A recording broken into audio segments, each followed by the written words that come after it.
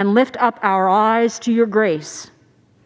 Shine your redemptive light on us that we reflect the love that you have shown to us, that our attitudes toward each other and to the tasks you set before us would be changed to demonstrate the benevolent plan you desire to share with each one and with this country.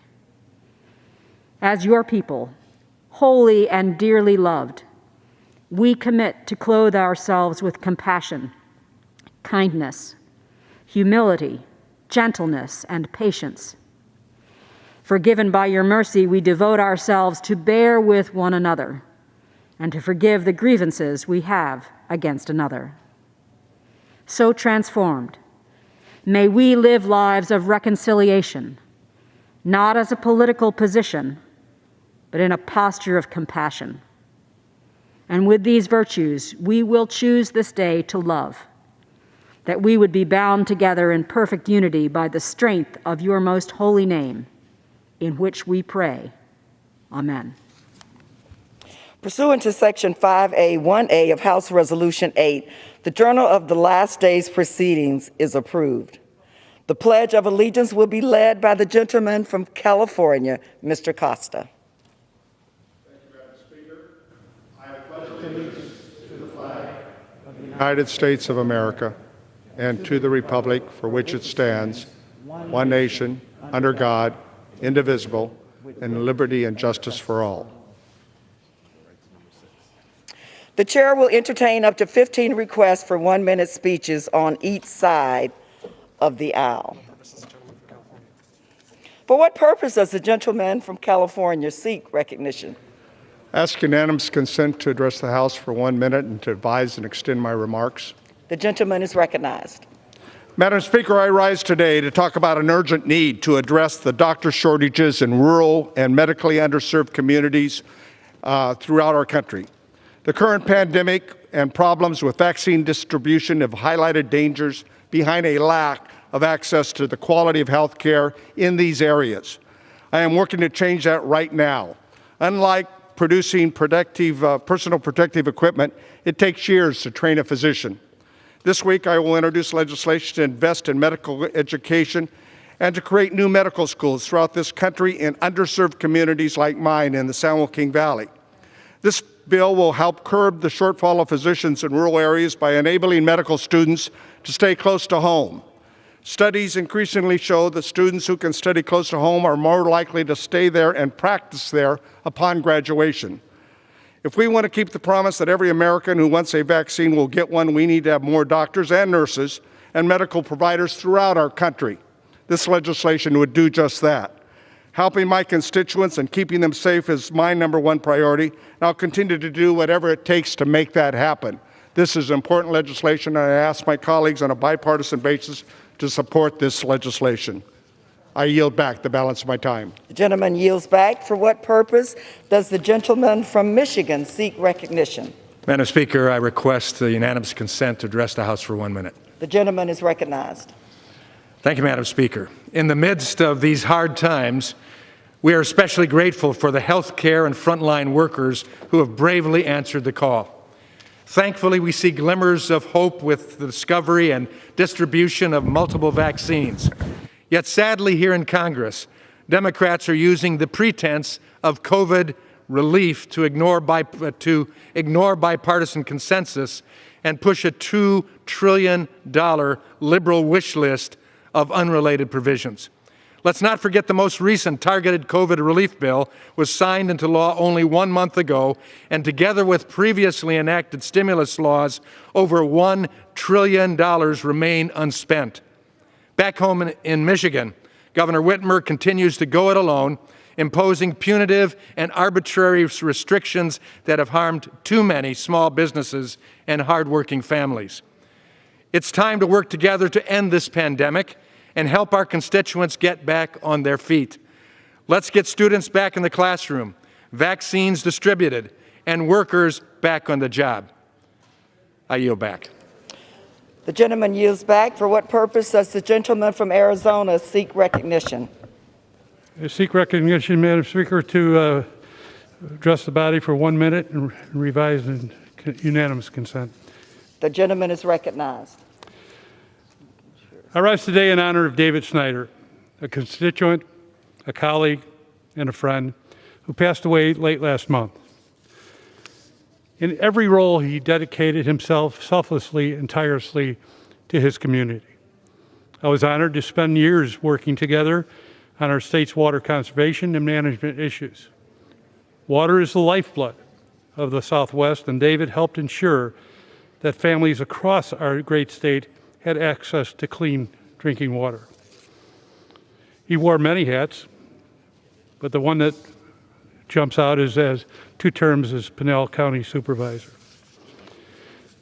His efforts helped keep Arizona on track during the drought that still exists, and his plans and expertise have helped us form important multi-state water agreements. I know David's legacy will live on. My heart is with the Snyder family and the entire Casa Grande community as we mourn his passing. Thank you, and I yield. The gentleman yields back. For what purpose does the gentleman from Illinois rise? Good morning, Mr. Speaker. I ask unanimous consent to address the House for 1 minute and revise and extend my remarks. Without objection, the gentleman is recognized for 1 minute. Thank you. Mr. Speaker, I rise today to congratulate Orrin Samuelson on his retirement and thank him for his 60 years of work at WGN Radio and Nexstar Media. Orion's Hall of Fame career leaves behind a legacy known throughout the country, especially in our agriculture community in central and west central Illinois. Born on a dairy farm in La Crosse, Wisconsin, Orion got his start in radio in Appleton and Green Bay. In 1960, he came to Chicago and joined WGN Radio as their farm director. In the 6 decades since, Orion has become the best-known voice in agriculture radio, from presenting his signature farm reports to anchoring the noon show and hosting his U.S. Farm Report, which still airs today. Orion is a legend in broadcasting and agriculture. In 1963, Orion was the first to read the on-air bulletin that President Kennedy had been assassinated in Dallas. Orion's booming and distinctive voice is known well throughout Illinois and in our agriculture community. We will miss hearing his voice on air, seeing him at the Illinois State Fair in Springfield, and hearing his reports that help guide our farmers to success over the years. I want to thank Orion for his years of work and service and hope he enjoys a well-earned retirement. I yield back. The gentleman yields back. For what purpose does the gentlewoman from Florida seek recognition? I ask unanimous consent to address the House for 1 minute and to revise or extend my remarks. Without objection, the gentlewoman is recognized for 1 minute. Mr. Speaker, I have attended more police officers' funerals than I care to admit. Some I have eulogized. The services are beautiful, but the loss is tremendous. Officer Sickniss' murder hit us hard. It hit me hard for a lot of reasons, but this death should be personal to every member of Congress because I believe this body failed our Capitol police officers. We tell everybody else, if you see something, say something. Yet, while Brian was being murdered, other officers suffering great bodily harm and significant numbers of members in this body said nothing and continued to uphold the big lie. They followed the lawful, inhumane, and criminal orders of their commander-in-chief. But Brian remembered his oath, and if we want to honor his life, then all of us should follow his example. Many have given much, but Officer Brian Sickniss gave all. He paid the ultimate sacrifice, and we are forever grateful for a life well lived. For what purpose does the gentleman from Minnesota seek recognition? Ask unanimous consent to address the House for 1 minute and revise and extend my remarks. Without objection, the gentleman is recognized for 1 minute. Mr. Speaker, today I introduce resolution commemorating the 100th anniversary of the Department of Minnesota Veterans of Foreign Wars. The Minnesota VFW was founded on January 17, 1921, and today has over 200 posts across the state and serves more than 32,000 veterans who fought for America honorably overseas, as well as an additional 21,000 auxiliary members consisting of veterans' family members. The Minnesota VFW's century of service has helped strengthen the common bonds of our military heroes by improving the quality of life for veterans and their families. The VFW provides a wide array of services to its members, including youth development and scholarships, national security, advocacy, legislative affairs, citizenship, education, veterans fellowship retreats, and financial assistance for disabled veterans. I'm incredibly grateful to those at the Minnesota VFW who work tirelessly on behalf of our state's veterans. Here's to another 100 more years, and I ask members to co-sponsor my resolution. With that, I yield back. For what purpose does the gentlewoman from Pennsylvania seek recognition? I ask unanimous consent to address the House for 1 minute and to revise and extend my remarks. Without objection, the gentlewoman is recognized for 1 minute. Thank you, Mr. Speaker. A lot of people in this body are talking about jobs these days, and rightfully so. Our economy is in crisis. But what I want to urge everyone that when we talk about rebuilding this economy, we are talking about all of the issues that make for a successful economy, and that includes childcare and attention to our children. Like many industries during this pandemic, childcare is struggling. Many facilities can't pay their bills due to reduced demand in services and increased costs to keep safe facilities for both children and staff. Many of us on both sides of the aisle have rightfully celebrated the heroes of this pandemic, healthcare workers, frontline workers, and essential workers. And these are the very people who are using childcare right now, and they are the ones who cannot work from home and therefore need enriching and safe places for their children to go while they literally save lives and provide for the American people. So I ask every member who has spoken so passionately about our heroes and about returning to normal life to move beyond those words and to take meaningful votes on legislation that will ensure access to equitable, high-quality childcare for infants, toddlers, preschoolers, and after-school care children alike all across this country. With that, I thank you and I yield back. Gentlewoman yields back. For what purpose does the gentleman from Texas seek recognition? Madam Speaker, I ask unanimous consent to address the House for 1 minute. The gentleman is recognized. Madam Speaker, the first and most important job of the federal government is protecting its citizens. From day one, President Biden, who campaigned as the unifier-in-chief, has made a record unilateral decisions that compromise the security of our country and undermine the rights of the American people. In his flood of executive orders, President Biden has already stopped deportation, lifted travel restrictions from terrorist countries, halted border wall construction, empowered sanctuary cities, weakened asylum policies. I'm running out of breath, Madam Speaker. I welcome all freedom-loving, law-abiding citizens who want to make a better life for themselves in this country. But we must respect the sovereignty of this country. We must respect the rule of law, and we must always respect the American people's safety first. I yield back. The gentleman yields back. For what purpose does the gentlewoman from Pennsylvania seek recognition? I seek permission to address the House for a minute. The gentlewoman is recognized. Madam Speaker, I rise today in recognition of Youth Mentoring Month, which we celebrate in January.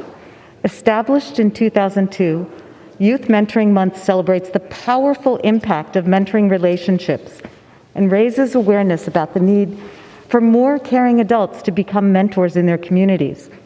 In 2006, I created a career development and mentoring program at Constitution High School in Philadelphia, and through the years, I've served as a mentor many times over.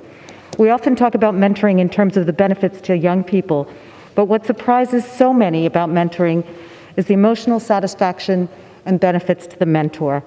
Whether it be through a classroom, an arts program, or a local youth sports team, mentors provide young people with the guidance and encouragement they need to find success and reach their full potential. As co-chair of the bipartisan Congressional Youth Mentoring Caucus with Representative Jamie Herrera Butler, I look forward to celebrating and promoting mentoring programs across our country, and I yield back. The gentlewoman yields back. For what purpose does the gentleman from North Carolina seek recognition? Madam Speaker, I ask unanimous consent to address the House for up to 1 minute. The gentleman is recognized. Today, I would like to bring attention to a troubling assessment that was issued by the National Counterintelligence and Security Agency on Monday. China continues to aggressively seek to acquire Americans' genetic information.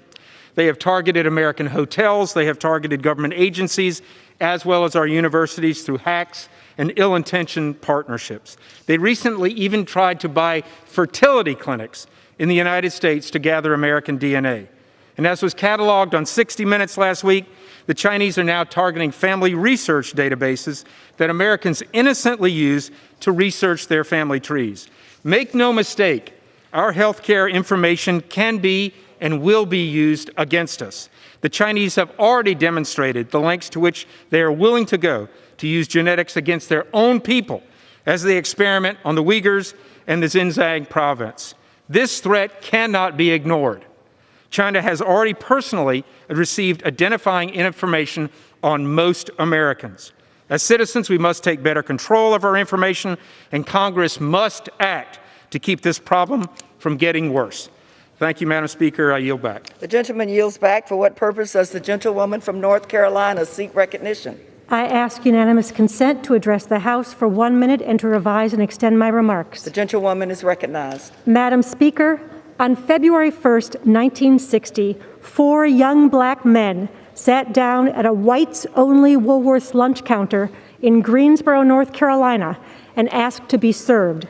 These students from NC State University had trained for weeks to be able to withstand the hostility and abuse that would be thrust upon them.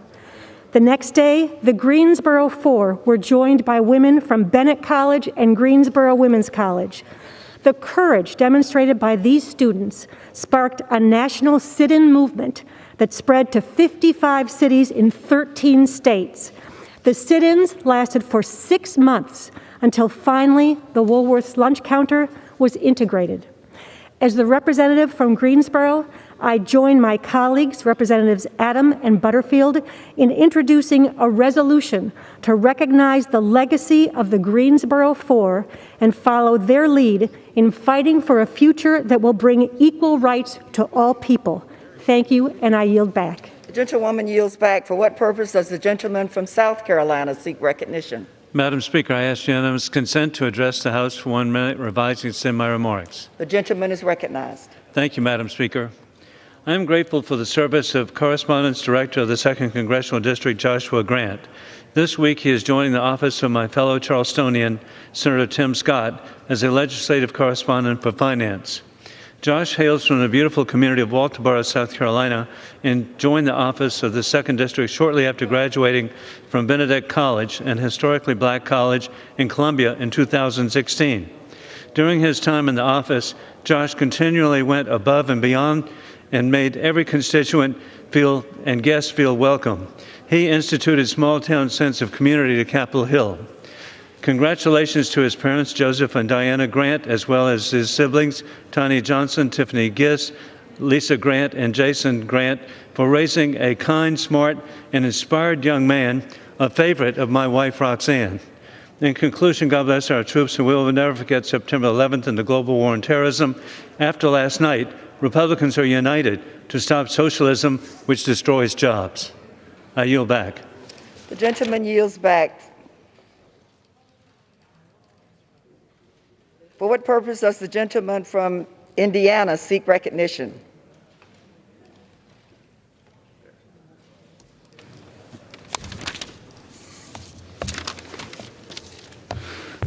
Thank you, Madam Speaker. I request permission to address the House for 1 minute and revise and extend my remarks. The gentleman is recognized. Thank you. Madam Speaker, I rise today in opposition to President Biden's executive order to revoke the permit of the Keystone Pipeline. This decision was political, provides no benefit to the environment, and it came at a cost of approximately 11,000 good-paying American jobs. President Biden cited concerns regarding climate change for his reason for stopping the pipeline, but under President Obama and Vice President Joe Biden, the State Department conducted a review and found the pipeline to have minimal impact on the environment. Now, instead of having the pipeline, the oil from Canada will now be transported in less safe ways like trucks and railways. Axing the Keystone Pipeline destroyed thousands of jobs, won't reduce the greenhouse gas emissions, and only will deepen the divide on the issue of climate change. And with that, I yield back. The gentleman yields back.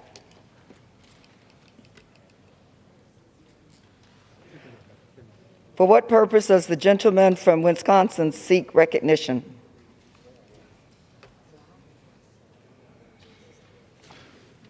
Thank you. I'd like to ask unanimous consent to address the House for 1 minute and to revise and extend my remarks. The gentleman is recognized. Thank you. Our wonderful country, America, has been given material wealth beyond belief, plus natural beauty that I think is greater than anything around the world. In 1973, how did this country respond to those gifts? The United States Supreme Court in Roe v. Wade legalized abortion, something that even in days before the ultrasound almost was universally condemned around the world. Since that time, 62 million unborn babies have had their lives cut short in America. The United States is one of only 7 countries in the world where late-term abortions are legal, joining countries like China, North Korea, Vietnam, and then Singapore, Canada, and Holland. Now we extend, under the current administration, look to push for still more abortions by talking about removing the Hyde Amendment, allowing for taxpayer funding, and even worse, repealing the New Mexico City policy in which the United States gives money to organizations abroad who will wind up performing abortions. That is what the United States will become known for around the world. How is this to respond to the natural wealth and beauty we've been given? Gentleman's time has expired. Thank you. For what purpose does the gentleman from Pennsylvania seek recognition?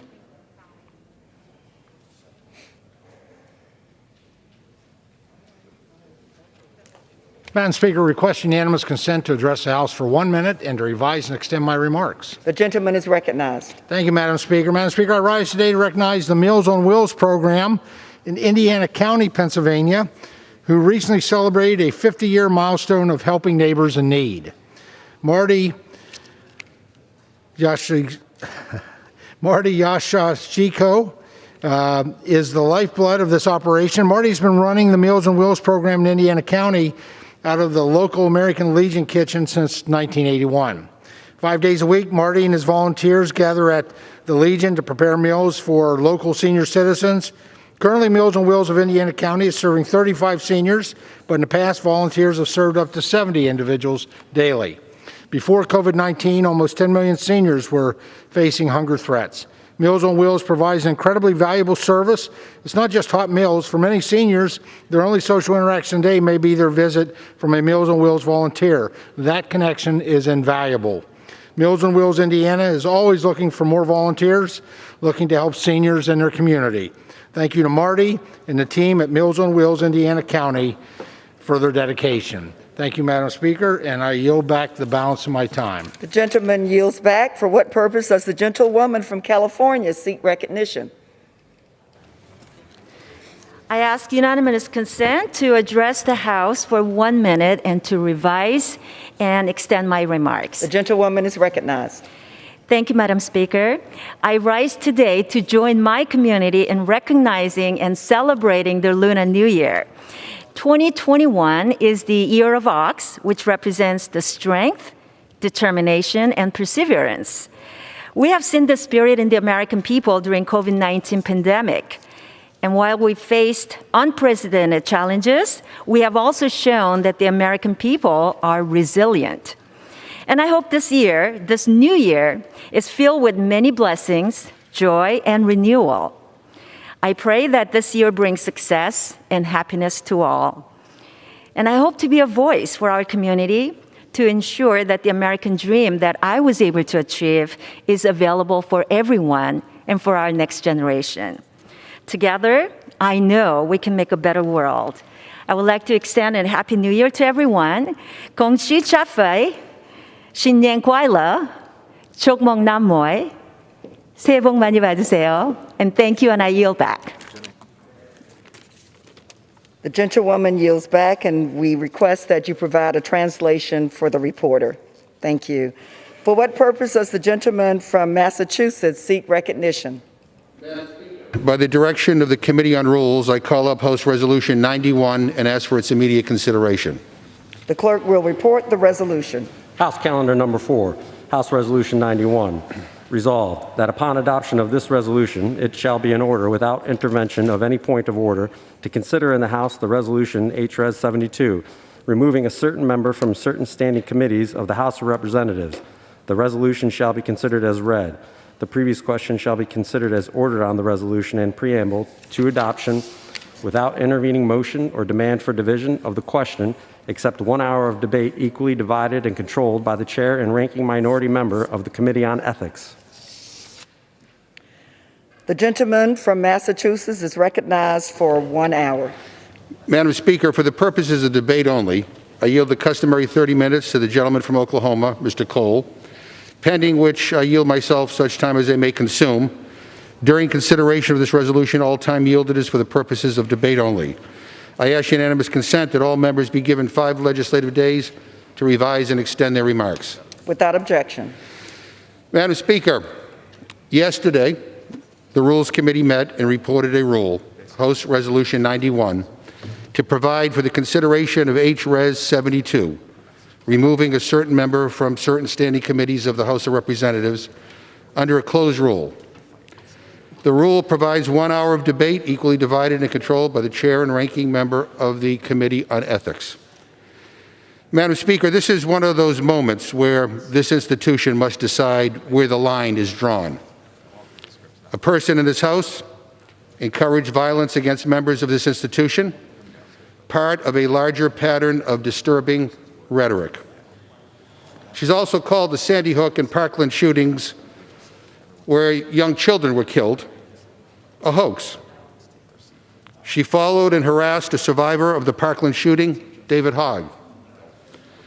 She promoted a video featuring a Holocaust denier, which contained disgusting anti-Semitic language. She's even claimed that 9/11 was a hoax, that a plane didn't really hit the Pentagon. And what did our distinguished Minority Leader Kevin McCarthy do, Madam Speaker? Did he take action to push this disgusting rhetoric out of the Republican conference? No. He rewarded Congresswoman Greene with seats on the Education and Labor and Budget committees. Now, I don't get surprised by much around here these days, but I was shocked by this. Our teachers and our students are watching, Madam Speaker. 2 of them are my sisters who are public school teachers in Massachusetts.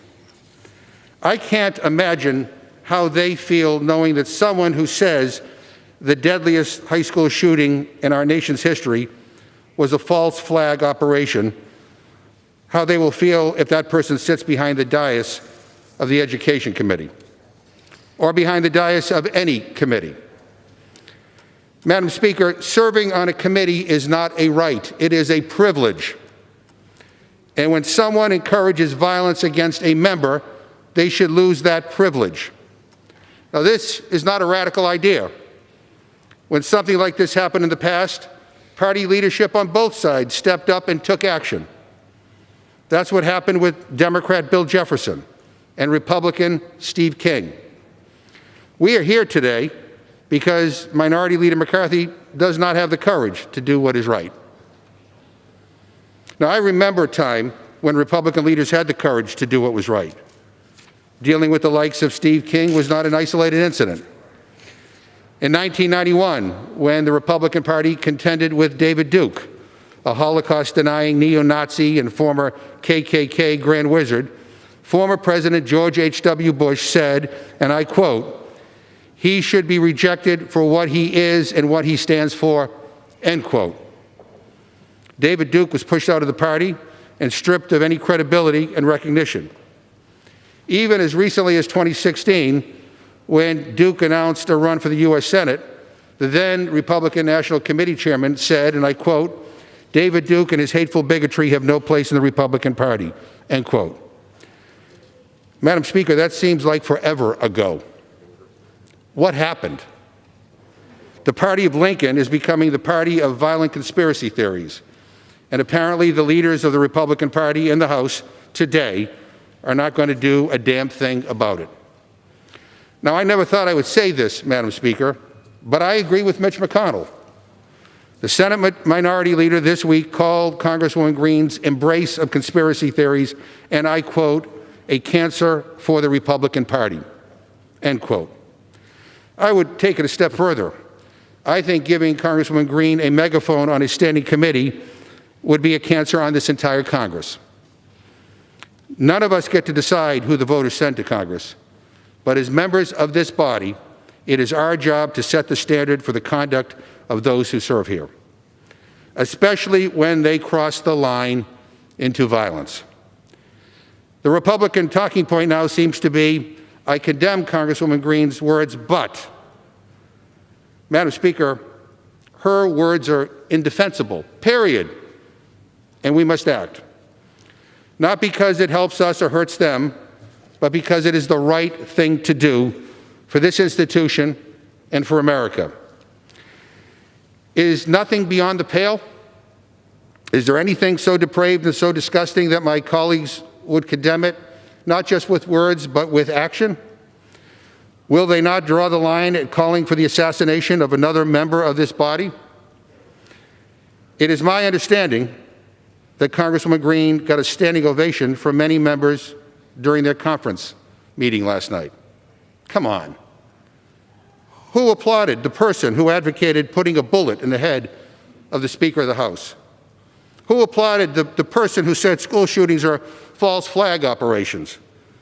Who applauded the person who suggested that 9/11 was a hoax? I'd like to know. I'd like to know exactly who on the other side believes that these sick ideas deserve a standing ovation. Can we see a show of hands, please? You know, when the history books are written, they will remember this moment. But more than that, we all have to live with ourselves.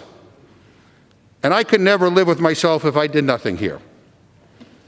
This is not the time for any of us to just look the other way.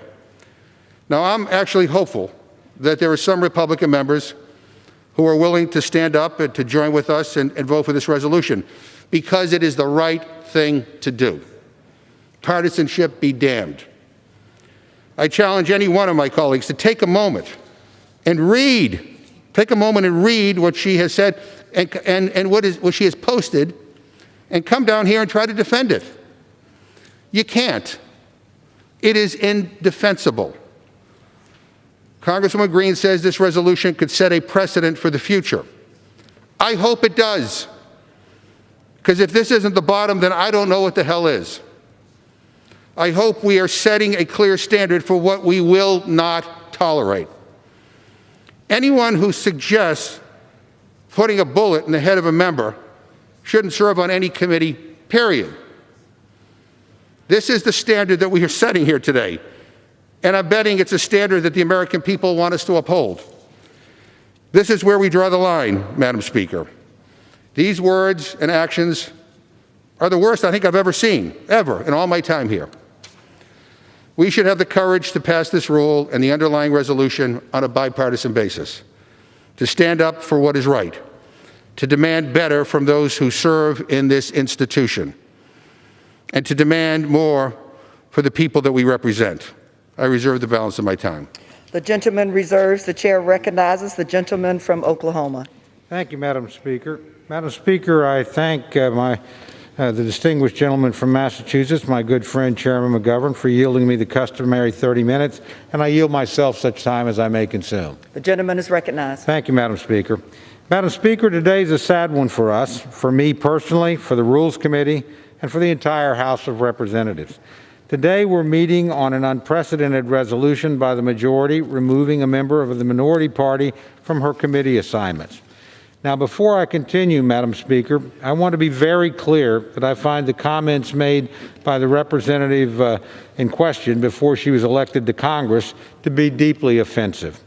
Members of Congress are and should be held to a high standard, and if she spoke any of what has been reported while a member of this body, her words would certainly not meet that standard.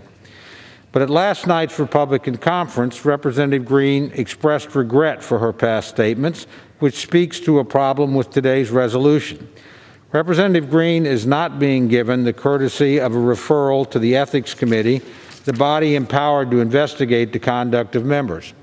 She's not being given the same due process that is given to other members before facing punishment by the House.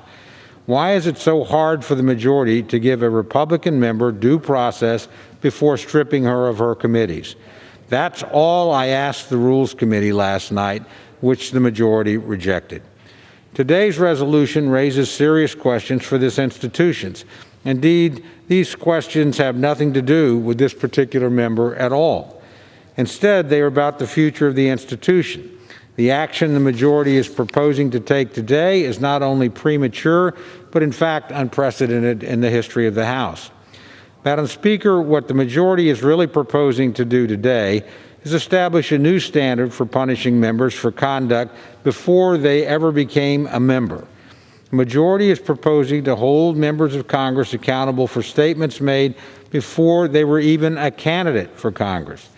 This change opens up troubling questions about how we judge future members of Congress and whether or not we as an institution should impose sanctions on members for actions they took before they were even candidates for office.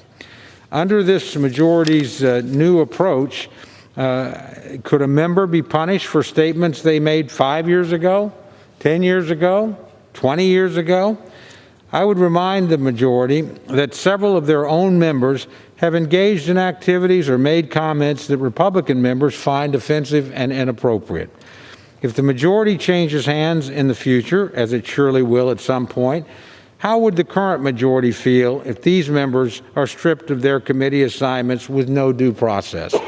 My friends run the risk of setting off a tit-for-tat exchange of escalating partisan punishment and score settling that could cripple the operation of the House now and well into the future. But what has also never been done before in the history of the institution is this. The majority has never taken steps to exercise a veto over the minority's committee assignments. It has never done, Madam Speaker. I know my friend Chairman McGovern attempted to point out some cases in yesterday's Rules Committee hearing to the contrary, but each of those cases he cited actually involved the party sanctioning their own members. The majority exercising a veto over the minority's assignments has never happened before. I would also like to point out that this is the same majority which raised no objections a week ago when this House unanimously approved resolutions on committee assignments. In the past, the majority and minority have respected each other's rights to place members on committees without interference. It has ultimately been the responsibility of each side to also hold their members accountable for unacceptable behavior, including making decisions to remove members from their committee assignments when warranted. Indeed, Madam Speaker, Republicans have removed members from committees in the past. I know. I have personally been part of those proceedings. We can and will do so again if necessary, but it will be done with due process and with the members in question, whoever they may be, allowed to make their case. That is a simple standard of fair play and decency that the majority has decided not to extend to a member of the minority in this case. I truly believe that the majority claiming a new right to be able to exercise a veto over minority committee assignments will ultimately be dangerous for this institution. A change in norms away from an institution built on mutual consent and toward an institution where the majority holds a veto power over everything, including committee assignments, is ultimately an institution that cannot function. If one side feels the other should take corrective action for one of its members and has failed to do so, then the Bipartisan Ethics Committee exists to adjudicate matters related to the Code of Official Conduct. I believe it would be appropriate for the Ethics Committee to determine if a new standard relating to the actions taken by a member of Congress before they are elected should be covered by the Code of Official Conduct and make the appropriate recommendations for the institution to guide us going forward. I fear that doing anything other than this would send the institution down a precarious path. The Ethics Committee is the appropriate venue for considering claims of misconduct. That is traditionally what this institution has done when considering the conduct of an individual member, and I believe today it is appropriate to adhere to that norm. Madam Speaker, the matter we are faced with is bigger than any one individual member. It's about how we as an institution will continue to function in the future. I fear that if we open this particular Pandora's box, we will not like what happens next. I would strongly urge this House to consider an alternative course before it's too late.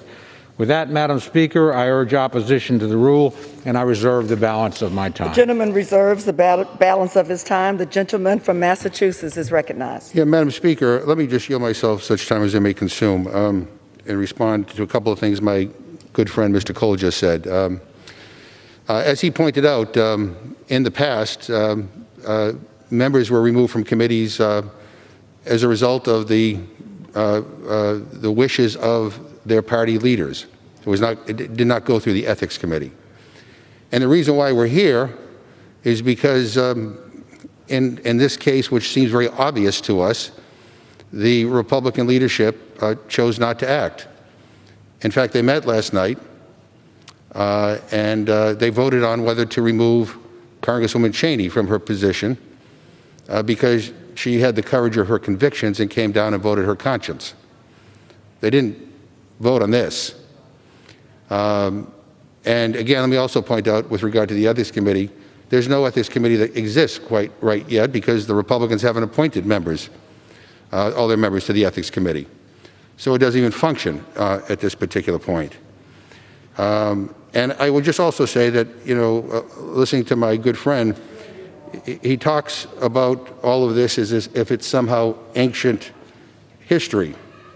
Well, the gentlewoman for Georgia, as we speak, continues to fundraise off these disturbing remarks. I'm not sure what she said to the Republican conference last night, but just last night she tweeted about raising $175,000 off of this and said, quote, "We will not back down, we will never give up." That's not contrition, Madam Speaker. I said it to my colleagues.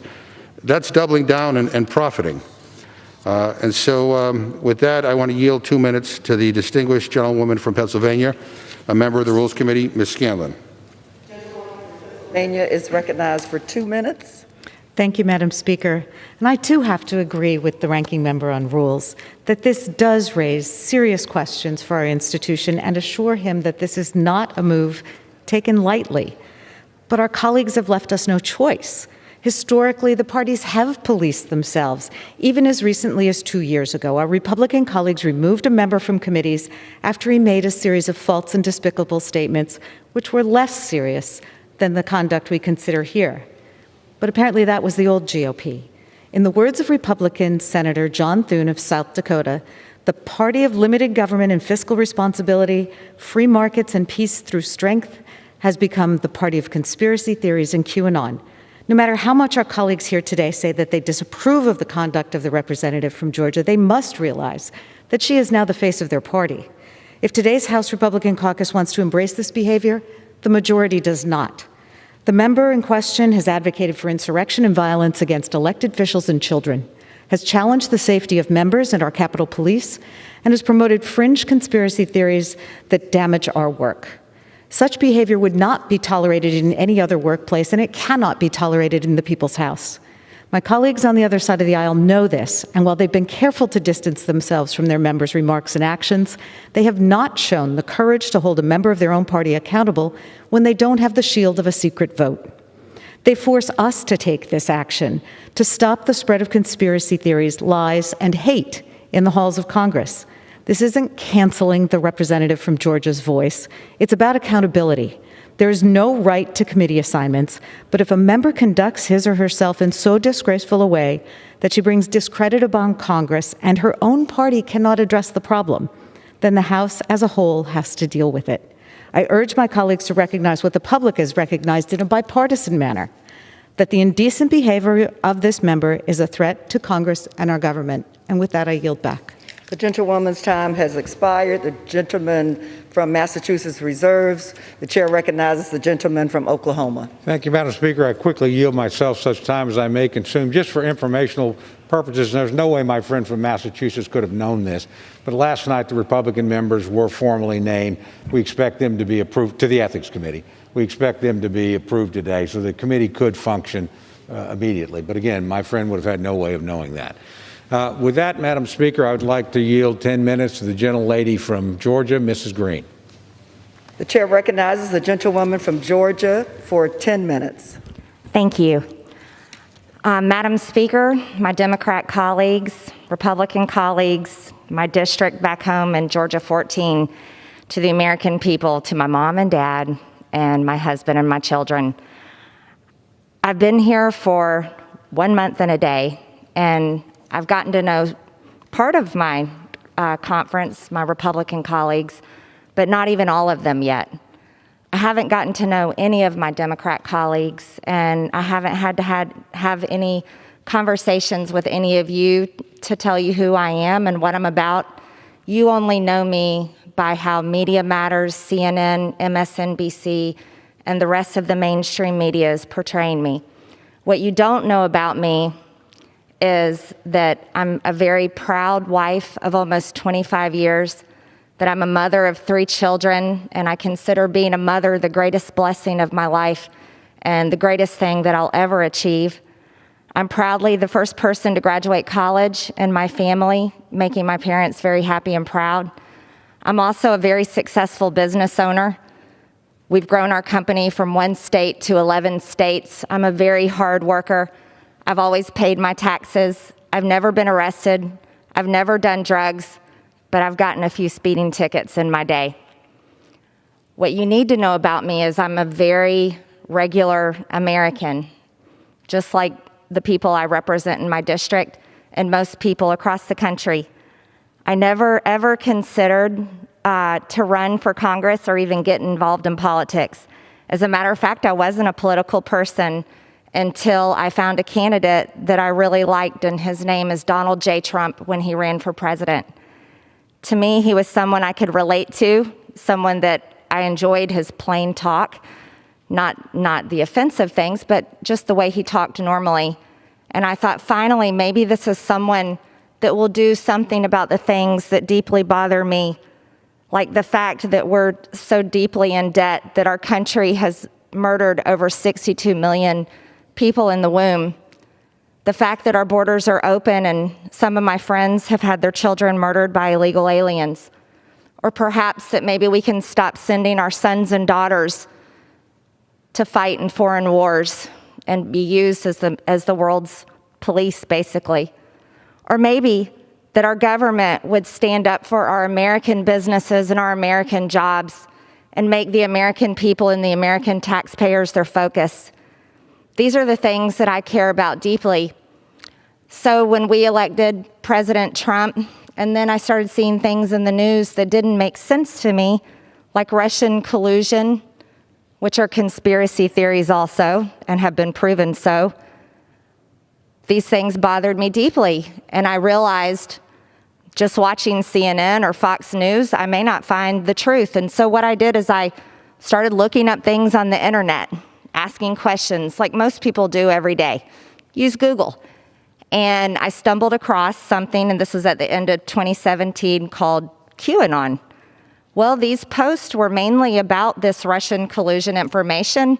A lot of it was some of what I would see on the news at night, and I got very interested in it. So I posted about it on Facebook, I read about it, I talked about it, I asked questions about it, and then more information came from it. But you see, here's the problem. Throughout 2018, because I was upset about things and didn't trust the government, really, because the people here weren't doing the things that I thought they should be doing for us, the things that I just told you I cared about. And I want you to know, a lot of Americans don't trust our government, and that's sad.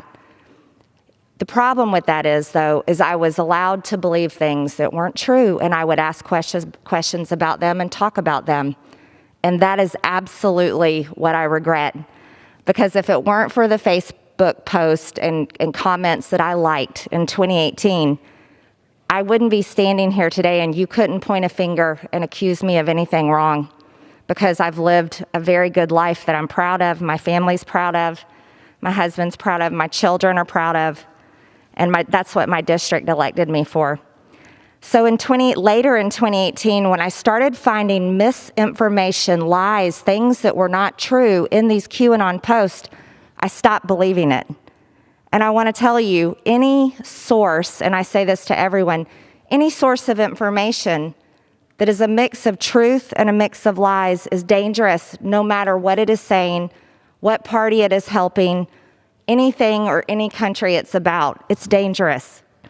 And these are the things that happen on the left and the right. And it is a true problem in our country. So I walked away from those things and I decided I'm going to do what I've done all my life. I'm going to work hard and try to solve the problems that I'm upset about. So I started getting involved in politics. You see, school shootings are absolutely real. And every child that is lost, those families mourn it. I understand how terrible it is because when I was 16 years old in 11th grade, my school was a gun-free school zone, and one of my schoolmates brought guns to school and took our entire school hostage. And that happened right down the hall from my classroom. I know the fear that David Hogg had that day. I know the fear that these kids have. And this is why, and I say this sincerely with all my heart, because I love our kids, every single one of your children, all of our children. I truly believe that children at school should never be left unprotected. I believe they should be just as protected as we were with 30,000 National Guardsmen. Our children are our future and they're our most precious resource. I also want to tell you 9/11 absolutely happened. I remember that day crying all day long watching it on the news. And it's a tragedy for anyone to say it didn't happen. And so that I definitely want to tell you, I do not believe that it's fake. I also want to tell you that we've got to do better. You see, big media companies can take teeny tiny pieces of words that I've said, that you have said, any of us, and can portray us into someone that we're not. And that is wrong. Cancel culture is a real thing. It is very real. And when big tech companies like Twitter, you can scroll through and see where someone may have retweeted porn. This is a problem. This is a terrible, terrible thing. But yet, when I say that I absolutely believe with all my heart that God's creation is He created them male and female, and that should not be denied, when I am censored for saying those type of things, that is wrong. You see, here's the real situation. I decided to run for Congress because I wanted to help our country. I want Americans to have our American dream. I want to protect our freedoms. This is what I ran for Congress on. I never once said during my entire campaign, QAnon. I never once said any of the things that I am being accused of today during my campaign. I never said any of these things since I have been elected for Congress. These were words of the past, and these things do not represent me. They do not represent my district, and they do not represent my values. Here's what I can tell you. I am beyond grateful for this opportunity, and I'll tell you why. I believe in God with all my heart, and I'm so grateful to be humbled, to be reminded that I'm a sinner and that Jesus died on the cross to forgive me for my sins. And this is something that I absolutely rejoice in today to tell you all. And I think it's important for all of us to remember none of us are perfect. None of us are. And none of us can even come close to earning our way into heaven just by our acts and our works. But it's only through the grace of God. And this is why I will tell you, as a member of this Congress, the 117th Congress, I am a passionate person. I'm a competitor. I'm a fighter. I will work with you for good things for the people of this country. But the things I will not stand for is abortion. I think it's the worst thing this country has ever committed. And if we are to say in God we trust, how do we murder God's creation in the womb? Another thing I will say to this body is I want to work with all of you for our people. It should be America first always, always, and there's nothing wrong with that. And if this Congress is to tolerate members that condone riots that have hurt American people, attacked police officers, occupied federal property, burned businesses and cities, but yet wants to condemn me and crucify me in the public square for words that I said and I regret a few years ago, then I think we are in a real big problem, a very big problem. What shall we do as Americans? Shall we stay divided like this? Will we allow the media that is just as guilty as QAnon of presenting truth and lies to divide us?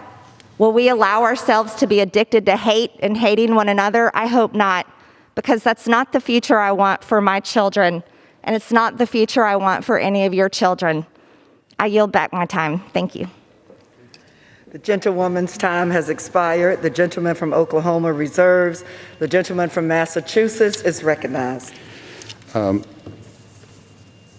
first of all, Madam Speaker, to equate the media to QAnon is beyond the pale. Secondly, the gentlewoman said that she now believes that 9/11 really happened, but let me just read a quote. At the Conservative American Priority Conference, she said, and I quote, "It's odd that there's never any evidence shown for a plane in the Pentagon. But anyways, I'm not going to dive into the 9/11 conspiracy." Now, granted, that was 2018. And the gentlewoman just told us that in 2018, she had an epiphany and decided not to follow these conspiracy theories anymore. But then in 2019, she claims that Speaker Pelosi is guilty of treason, and then says, quote, "It's a crime punishable by death is what treason is. Nancy Pelosi is guilty of treason." That's 2019. And also in 2019, she liked a comment on social media that advocated a bullet to the head of Speaker Pelosi. Also in 2019, she in an interview, she called a student survivor of the Parkland massacre, quote, "very trained, he's like a dog," end quote. And then said that he was an idiot who only talked when he is scripted. Also in 2019, on the grounds of the Capitol complex, Representative Greene followed a survivor of Parkland massacre, calling him a coward. And then when he ignored her, shouted questions, said he can't say a word because he can't defend his stance. I mean, that's 2019. Now, we could be here all week going over comments and posts in 2019 and in 2020. And so I just have to say that, I did not hear a disavowalment or an apology for those things. I did not hear an apology or a denouncement for the claim, the insinuation that political opponents should be violently dealt with. I didn't hear anybody apologize or retract the anti-Semitic and Islamophobic remarks that have been made, that have been posted over and over and over again.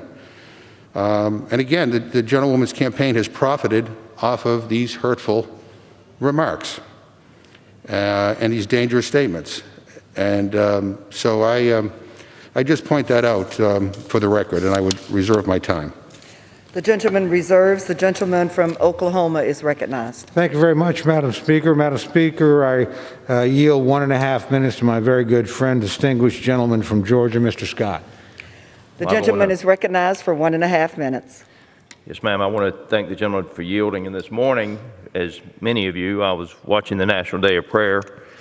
And while watching, I was reading an opinion piece in Baptist News, and this quote stuck out to me as relevant to today's debate. "Whoever has the power makes the rules.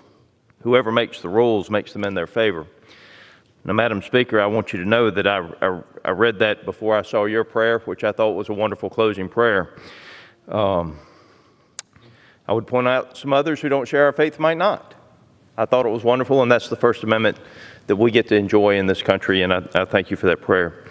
And I rise today in opposition to House Resolution 72 and efforts by the majority to remove a member of the minority party from their committee assignments.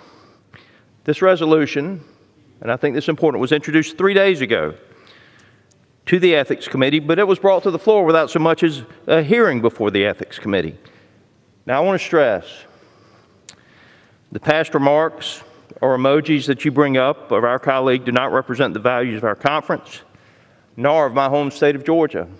I expressed this in her primary, and I continue to express that today. But if this was about the remarks our colleague made, you would put a resolution on the floor condemning those remarks. But no matter what those remarks are or how bad they are, she and every other member of this body should be entitled to due process, just as every other American is entitled to due process. And in this case, it would be before the Ethics Committee before it came to the floor of the House. But let's be honest about what this is. The gentleman's time has expired. Madam Speaker, I yield the gentleman an additional 30 seconds. The gentleman has an additional 30 seconds. The gentleman is recognized. You have a 10-vote margin in this body. This body has 20 standing committees. You created a proxy voting system that allows your members to stay at home while the Republican members show up for work. And you have another resolution that you haven't discussed yet to remove over 100 Republican members of Congress, including 6 from my home state of Georgia. Do you really think that we believe that you're going to stop with the gentle lady from the 14th, Miss Marjorie Taylor Greene? We know better. We know better. The truth of the matter is, you've got a math problem in passing your agenda. Expired. The gentleman from Oklahoma reserves.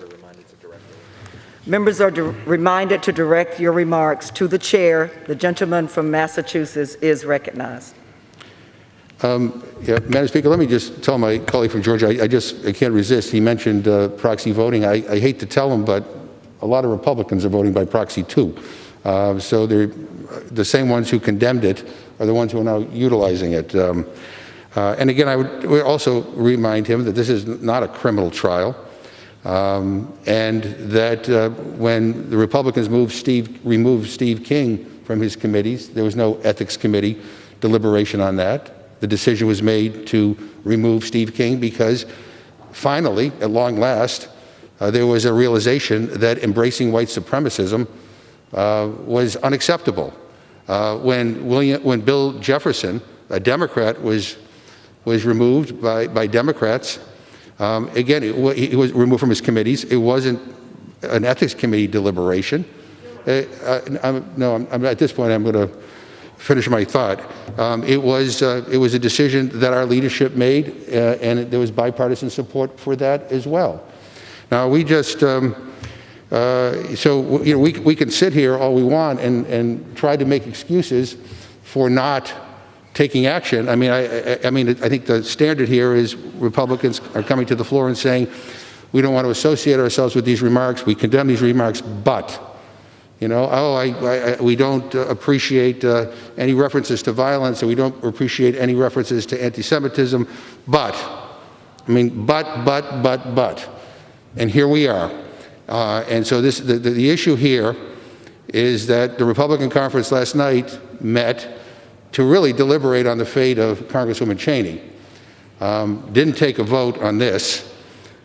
And basically, by doing nothing, what does that message send? How refreshing it would be, how welcome it would be if there was a strong bipartisan vote on this resolution. Imagine, what that would mean to the American people to know that we were all unified on the issue of when a member, when a person who serves in this House has advocated the use of violence, called for assassinations, that we all agree that is so unacceptable that at a minimum they ought not to have the privilege of being on a committee. And I'm not sure we're going to get that kind of unity here today, but I hope we do, and I reserve my time. The gentleman reserves his time. The gentleman from Oklahoma is recognized. Thank you very much, Madam Speaker. Just quickly, I yield myself such time as I may consume. Just for my friend, just to respond to my friend briefly, remember, we're doing something here that's never been done before. The majority is taking away a committee assignment of the minority. That has not happened in this House before. Also remember, we're applying, or you were choosing to apply, the Code of Official Conduct to a member before they were ever a member. That's not, to my knowledge, ever been done before either. We haven't said, let's do nothing. We've said, these are pretty serious questions. Let's go to the Ethics Commission, adjudicate them, have a discussion, and have the recommendation come back out. So to say we don't want to do something is just simply inaccurate. I think you're frankly overlooking the unprecedented nature of the acts that you've decided upon and where that may lead us when the majority changes. So with that, I want to yield 2 minutes to my very good friend, the distinguished gentleman from California, Mr. Issa. The gentleman is recognized for 2 minutes. Thank you.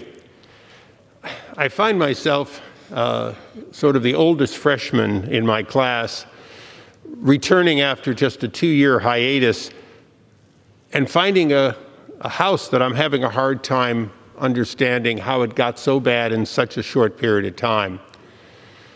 As my colleague on the other side of the aisle aptly said, we have had to remove people for cause in this body. When I was a freshman some 20 years ago, we removed Jim Traficant because he had been tried and convicted and still wouldn't resign.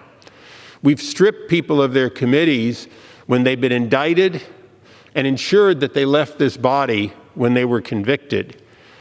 But we have not and should not, in fact, hold people responsible for actions before the people of their home state elected them and their Secretary of State certified them and they came here. In so doing, we could pick a plethora of people not to seat or not to give committees to.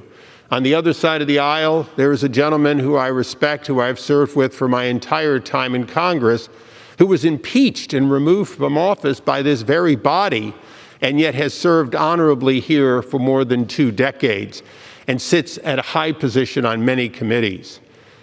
After the Civil War, in time, there were people who had been Confederate soldiers who came here as congressmen.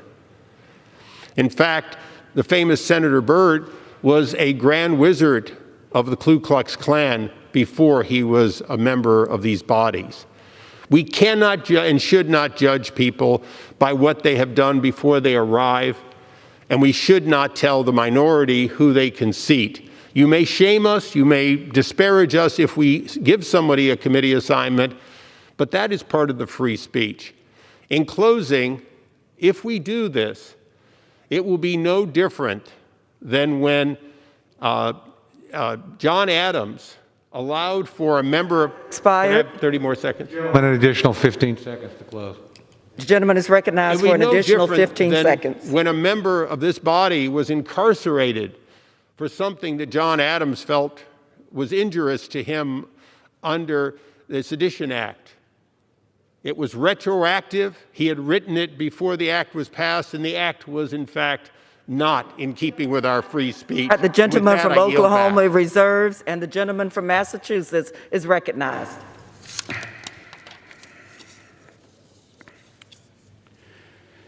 Madam Speaker, let me again just respond by reminding the gentleman that this isn't an issue because of political differences on policy. It just isn't. I mean, I remind him, Representative Greene in January 2019, on her social media, liked a comment that advocated a bullet to the head of the Speaker of the House. That doesn't bother you? That doesn't give you pause? Because there's a whole bunch of those kinds of posts on her social media. Is there anything that is so awful that will give you pause? I mean, we heard Ms. Greene, she came down here, and we heard 10 minutes of whataboutism and conspiracy, and comparing QAnon journalists to, and comparing American journalists to violent QAnon extremists. Basically saying it's not her fault, it's everybody else's fault. Not taking personal responsibility, and really not apologizing for any of these really offensive things. And so this is one of these moments of truth as to, what do we think about this institution? I mean, I really do think this is a vote about the integrity of this institution and about upholding a standard of decency. And quite frankly, we were all hoping you'd do it. You do the right thing. But apparently, I think a political decision was made that it's advantageous not to alienate certain types of voters in this country, even if they think the way and they advocate for the policies and ideas that Ms. Greene has put forward. That's what this is about. And I know, I've talked to many of my colleagues on the other side. I know many are very uncomfortable and very offended by what she has said and what she has posted, but apparently not offended or uncomfortable enough to actually take action. And I think that that's unfortunate. I reserve my time.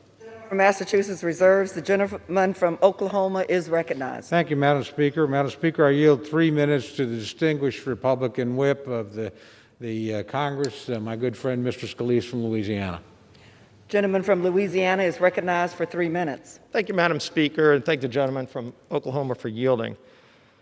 Madam Speaker, I've been clear for a long time that the comments made by Ms. Greene prior to being elected a member of Congress are completely inappropriate. And in fact, I've spoken directly to her to express that. And we had a long conversation, frankly similar to the one that we just heard on the floor a few minutes ago, Madam Speaker, where we heard Ms. Greene herself come and give a full account of things she's done in her past. In fact, at the end, she said, Jesus died on the cross to forgive me of my sins. She's actually held herself to account, as many of us have as well. I wonder if that same new standard that is being talked about today is anticipated to be applied equally by the majority's side of people who have done things egregious and haven't given account, and in fact done those things as sitting members of Congress. Not what happened in 2018, 2019, that we all decry. But Madam Speaker, if the things that happened in 2018 and 2019 were so egregious that they warrant the unprecedented step of removing a member of Congress from all committees by the majority party against someone in the minority party, if that was so egregious, why then did not a single Democrat object to that last week when that issue came before this Congress on this floor and she was added to those committees? This is the resolution that added her to the committees. Not a single Democrat last week, not in 2018 or 19, last week, not a single Democrat objected. But now this new standard seems to be applied. Look, this morning we continued a great tradition in this Congress, the National Prayer Breakfast, where Republicans and Democrats come together and leaders from the entire world come together to pray. Today, things like forgiveness were freely discussed. I want to read chapter 8:7, John 8:7. So, when they continued asking him, he lifted up himself and said unto them, He that is without sin among you, let him first cast a stone at her. Madam Speaker, we need to stop casting stones at each other and rise to the level where we're going to start spending every day on this House floor, not fighting battles of the past, but fighting for the hard-working families of this country who are counting on us to come together. I ask that the leadership withdraw this resolution and let's get back to work for the American people. I yield back the balance of my time.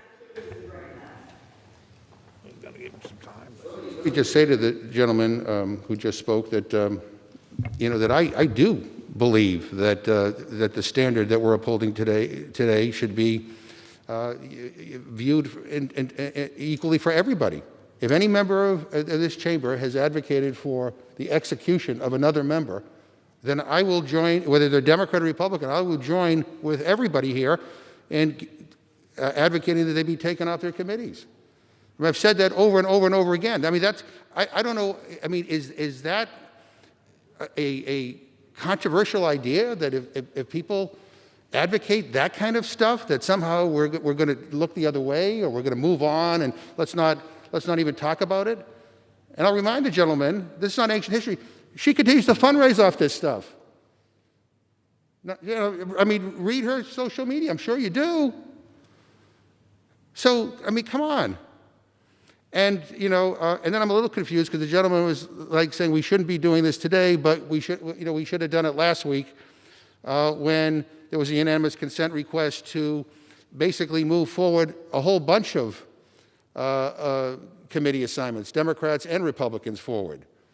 The deal is if we had taken that down, then a whole bunch of people would be without committee assignments as we speak. We have a lot of work to do to get this economy back on the right track and to crush this virus, especially in the aftermath of the 4 years we've been through.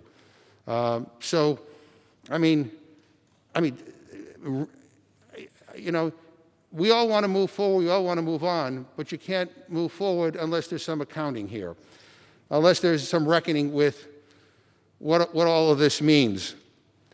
And I would think that for the sake of this institution, if we want to uphold a standard of decency in this institution, that we'll all come together on this. What we just heard from Ms. Greene was not an apology. And if that was the speech that was given last night in the Republican conference, I guess my question would be, and that got a standing ovation? I didn't hear an apology for the incredibly dangerous and hurtful remarks that she's made. I didn't hear an explanation for why she's still fundraising off of these terrible things here.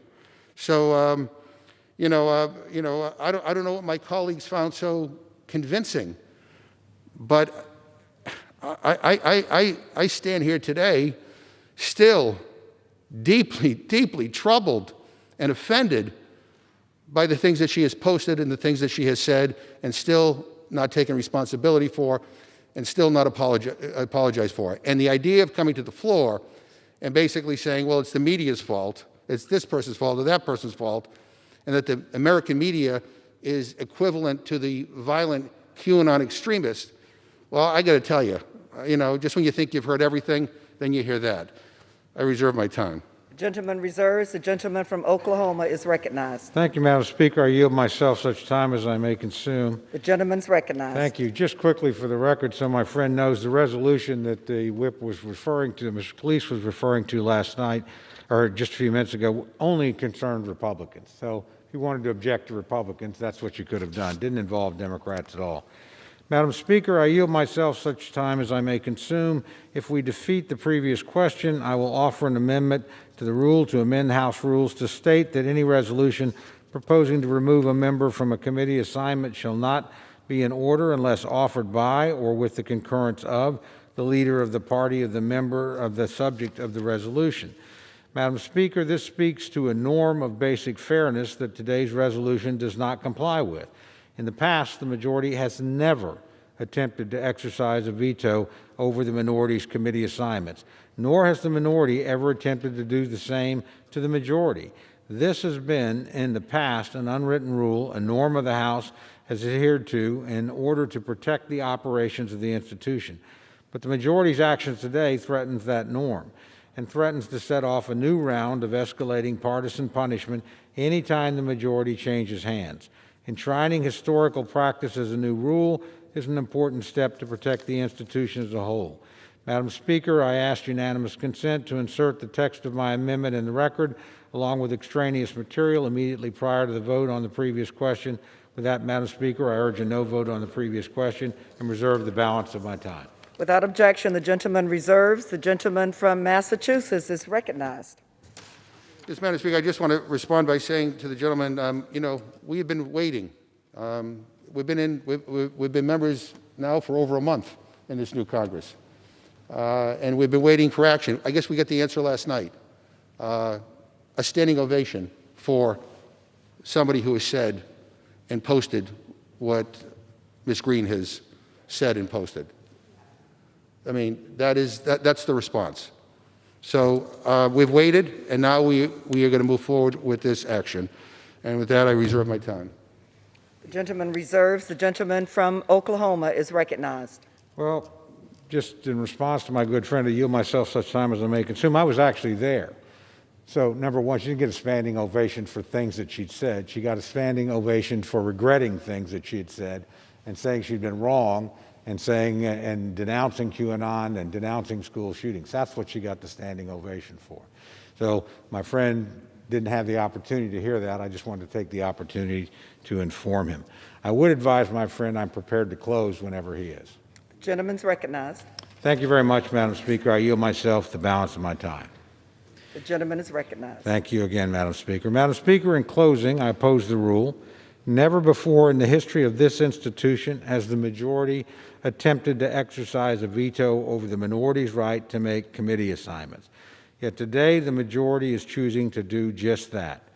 This leads the institution down a dangerous path, the end of which we cannot see. Madam Speaker, there are alternative paths open that I believe the House should consider. We owe it to ourselves and to the institution to do so. Before we strip a member of her committees, before that for remarks the person made before they were subject to the official rules of conduct of the House, maybe we ought to have a discussion about that if we're going to extend that in a way that we never have before in the institution. I'm not necessarily against that, by the way. I think that's a worthy topic. I also think if we're going to strip a member before they've ever served on a committee, they ought to have an opportunity to tell their side of the story in a judicious proceeding. Our Ethics Committee has resolved a lot of knotty issues in a very bipartisan way, and not with the members escaping punishment. So to say we've asked for nothing it be done, it's quite the opposite. We've said, let's go to the Ethics Commission. Let's hash through these tough issues of changing the scope of the official conduct provisions of the House that apply to members. Let's talk about whether or not it's appropriate for the majority to actually try to dictate the people that the minority puts on committee.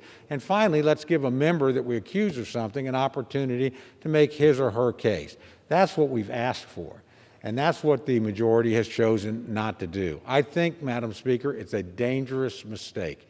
It's a mistake that, frankly, when the majority changes, the temptation will be overwhelming for members to say, oh, well, there's a member I didn't like or said something or did something I didn't like. As a member, I think I'm just going to take that committee assignment away. I can give you a list of people that have done things that I think are inappropriate on both sides of the aisle, quite frankly. But we've never done that here. And I don't think we should start doing that here. So all we've asked for is a process, an ethics commission discussion. We think that is the appropriate way to proceed. So, Madam Speaker, I urge my colleagues to vote no on the previous question, no on the rule, and I yield back the balance of my time. The gentleman yields back. The gentleman from Massachusetts is recognized. Madam Speaker, this is a very serious matter, and I appreciate my ranking member, Mr. Cole, for the way he conducts himself, because I know he cares deeply about this institution, and he knows that I admire him greatly. The gentleman from Louisiana, Mr. Scalise, was on the floor, and he quoted the Bible. And I've read the Bible, too, I want to inform the gentleman. And I believe in the Jesuit tradition. Apology is not just words, it's action. And I didn't hear Ms. Greene do that today. I heard a lot of whataboutisms, but I didn't hear her take responsibility, nor did I hear her apologize for some of the most egregious things that she's posted and said. I also have to point out for the record, because I think this is important, I'm not convinced her memory is 100% accurate here on some things. She said she'd hear just now, and she spoke to the whole chamber, she said she didn't discuss QAnon during her campaign. But last July, she said in a local interview, and I quote, "I've only ever seen patriotic sentiment coming out of that source," end quote. And she wouldn't answer if she was still a follower. So I'm a little confused that she's now trying to denounce QAnon, but yet she said recently that they're patriots. Never seen anything other than patriotic sentiment coming out of that source. QAnon is a dangerous, sick cult, period.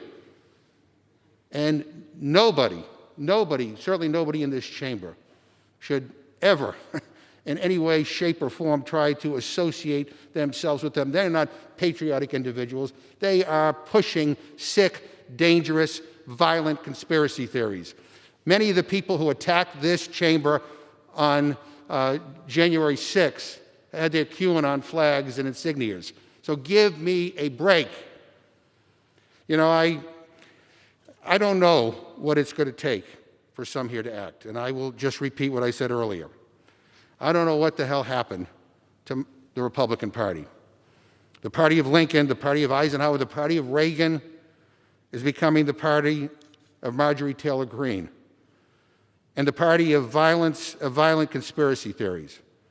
If anyone has any question about the things that she has said or done, anybody who's watching, you know, just spend a moment and look at her social media posts. Don't take my word for it. You know, go research it for yourself.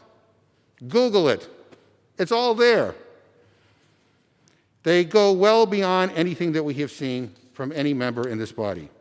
Encouraging violence against another member. Posting and saying that 9/11 was a hoax. That school shootings were planned by gun safety advocates. Spreading anti-Semitic and anti-Muslim conspiracies and hate speech. It's all there. We're not just saying this, it's there. Now, I'm a big believer in the ethics committee process, but I don't need an investigation to tell me what I can read with my own eyes. The only question is this: what are we going to do about it? Just as there was bipartisan agreement that Congressman King had no business on a committee, there should be bipartisan agreement that Congresswoman Greene doesn't either. The only reason this is taking a resolution on the floor today is that Leader McCarthy is unwilling to apply that same standard here. A stern conversation is not enough. We aren't talking about expulsion here today, you know, though some think that that is warranted, but that's not what we're talking about. We are deciding whether someone who has encouraged violence against members should be given a platform on a standing committee. That's what the topic is here today. And I have to say, I didn't even know that was a question. I assumed the answer was obvious, but apparently it is not to some here. Inaction is complicity, Madam Speaker. We must set a standard of conduct in this institution and ensure that the violence, conspiracy theories, and the lies that we see on the darkest corners of the internet don't get a platform on a standing committee here in the House of Representatives.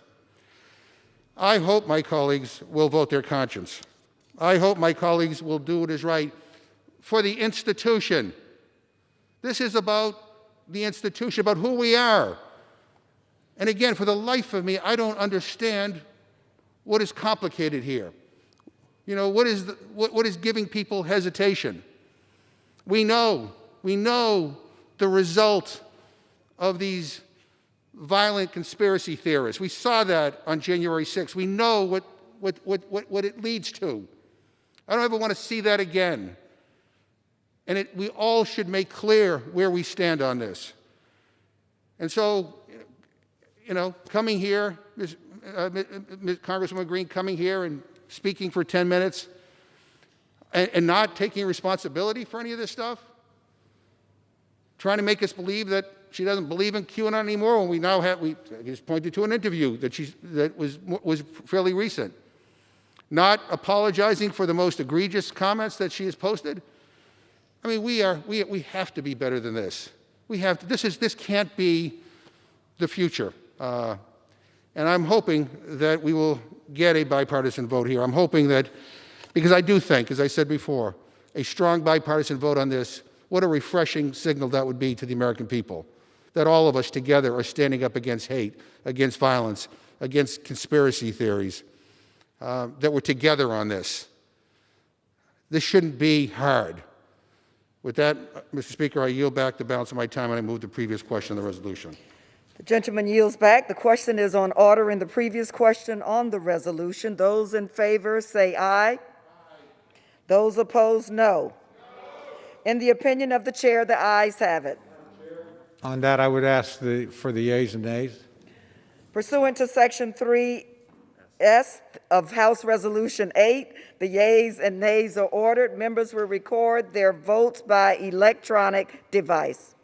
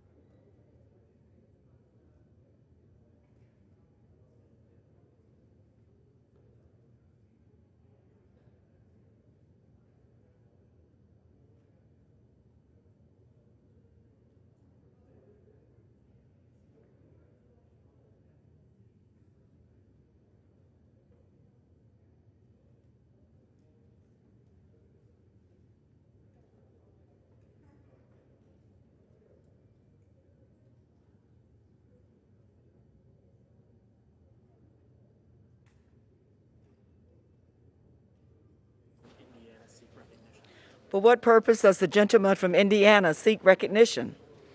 Madam Speaker, as the member designated by Mr. McHenry of North Carolina pursuant to House Resolution 8, I inform the House that Mr. McHenry will vote nay on the previous question.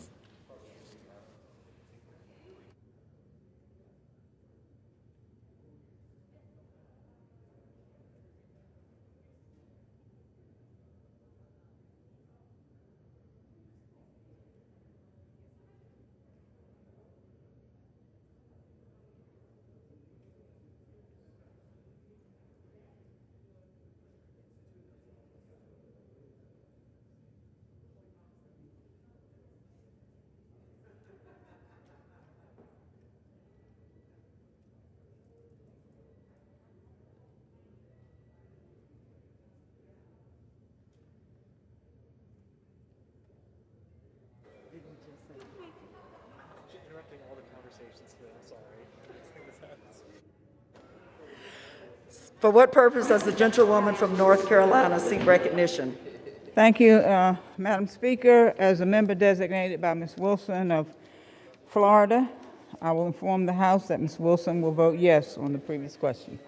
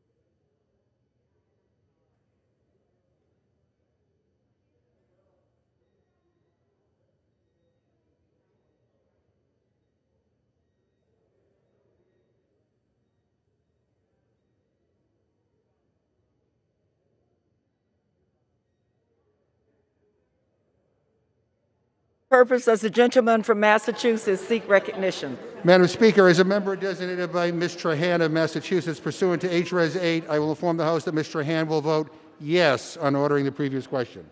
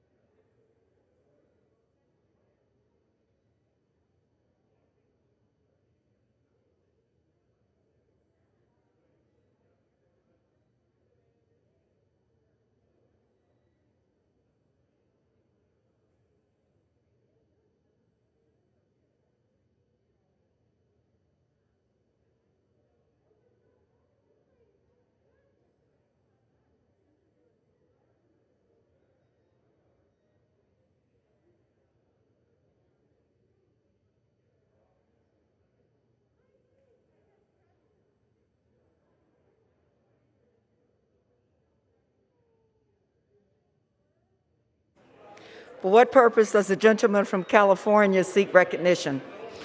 As a member designated by Mr. Vicente Gonzalez pursuant to H-Res 8, I inform the House that Mr. Gonzalez will vote aye on ordering the previous question. As the member designated by Mr. Gallego pursuant to H-Res 8, I inform the House that Mr. Gallego will vote aye on ordering the previous question. As a member designated by Mr. Vela pursuant to H-Res 8, I inform the House that Mr. Vela will vote aye on ordering the previous question. As the member designated by Mr. Carnes pursuant to H-Res 8, I inform the House that Mr. Carnes will vote aye on ordering the previous question.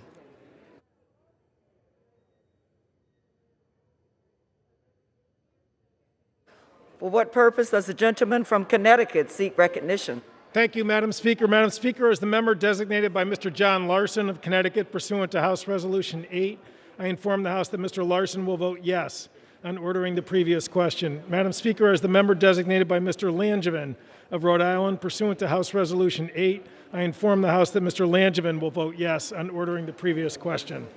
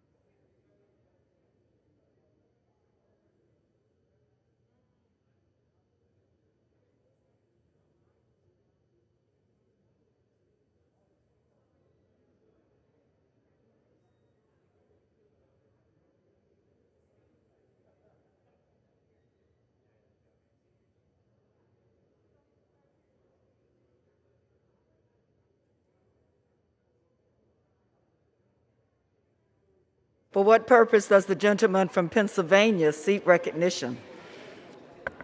Madam Speaker, as the member designated by Mr. Lawson of Florida, pursuant to House Resolution 8, I inform the House that Mr. Lawson vote yea on the motion to move the previous question, H, Resolution 91.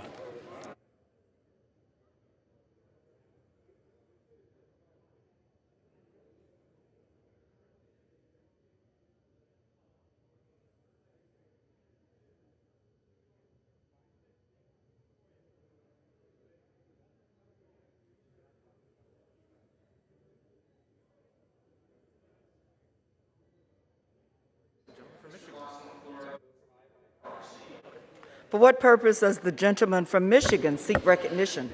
Madam Speaker, as the member designated by Ms. Lawrence of Michigan pursuant to H-Res 8, I inform the House that Ms. Lawrence will vote yes on ordering the previous question.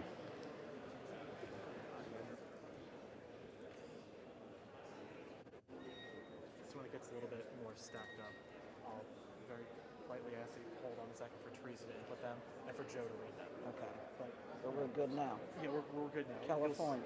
Correct. Yes. You'll see like a stack of green cards. Purpose, gentleman from California seek recognition. Madam Speaker, as member designated by Congressmember Napolitano, pursuant to House Resolution 8, I inform the House that Congressmember Napolitano will vote yes on ordering the previous question. And Madam Speaker, as member designated by Congressmember Roybal Allard, pursuant to House Resolution 8, I inform the House that Congressmember Roybal Allard will vote yes on ordering the previous question.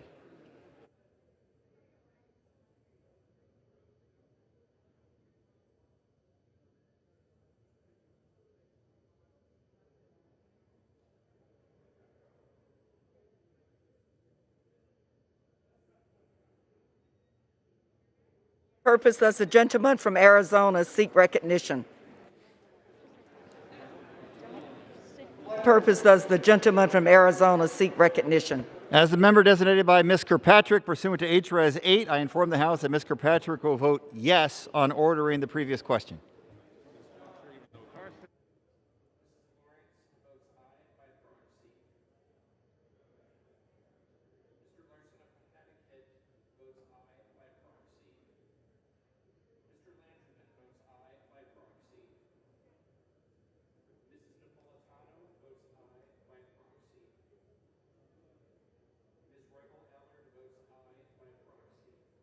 Does the gentleman from North Carolina seek recognition? As the member designated by Mr. Carson of Indiana pursuant to H-Res 8, I inform the House that Mr. Carson will vote yes. He will vote yes on ordering the previous question. As a member designated by Mr. Price of North Carolina pursuant to H-Res 8, I inform the House that Mr. Price will vote yes. He will vote yes on ordering the previous question.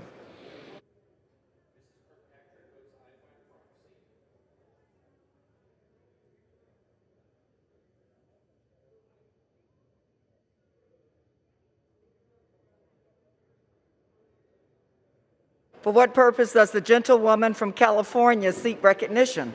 Madam Speaker, as a member designated by Mr. DeSaulnier pursuant to H-Res 8, I inform the House that Mr. DeSaulnier will vote yes on ordering the previous question.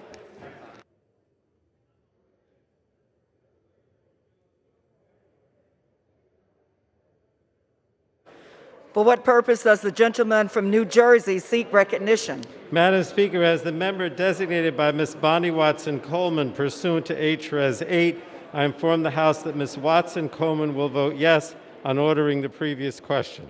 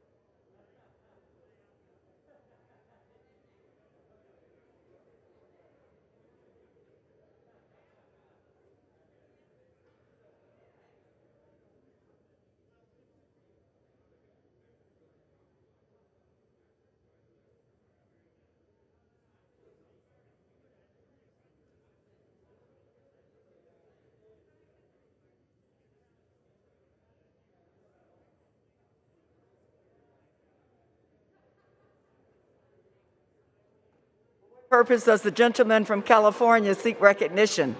Madam Speaker, as the member designated by Mr. Ruiz pursuant to House Resolution 8, I inform the House that Mr. Ruiz will vote yes on ordering the previous question.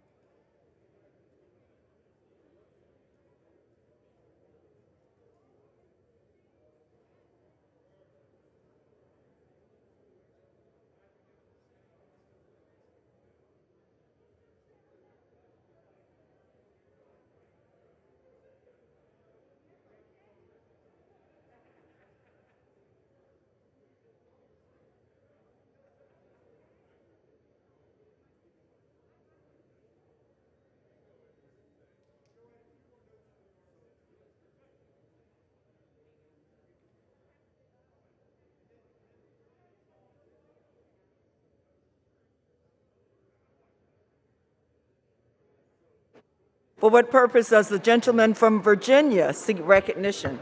Madam Speaker, as the member designated by Mr. Moulton pursuant to HRS 8, I inform the House that Mr. Moulton will vote yes on ordering the previous question.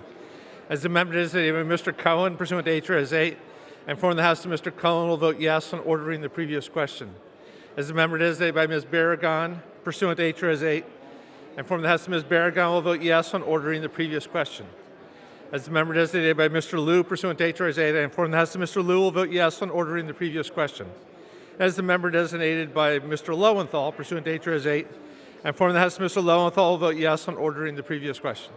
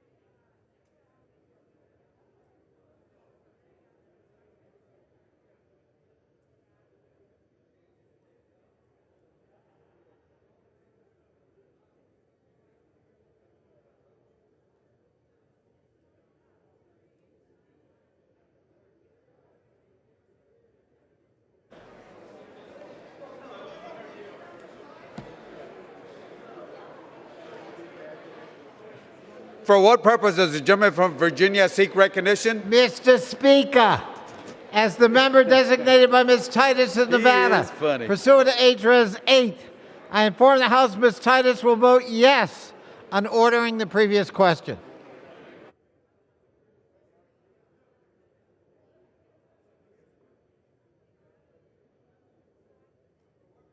Gentleman from Maryland seek recognition. Speaker, as a member designated by Mr. Mfume of Maryland, pursuant to HRES 8, I inform the House that Mr. Mfume will vote yes on ordering the previous question.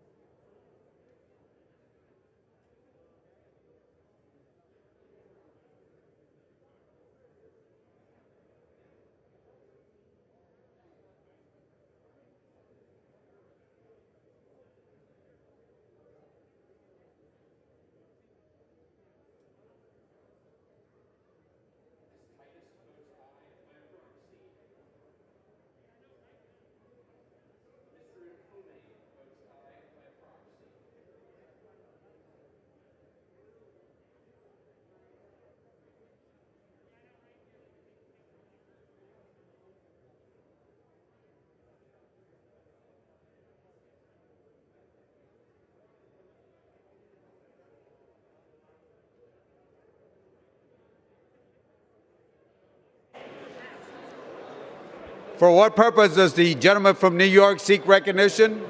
As the member designated by Chairwoman Zoe Lofgren, pursuant to HRES 8, I inform the House that Chairwoman Lofgren will vote yea on the previous question. As the member designated by Chairwoman Carolyn Maloney, pursuant to HRES 8, I inform the House that Chairwoman Maloney will vote yea on the previous question. As the member designated by Congressman Brendan Boyle, pursuant to HRES 8, I inform the House that Congressman Boyle will vote yea on the previous question.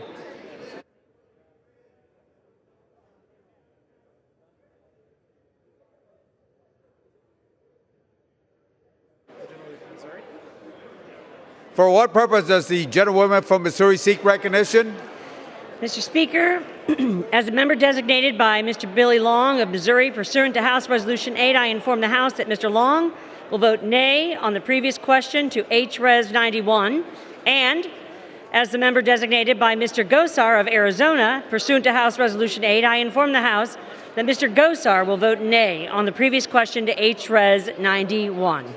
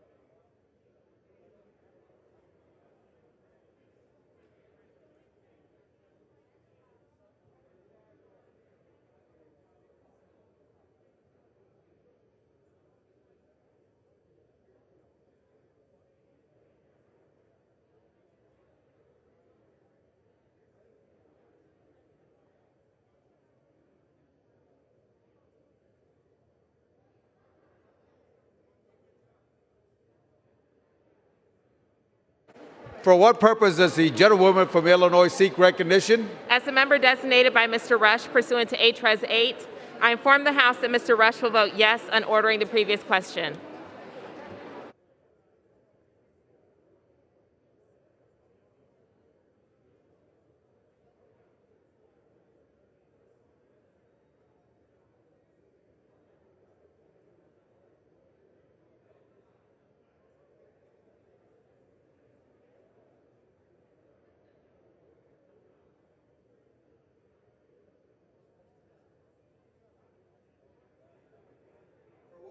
Does the gentlewoman from Virginia seek recognition?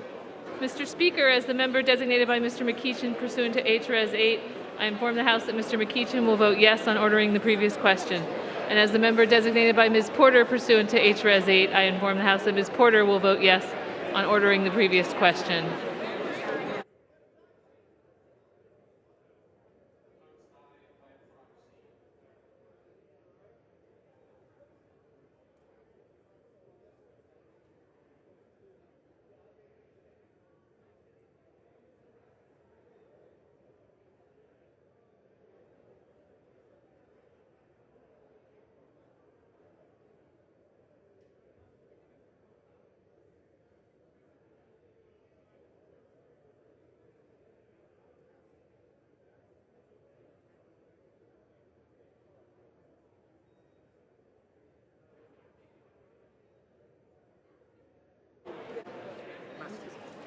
For what purpose does the gentlewoman from Massachusetts seek recognition? As the member designated by Mr. Bowman pursuant to H-Res 8, I inform the House that Mr. Bowman will vote yes on ordering the previous question. As the member designated by Mr. Cooper pursuant to H-Res 8, I inform the House that Mr. Cooper will vote yes on ordering the previous question. As the member designated by Ms. Frankel pursuant to H-Res 8, I inform the House that Ms. Frankel will vote yes on ordering the previous question. As the member designated by Ms. Jayapal pursuant to H-Res 8, I inform the House that Ms. Jayapal will vote yes on ordering the previous question. As the member designated by Mr. Lynch pursuant to H-Res 8, I inform the House that Mr. Lynch will vote yes on ordering the previous question. As the member designated by Ms. Meng pursuant to H-Res 8, I inform the House that Ms. Meng will vote yes on ordering the previous question.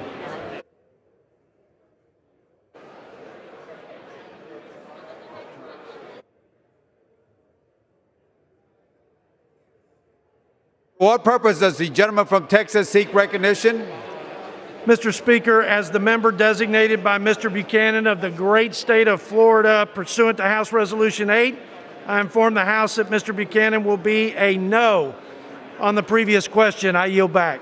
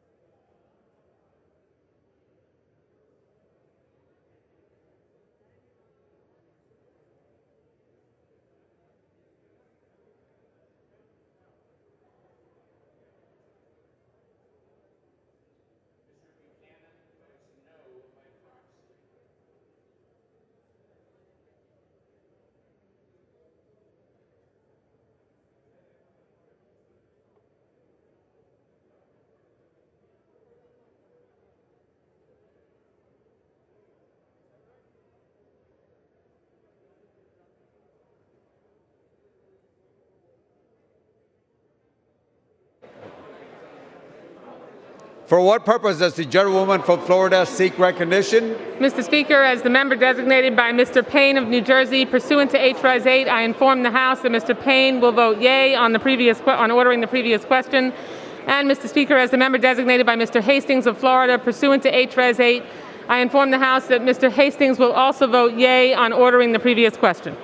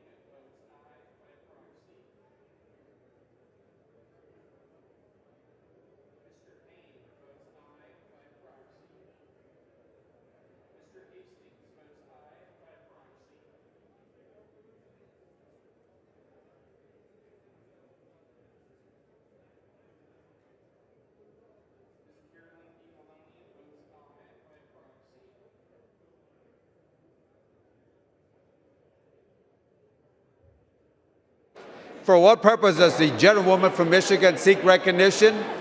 Mr. Speaker, as the member designated by Ms. Axney pursuant to HRES 8, I inform the House that Ms. Axney will vote yes on ordering the previous question.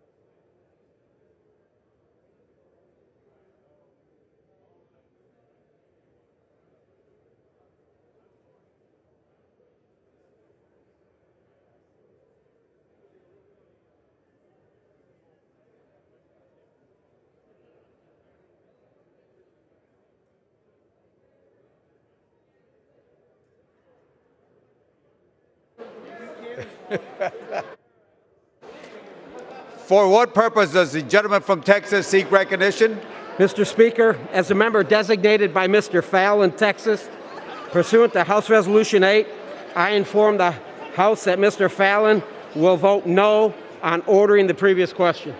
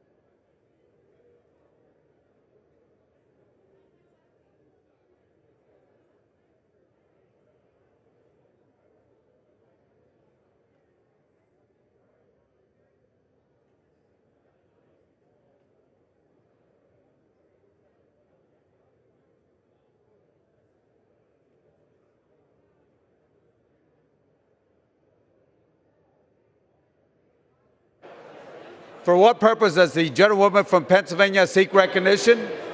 As the member designated by Ms. Spear pursuant to H-Res 8, I inform the House that Ms. Spear will vote yes on ordering the previous question.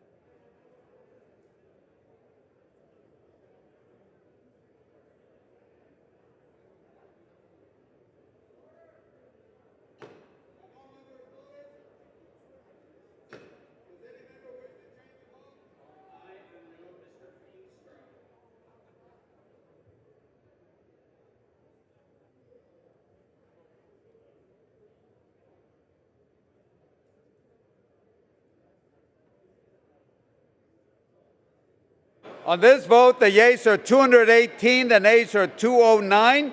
The previous question is ordered. The question is on the adoption of the resolution. Those in favor say aye. Those opposed say no. In the opinion of the chairs, the ayes have it. Speaker, Gentleman from Oklahoma. on that I would request the yeas and the nays. Pursuant to Section 3S of House Resolution 8, the yeas and nays are ordered. Members will record their votes by electronic device.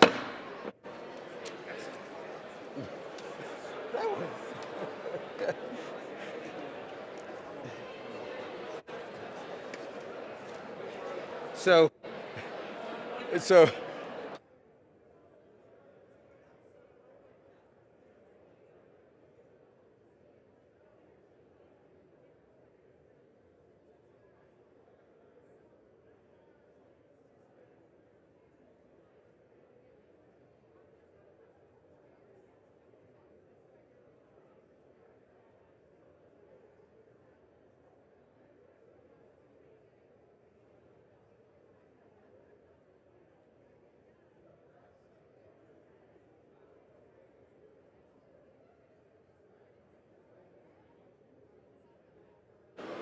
for what purpose does the gentleman from Michigan seek recognition? Mr. Speaker, as the member designated by Ms. Lawrence of Michigan pursuant to H-Res 8, I inform the House that Ms. Lawrence will vote yes on H-Res 91.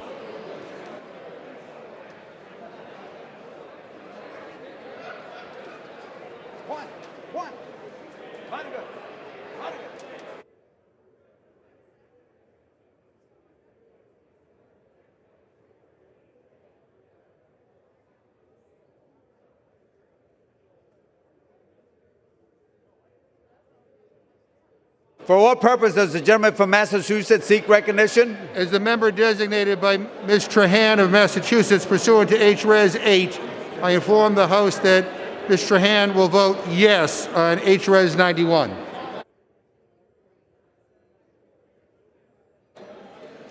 So, I got here at 2 o'clock. It's only 2:28. I feel like I've been here for a long time. I know, these books, it feels like they take forever. Yeah.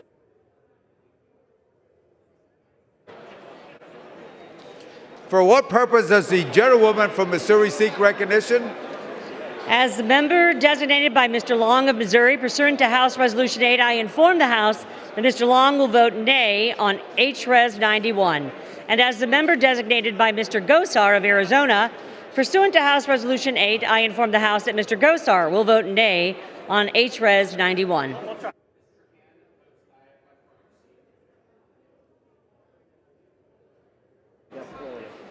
For what purpose does the gentlewoman from Florida seek recognition? Mr. Speaker, as the member designated by Mr. Payne of New Jersey, pursuant to H-Res 965, pursuant to H-Res 8, I inform the House that Mr. Payne will vote yea on H-Res 91. And Mr. Speaker, as the member designated by Mr. Hastings of Florida, pursuant to H-Res 8, I inform the House that Mr. Hastings will also vote yea on H-Res 91.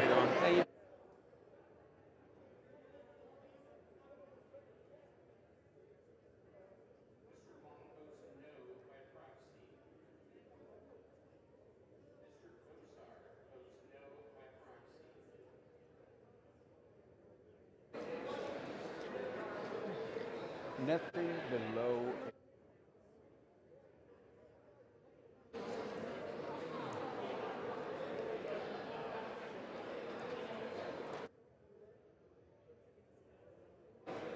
For what purpose does the gentleman from Texas seek recognition? Speaker, as a member designated by Mr. Fallon, Texas, pursuant to House Resolution 8, I inform the House that Mr. Fallon will vote no on House Resolution 91.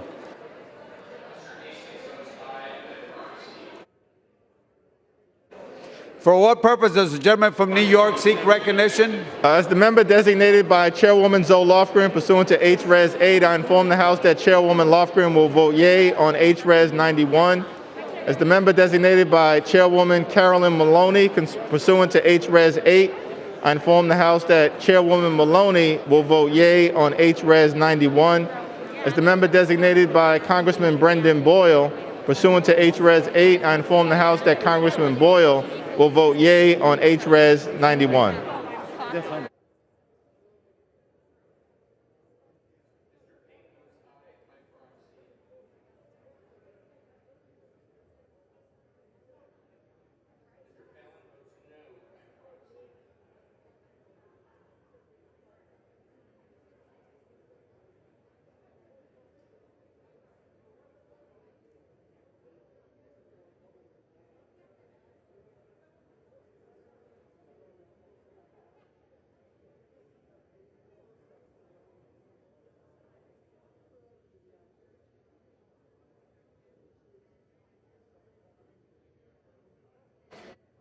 For what purpose does the gentleman from Virginia seek recognition? Mr. Speaker, as the member designated by Ms. Titus of Nevada, pursuant to HRes 8, I inform the House Ms. Titus will vote yes on HRes 91.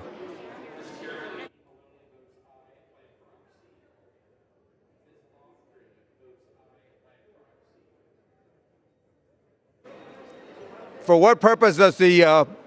what purpose does the gentleman from Indiana seek recognition? Mr. Speaker, as the member designated by Mr. McHenry of North Carolina pursuant to House Resolution 8, I inform the House that Mr. McHenry will vote nay on House Res 92. It sounded good.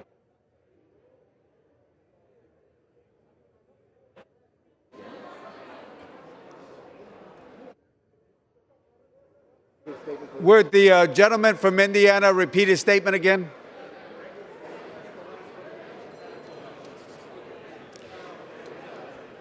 Mr. Speaker, as the member designated by Mr. McHenry of North Carolina pursuant to House Resolution 8, I inform the House that Mr. McHenry will vote nay on House Res 92.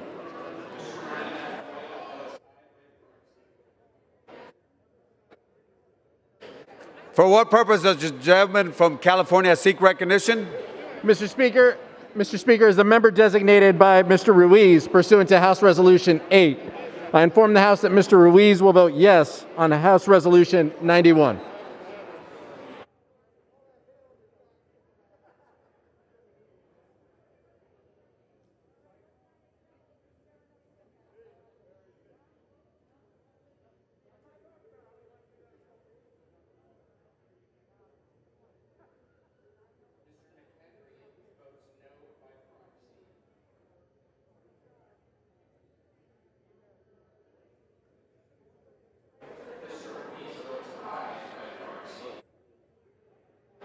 For what purpose does the gentlewoman from North Carolina seek recognition? Thank you, Mr. Speaker. As the member designated by Ms. Wilson of Florida pursuant to HRes 8, I inform the House that Ms. Wilson will vote yes on HRes 91.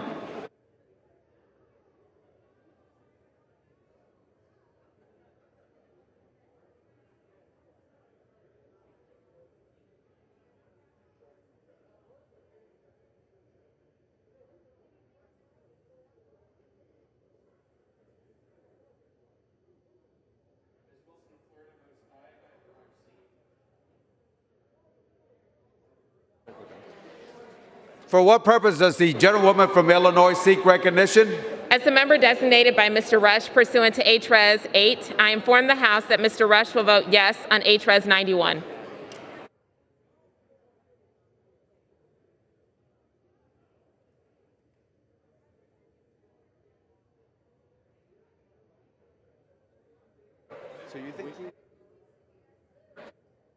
For what purpose does the gentlewoman from Massachusetts seek recognition?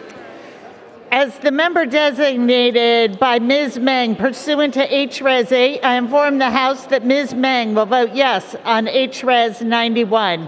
As the member designated by Mr. Lynch pursuant to HRes 8, I inform the House that Mr. Lynch will vote yes on HRes 91. As the member designated by Ms. Jayapal, pursuant to HRes 8, I inform the House that Ms. Jayapal will vote yes on HRes 91. As the member designated by Ms. Frankel pursuant to HRes 8, I inform the House that Ms. Frankel will vote yes on HRes 91. As the member designated by Mr. Cooper pursuant to HRes 8, I inform the House that Mr. Cooper will vote yes on HRes 91. And as the member designated by Mr. Bowman pursuant to HRES 8, I inform the House that Mr. Bowman will vote yes on HRES 91.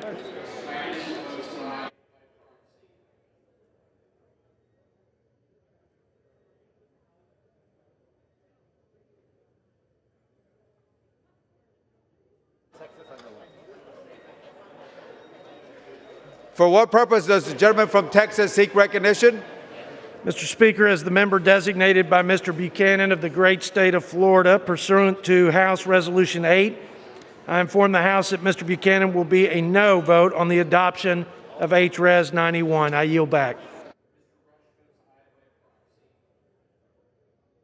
For what purpose does the gentleman from Pennsylvania seek recognition?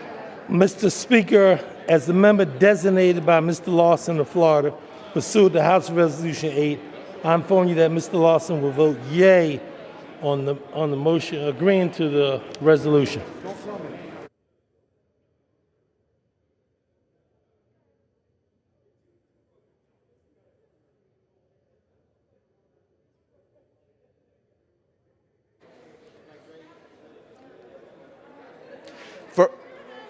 For what purpose does the gentleman from Connecticut seek recognition? Thank you, Mr. Speaker. As the member designated by Mr. John Larson pursuant to HRES 8 of the state of Connecticut, I hereby inform the House that Mr. Larson will vote yes on HRES 91. As the member designated by Mr. Langevin of Rhode Island pursuant to House Res 8, I inform the House that Mr. Langevin will vote yes on HRES 91.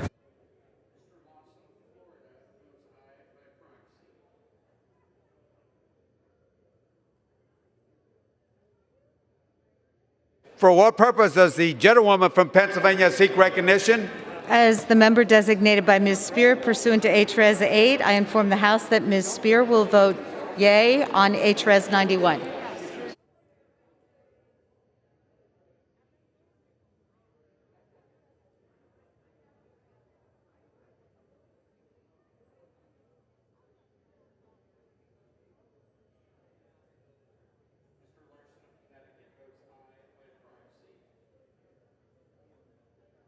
For what purpose does the gentleman from North Carolina seek recognition?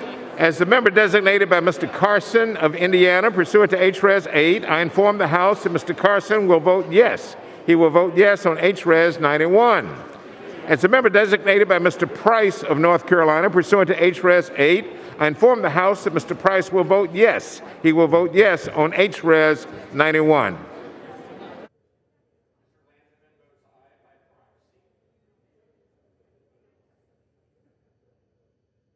For what purpose does the gentleman from California seek recognition? As the member designated by Mr. Gallego pursuant to HRES 8, I inform the House that Mr. Gallego will vote aye on HRES 91. As the member designated by Mr. Vicente Gonzalez pursuant to HRES 8, I inform the House that Mr. Vicente Gonzalez will vote aye on HRES 91. As the member designated by Mr. Cardenas pursuant to HRES 8, I inform the House that Mr. Cardenas will vote aye on HRES 91. As the member designated by Mr. Vela pursuant to HRES 8, I inform the House that Mr. Vela will vote aye on HRES 91.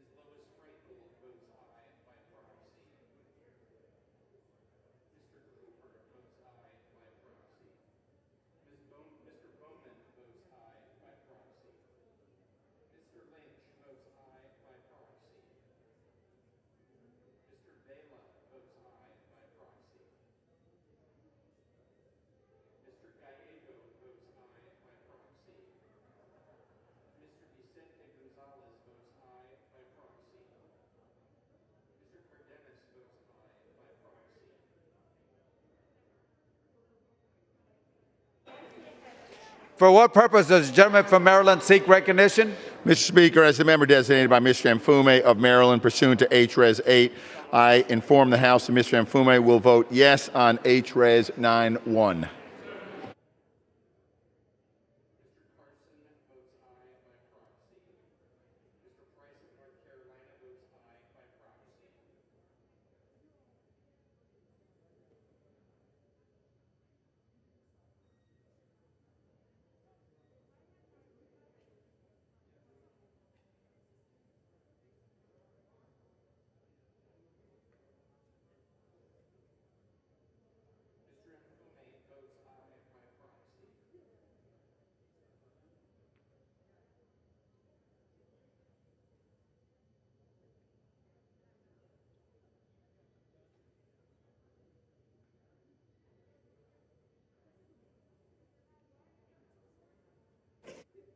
For what purpose does the gentlewoman from Virginia seek recognition? Mr. Speaker, as the member designated by Mr. McEachin pursuant to House Resolution 8, I inform the House that Mr. McEachin will vote yes on HRes 91. And as the member designated by Ms. Porter pursuant to HRes 8, I inform the House that Ms. Porter will vote yes on HRes 91.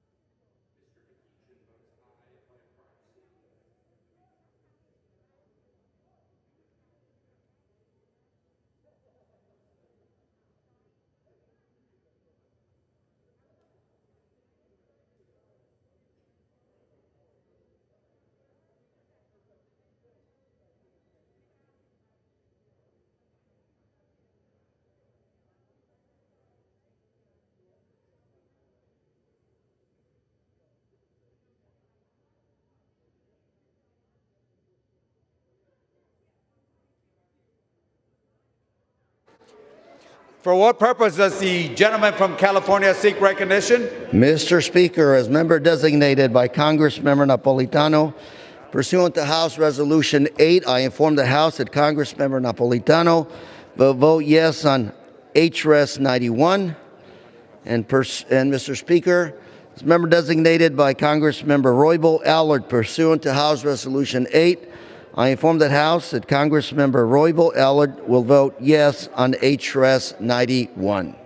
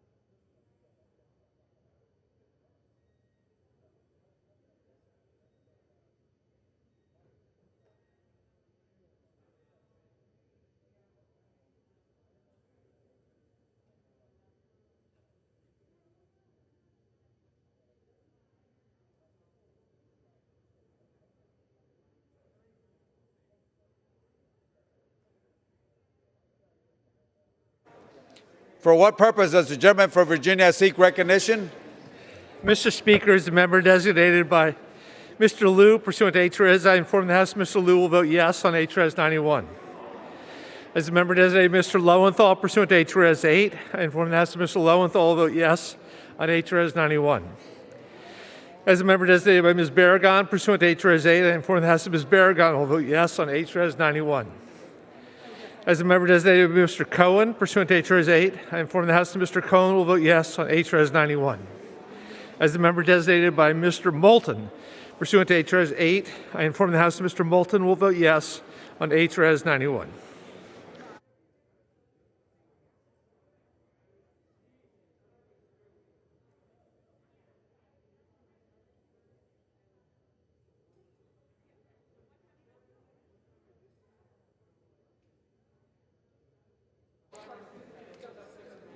For what purpose does the gentlewoman from California seek recognition? Mr. Speaker, as a member designated by Mr. DeSaulnier pursuant to HRES 8, I inform the House that Mr. DeSaulnier vote yes on HRES 91.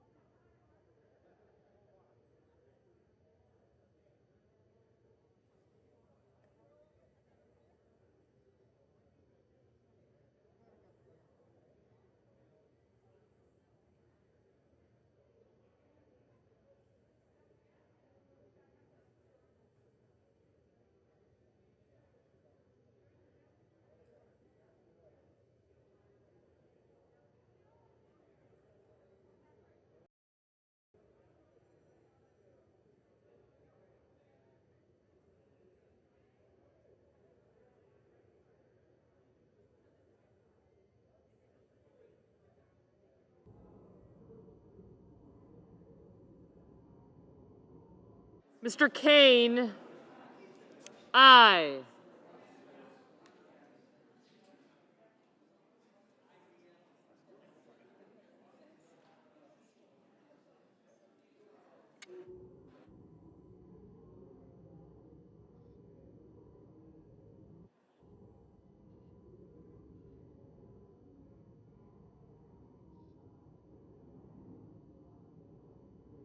Mr. Shelby, aye.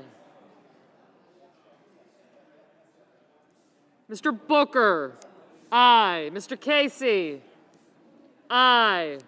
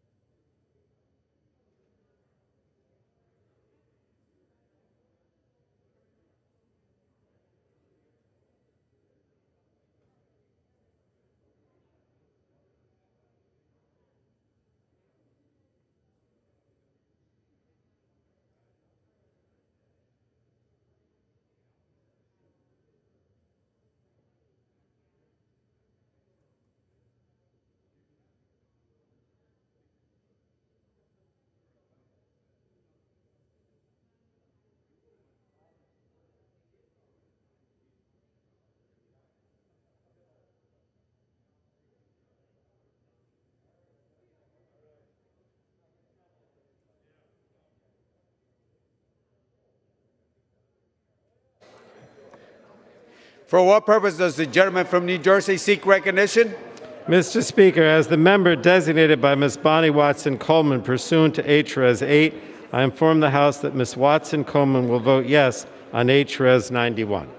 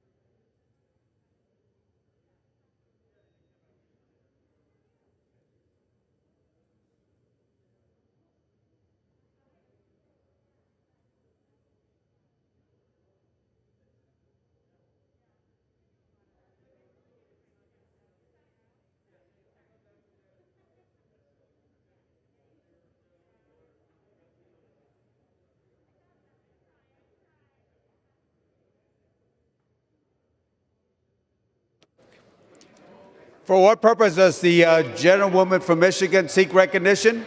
As the member designated by Ms. Axney pursuant to H-Res 8, I inform the House that Ms. Axney will vote yes on H-Res 91.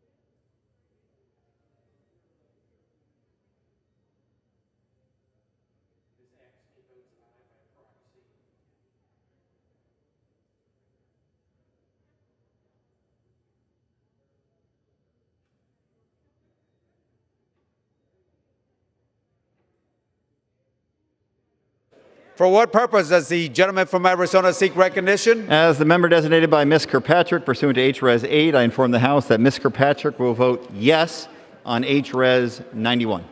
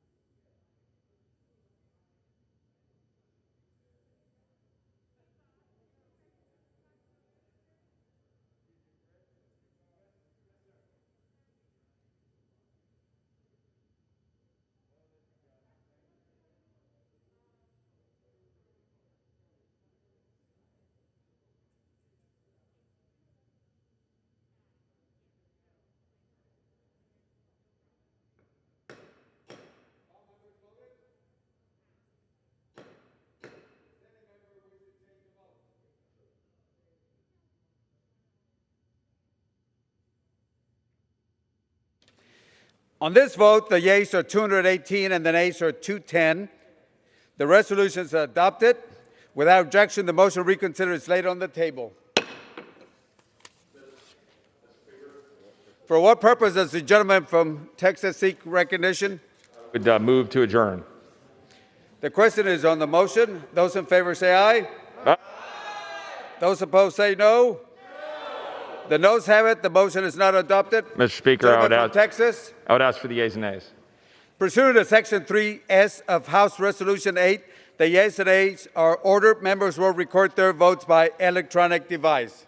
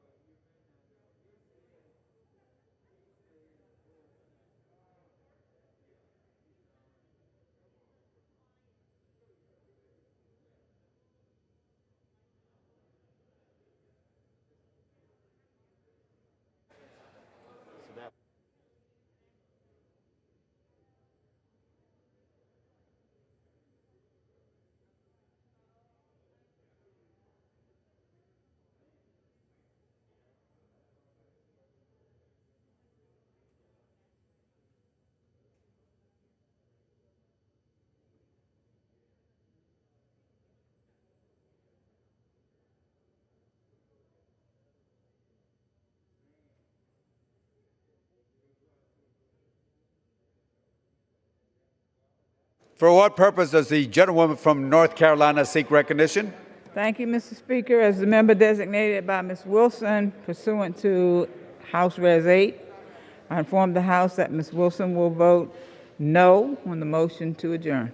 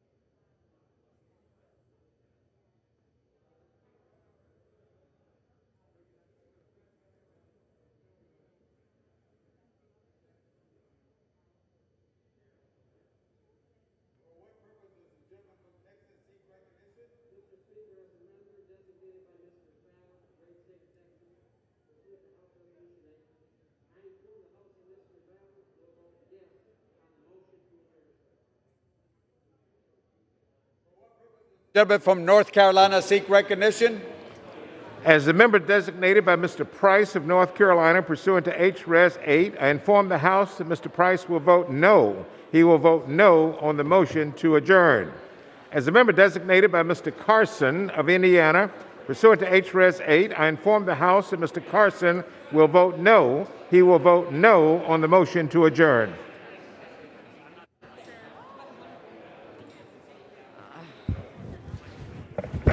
Does the gentlewoman from California seek recognition? Mr. Speaker, as a member designated by Mr. Desaulniers pursuant to H.Res. 8, I inform the House that Mr. Desaulniers will vote no on the motion to adjourn.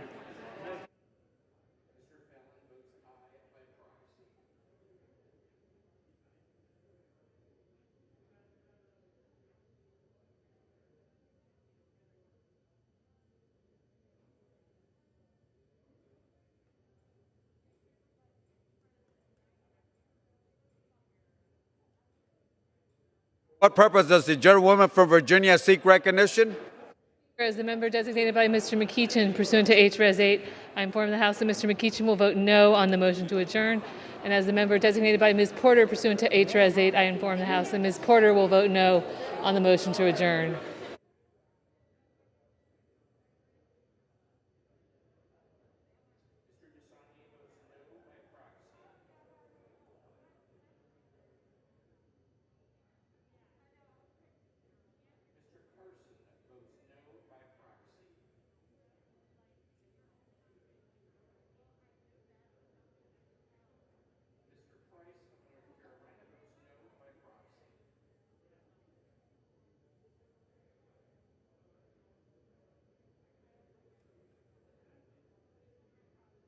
For what purpose does the gentleman from Connecticut seek recognition? Thank you, Mr. Speaker. Mr. Speaker, as the member designated by Mr. John Larson of Connecticut pursuant to H.Res. 8, I inform the House that Mr. Larson will vote no on the motion to adjourn.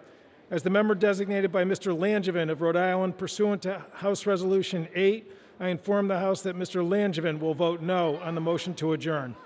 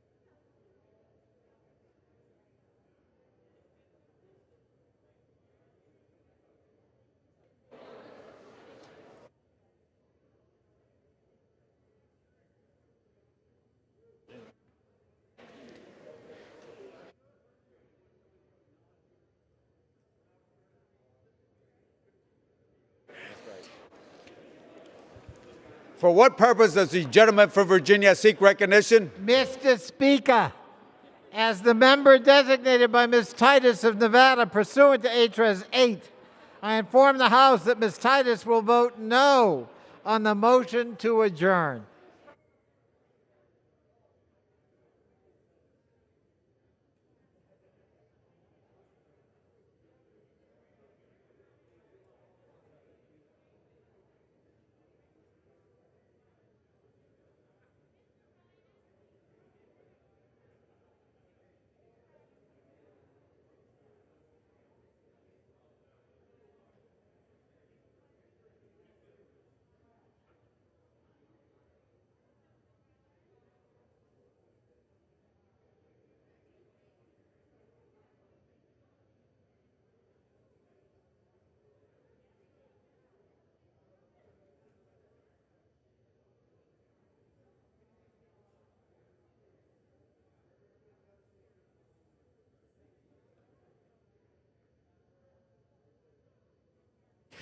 For what purpose does the gentleman from California seek recognition? Mr. Speaker, as the member designated by Mr. Ruiz pursuant to House Resolution 8, I inform the House that Mr. Ruiz will vote no on the motion to adjourn.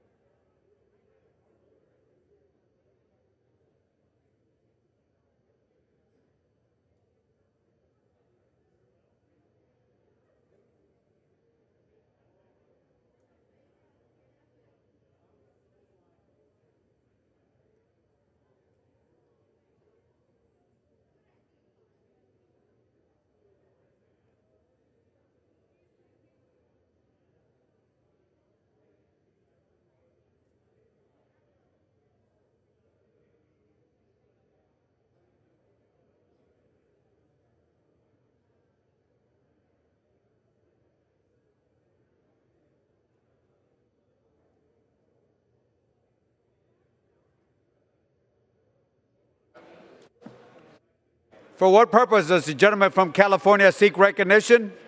As the member designated by Mr. Gallego pursuant to H.Res. 8, I inform the House that Mr. Gallego will vote no on the motion to adjourn.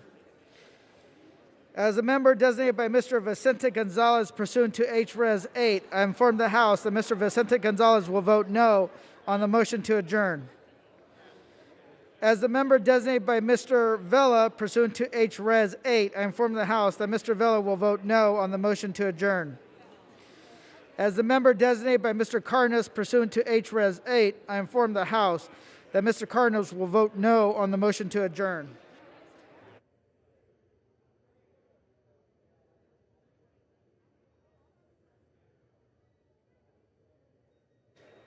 For what purpose does the gentleman from Texas seek recognition? Mr. Speaker, as the member designated by Mr. Buchanan of the great state of Florida pursuant to House Resolution 8, I inform the House that Mr. Buchanan will vote yes on the motion to adjourn. I yield back. For what purpose does the gentlewoman from Massachusetts seek recognition? As the member designated by Ms. Meng pursuant to H.Res. 8, I inform the House that Ms. Meng will vote no on the motion to adjourn. As the member designated by Mr. Lynch pursuant to H.Res. 8, I inform the House that Mr. Lynch will vote no on the motion to adjourn. As the member designated by Ms. Jayapal pursuant to H.Res. 8, I inform the House that Ms. Jayapal will vote no on the motion to adjourn.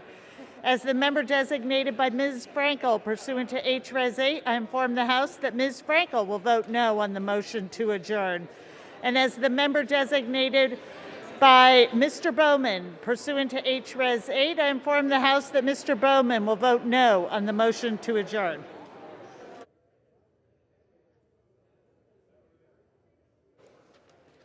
For what purpose does the gentlewoman from Missouri seek recognition? Mr. Speaker, as a member designated by Mr. Long of Missouri, pursuant to House Resolution 8, I inform the House that Mr. Long will vote yes on the motion to adjourn. As a member designated by Mr. Gosar of Arizona, pursuant to House Resolution 8, I inform the House that Mr. Gosar will vote yes on the motion to adjourn.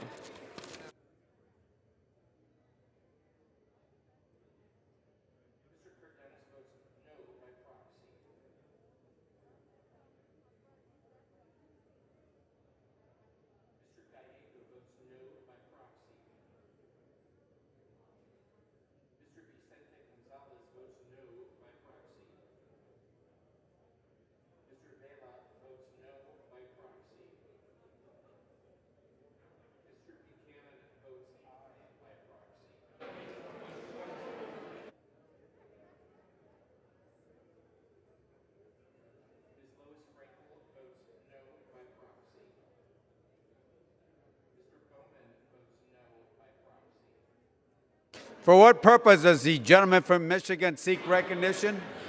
Mr. Speaker, as the member designated by Ms. Lawrence of Michigan pursuant to HRes 8, I inform the House that Ms. Lawrence will vote no on the motion to adjourn.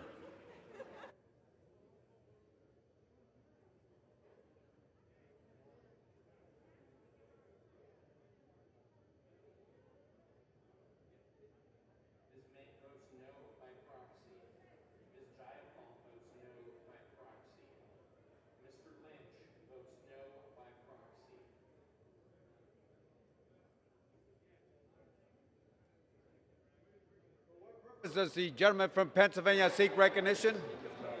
Mr. Speaker, as a member designated by Mr. Lawson of Florida, pursuant to House Resolution 8, I inform the House that Mr. Lawson votes no on the motion to adjourn.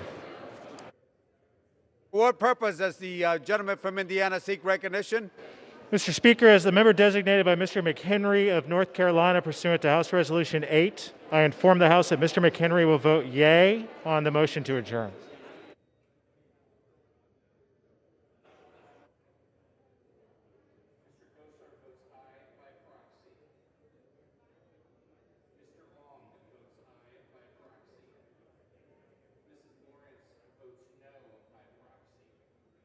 For what purpose does the gentlewoman from Michigan seek recognition? Mr. Speaker, as the member designated by Ms. Axney pursuant to HRes 8, I inform the House that Ms. Axney will vote no on the motion to adjourn.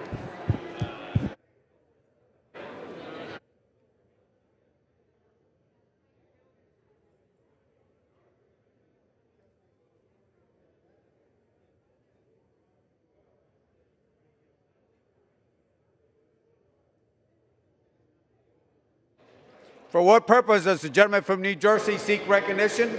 Mr. Speaker, as the member designated by Ms. Bonnie Watson Coleman, pursuant to HRes 8, I inform the House that Ms. Watson Coleman will vote no on the motion to adjourn.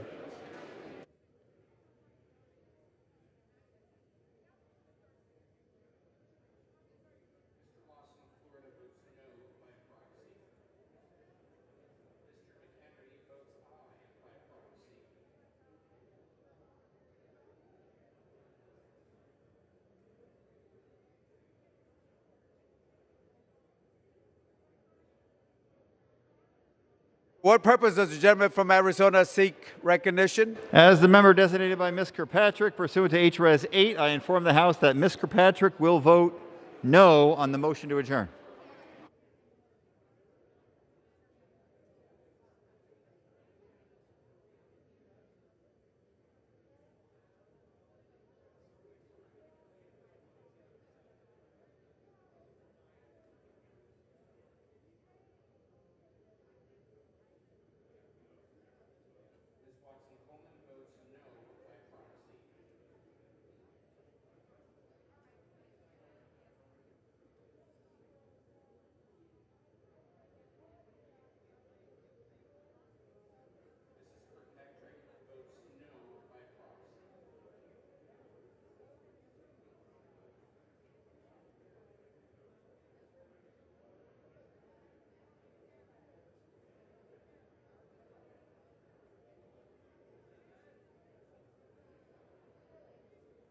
For what purpose does the gentlewoman from Pennsylvania seek recognition?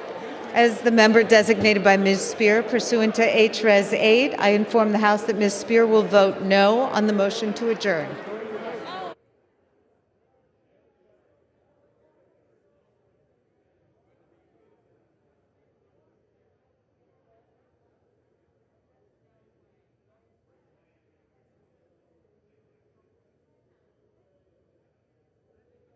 For what purpose does the gentleman from New York seek recognition?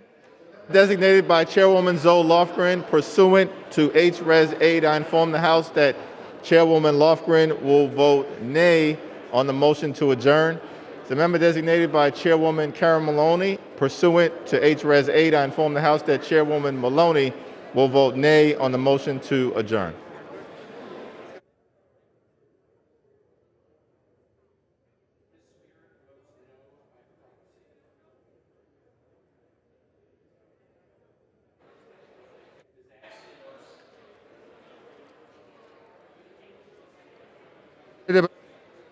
Massachusetts, pursuant to H-Res 8, I will inform the House that Mr. Hand will vote yes on the motion to adjourn. No, I'm sorry, Mr. A will vote no on the.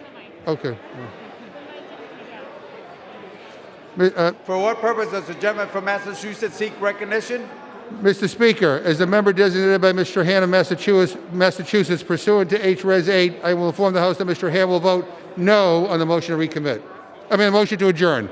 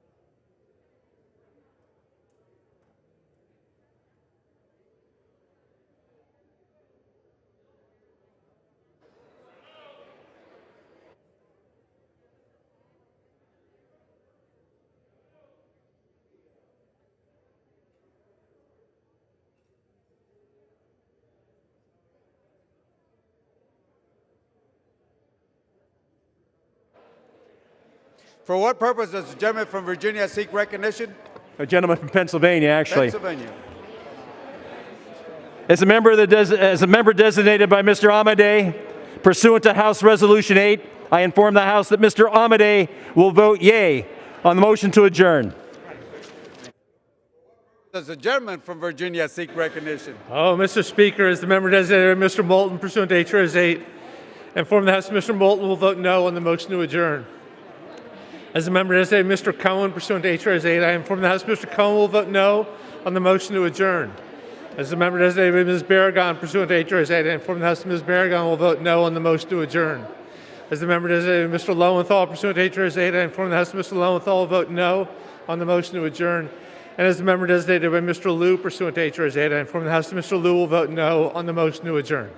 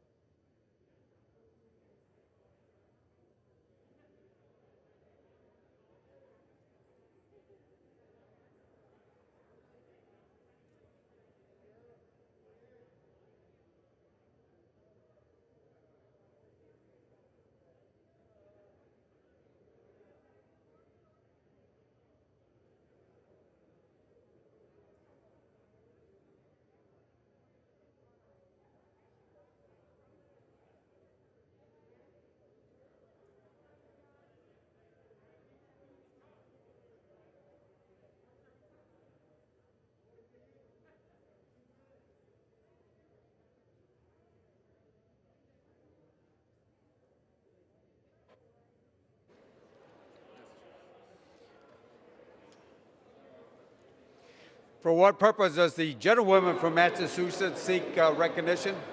As the member designated by Mr. Cooper pursuant to H-Res 8, I inform the House that Mr. Cooper will vote no on the motion to adjourn.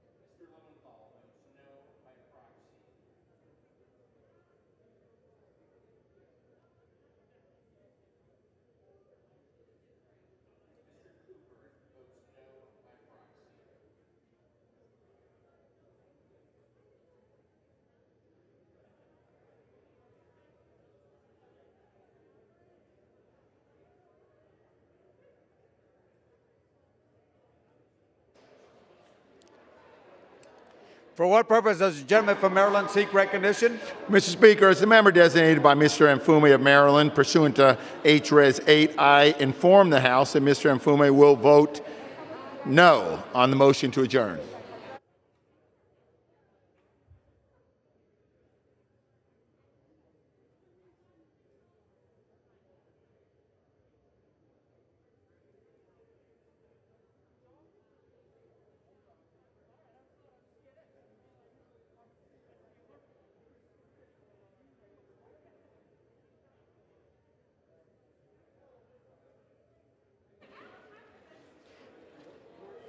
For what purpose does the gentlewoman from Florida seek recognition? Mr. Speaker, as the member designated by Mr. Payne of New Jersey, pursuant to H-Res 8, I inform the House that Mr. Payne will vote nay on the motion to adjourn. And Mr. Speaker, as the member designated by Mr. Hastings of Florida, pursuant to H-Res 8, I inform the House that Mr. Hastings will also vote nay on the motion to adjourn.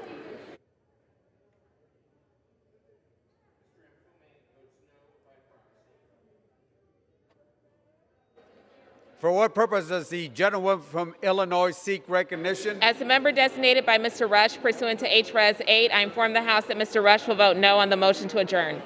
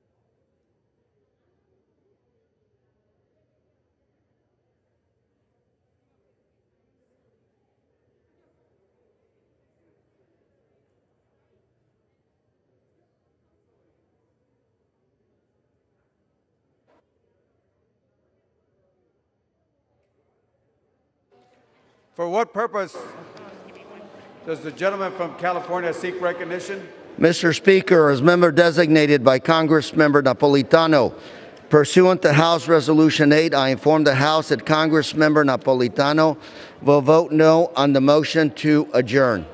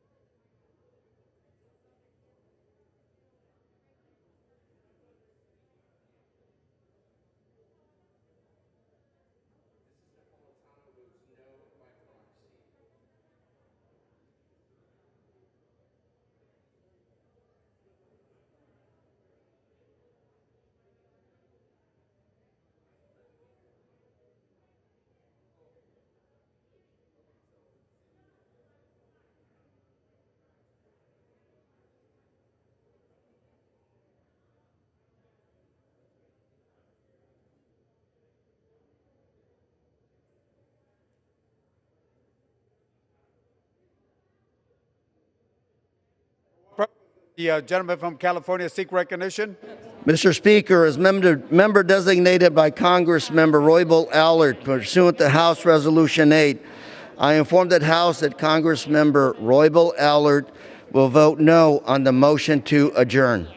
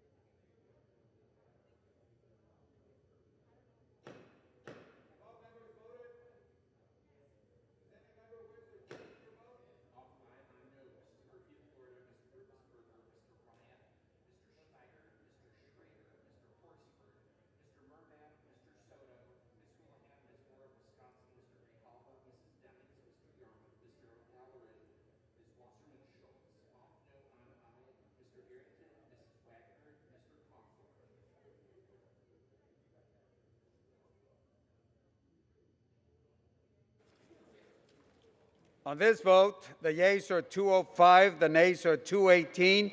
The motion is not adopted. For what purpose?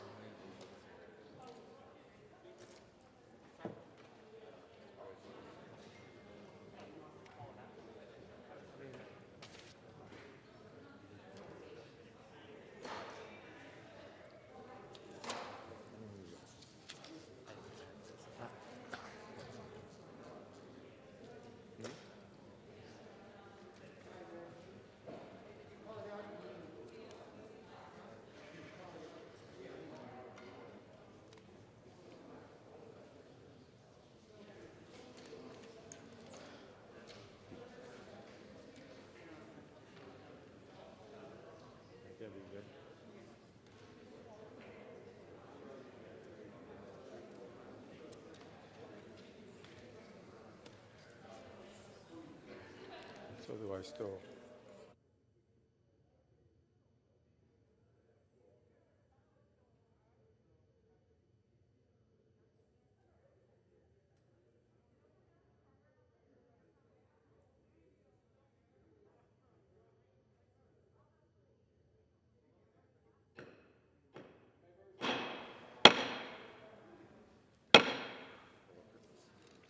For what purpose does the gentleman from Florida, Ms. Deutsch, seek recognition?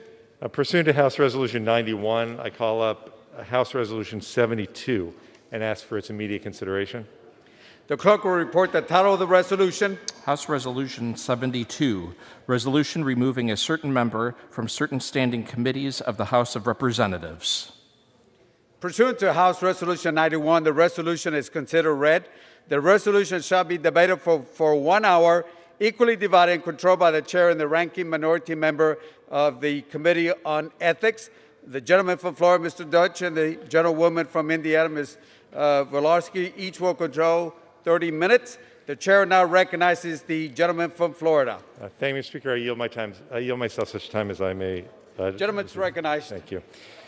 Mr. Speaker, I rise today in support of House Resolution 72. In 2019, the FBI warned that, Mr. Speaker, the House is not in order. Members, can we have order in the House?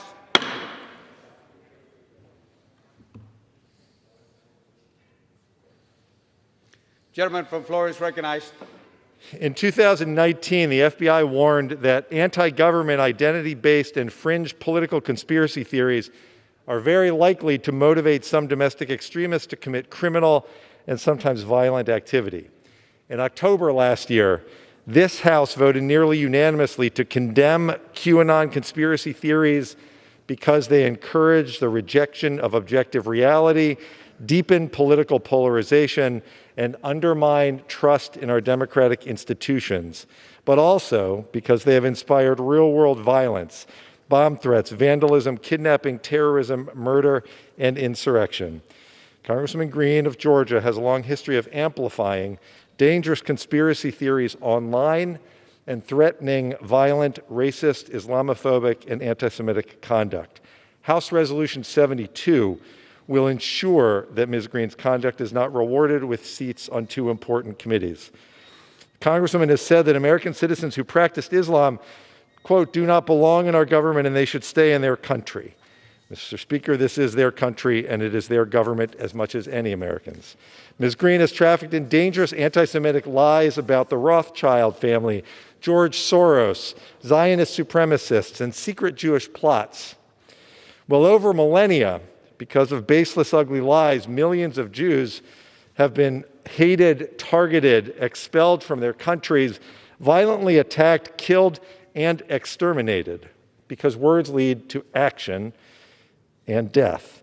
Ms. Greene claimed the mass shooting at Sandy Hook Elementary School in Newtown, Connecticut that killed 26 people, including 26 and 7-year-old kids, was staged. She claimed the Las Vegas shooting that killed 60 people and injured over 800 was an orchestrated attempt to weaken gun rights, and she claimed the shooting at Marjorie Taylor and Douglas High School was a false flag event and called the survivors crisis actors. Mr. Speaker, the 17 people who never came home from school in Parkland on February 14th, 2018 were my constituents. Their family's pain is real, and it is felt every single day. Yesterday, parents of children slain at Sandy Hook, Mark Barden, Daniel's dad, and Nicole Hockley, Dylan's mom, wrote a letter to Leader McCarthy to share how these conspiracy theories impact their families. These vicious lies deny the deaths of our murdered children and bring death threats and constant harassment to our doors and our surviving children. In 2019, Ms. Greene created a White House petition to impeach Speaker Pelosi for treason, emphasizing that it is punishable by death. And she liked a Facebook comment stating that, and I quote, "A bullet to the head would be a quicker way to remove Speaker Nancy Pelosi." In a video statement from December 31st, 2018, Ms. Greene called on her followers to storm Washington, D.C. in what sounds today like a prescient forecast of last month's deadly insurrection. Flood the Capitol, flood all the government buildings, go inside.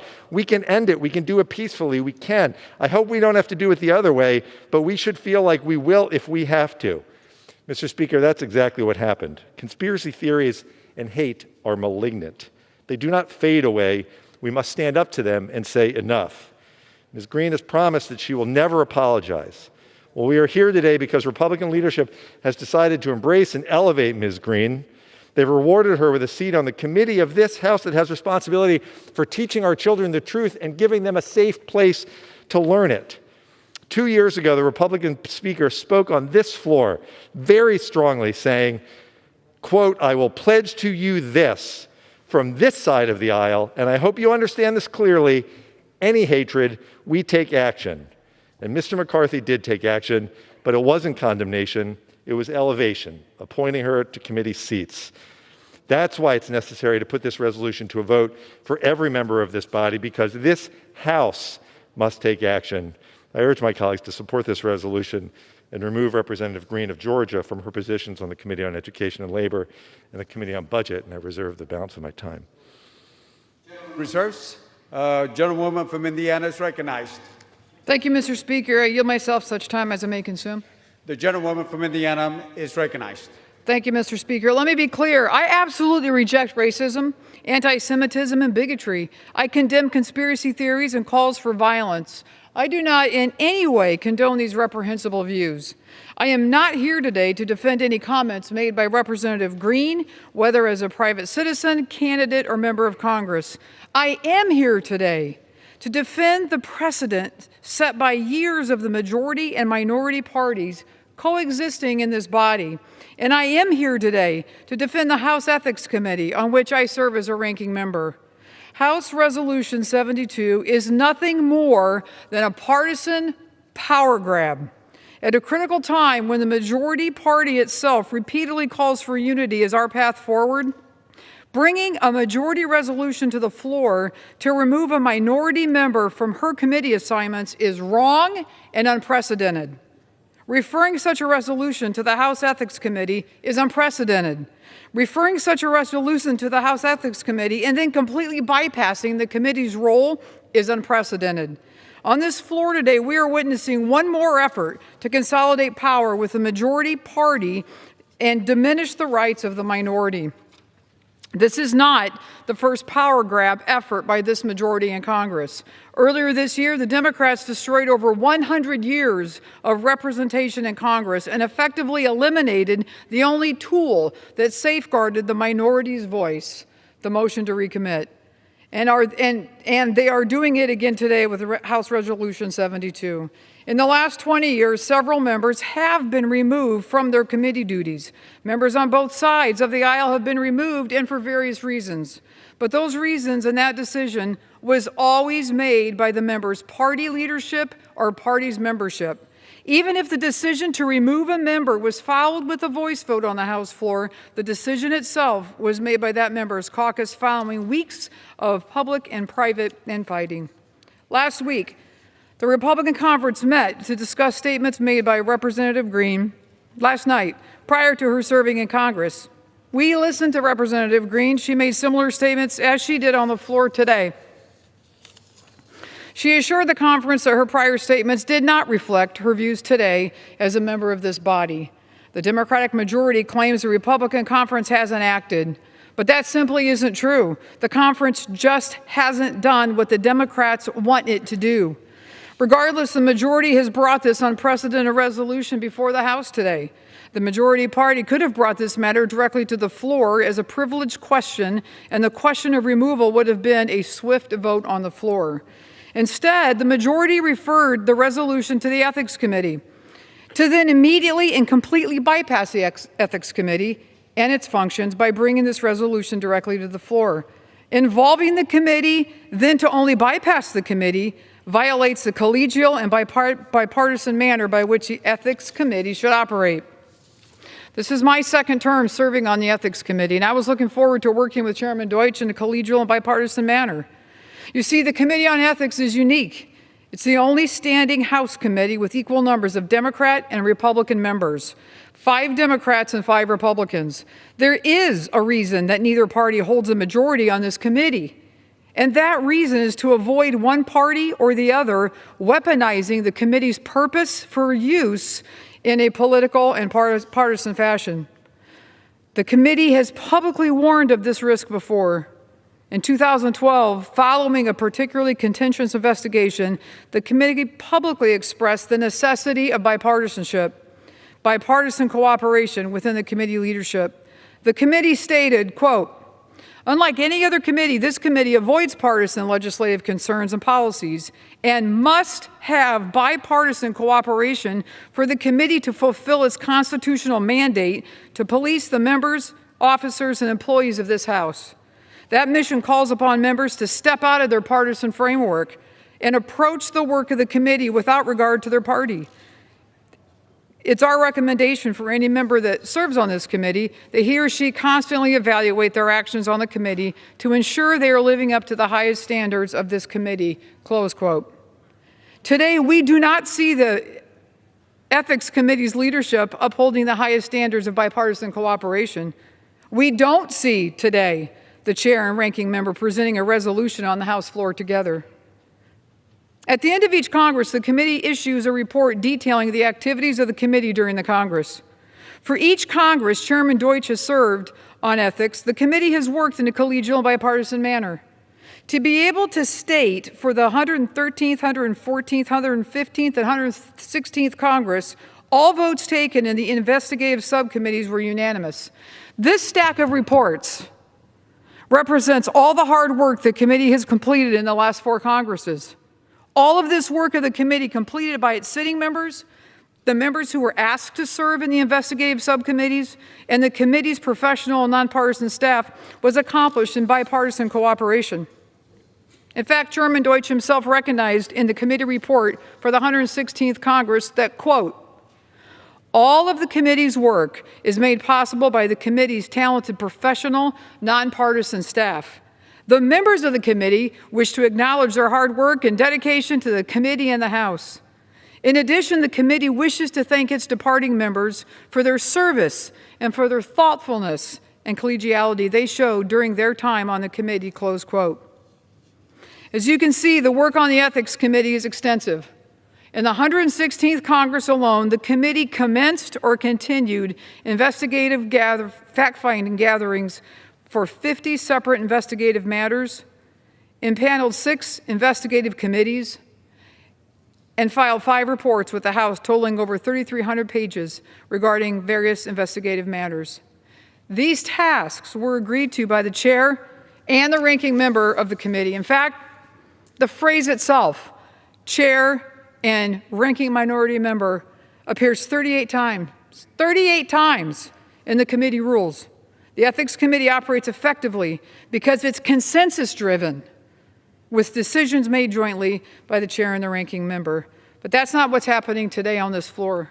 The current chair and ranking member have not received a complaint and determined whether the information meets the requirements of the committee rules. The current chair and the ranking member have not jointly gathered information concerning this alleged conduct.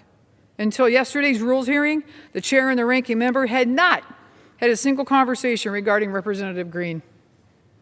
As I stated earlier, involving the committee then to only bypass its function violates the spirit of how this unique committee operates. Once a majority determined that the Ethics Committee was the place for the resolution, it should have allowed the committee to consider the issues properly.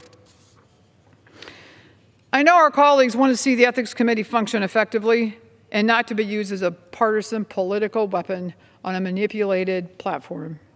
If the Ethics Committee is to consider reviewing the statements made by members of Congress before they were sworn in, then the matter should come before the Ethics Committee in a way that complies with committee rules, preserves the bipartisanship intended, and allows the committee to make legal conclusions and factual determinations in a collegial environment. All I ask is that we let the committee work as it's supposed to effectively serve this body. To do so, the majority would have to withdraw this resolution. If it chooses, pursue the matter properly through the Ethics Committee. I reserve the balance of my time. Gentlewoman from Indiana reserves. Gentleman from Florida is recognized. Thank you, Mr. Speaker. Mr. Speaker, I ask unanimous consent that all members may have 5 legislative days in which to revise and extend their remarks and include extraneous material. Without objection. Thank you. And Mr. Speaker, I also know my Republican colleagues purport not to defend any of Representative Greene's hateful statements or reprehensible conduct. Instead, rely on process.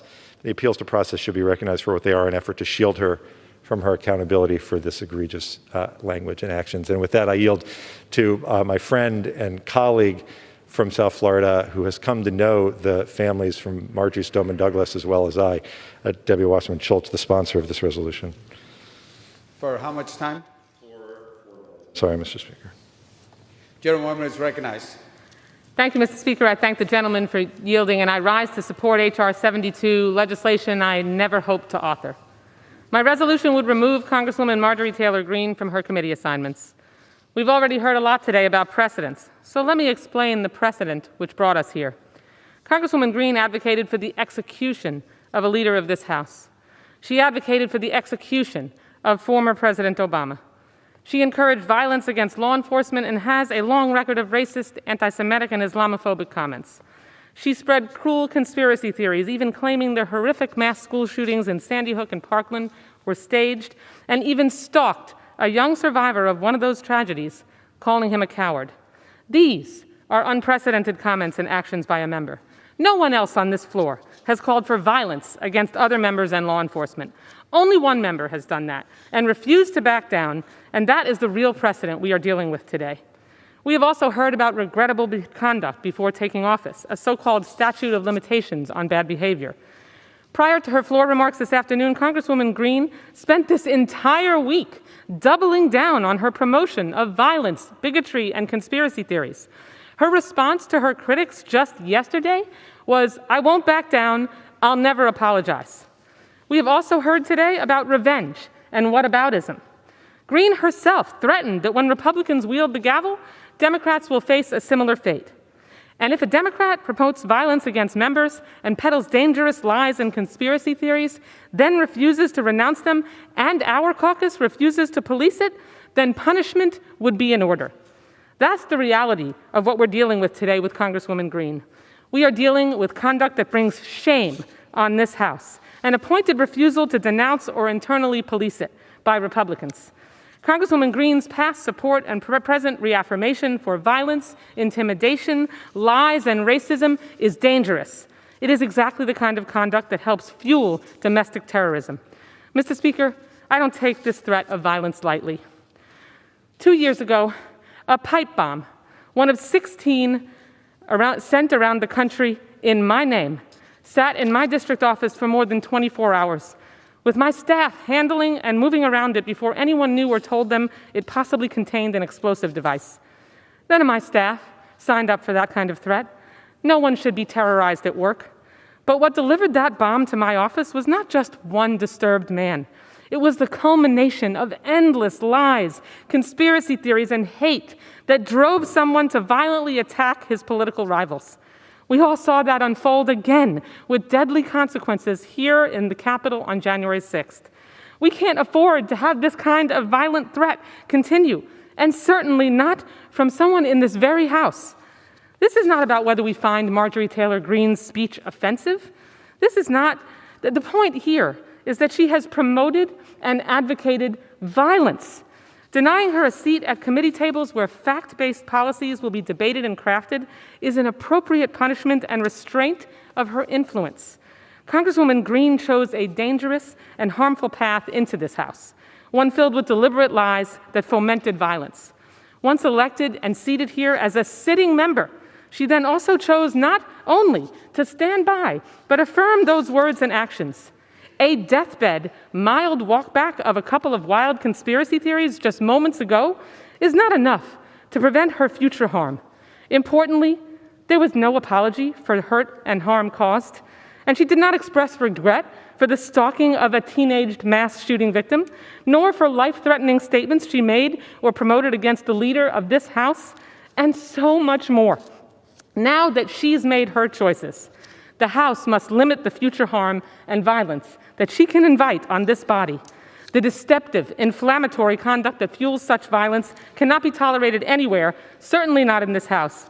We can take an important step toward restoring integrity, security, decorum, and truth in this House by removing Congresswoman Marjorie Taylor Greene from her committee assignments. While it is an action we do not take lightly, it is the necessary course of action in the face of her extraordinary behavior that is unbecoming of a member of Congress. I yield back. Gentlewoman yields back. The gentleman from Florida reserves. Gentlewoman from Indiana is recognized. Thank you, Mr. Speaker. I yield 1 minute to the Republican leader, Mr. McCarthy. Gentleman from California is recognized. Mr. Speaker, I rise in opposition to House Resolution 72.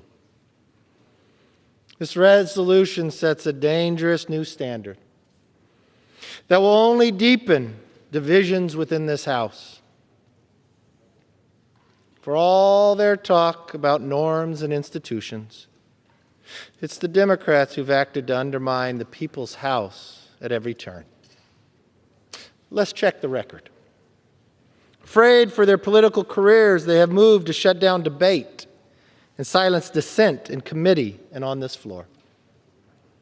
They went so far as to eliminate the motion to recommit, the minority party's only chance to offer an amendment, which stood for over a century until this year. They have rushed impeachments through without a shred of due process, just like today, reducing this tool from the highest constitutional remedy to just another opportunity to fundraise and go on TV. And now they are declaring the majority has veto power over the minority's members' selections for committee. Now, we have reviewed this with the parliamentarian. Never before in the history of this House has the majority abused its power in this way. Never. In the entire history of this House have you ever abused the power in this way. But it's clear Speaker Pelosi's caucus thinks differently. They're blinded by partisanship and politics. And it's the American people who will suffer the most because of it. As for the member in question, let me be very clear. Representative Greene's past comments and posts as a private citizen do not represent the values of my party. As a Republican, as a conservative, as an American, I condemn those views unequivocally. I condemned them when they first surfaced, and I condemn them today. This House overwhelmingly voted to condemn the dangerous lies of QAnon last Congress and continue to do so. I made this clear when I met with Representative Greene.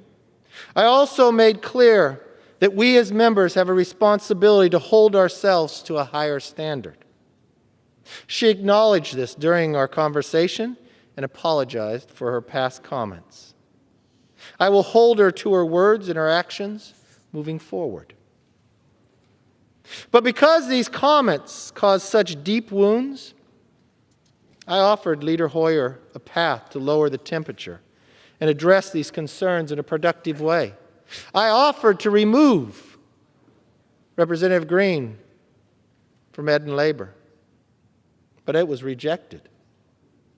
It was rejected. Now, privately, I've had calls from many Democrats acknowledging what they're doing is wrong. They understand that this partisan power grab is not only cynical, it's hypocritical. If this is the new standard, I look forward to continuing out the standard. Because if you look for a side that has a leadership that's done something when their members do something as a member, not prior, look to me. Because I did just that. But when a Democrat freshman said, Israel has hypnotized the world, that supporting Israel is all about the Benjamins, and that 9/11, some people did something. Did Speaker Pelosi kick her off Foreign Affairs Committee? Or did she keep her on the committee and even pose with her on the cover of a magazine? That's right. Will the standard change? When another Democrat was compromised by a Chinese spy, that it was so serious that the FBI had to brief the congressional leaders, did Speaker Pelosi remove him from the House Intelligence or Homeland Security committees after the briefing? I'm the only other person that had that same briefing just recently. I was in the room with the Speaker. I heard what was said. I'll be very clear. I would never have that member on either of those committees.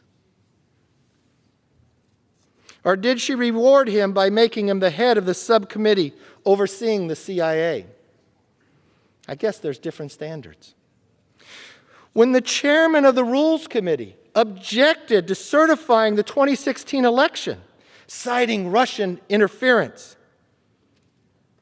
did Speaker Pelosi censure him? How about when the chairwoman of the Financial Service Committee told supporters at a rally in 2017? She was a member then, unlike the person we're talking about today. If you see anyone from the cabinet in a restaurant, in a department store, at a gasoline station, you get out. You create a crowd. You push back on them. And you tell them they're not welcome anywhere with anyone anymore. After she called for violence against public servants, did Speaker Pelosi condemn it? Or did she look the other way and make her chairwoman again? I don't know if you want to amend this one and add others so you can keep your standard. The answer is obvious. While Democrats attack Congresswoman Greene, they not only ignore the infractions within their own party, they reward these members with prestige and influence. When it comes time to vote, I expect Democrats will codify this partisan power grab. I would advise them to think twice and pull this resolution from the floor while they still can. I've heard Democrats quote Senator Minority Leader to defend this resolution. I would remind them what Leader McConnell said when Democrats voted to nuke the judicial filibuster.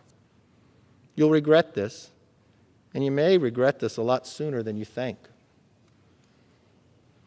If that's the new standard, if people are held to what they are said prior to even being in this House, if majority party gets to decide who sits on what other committees, I hope you keep that standard, because we have a long list you can work within your own.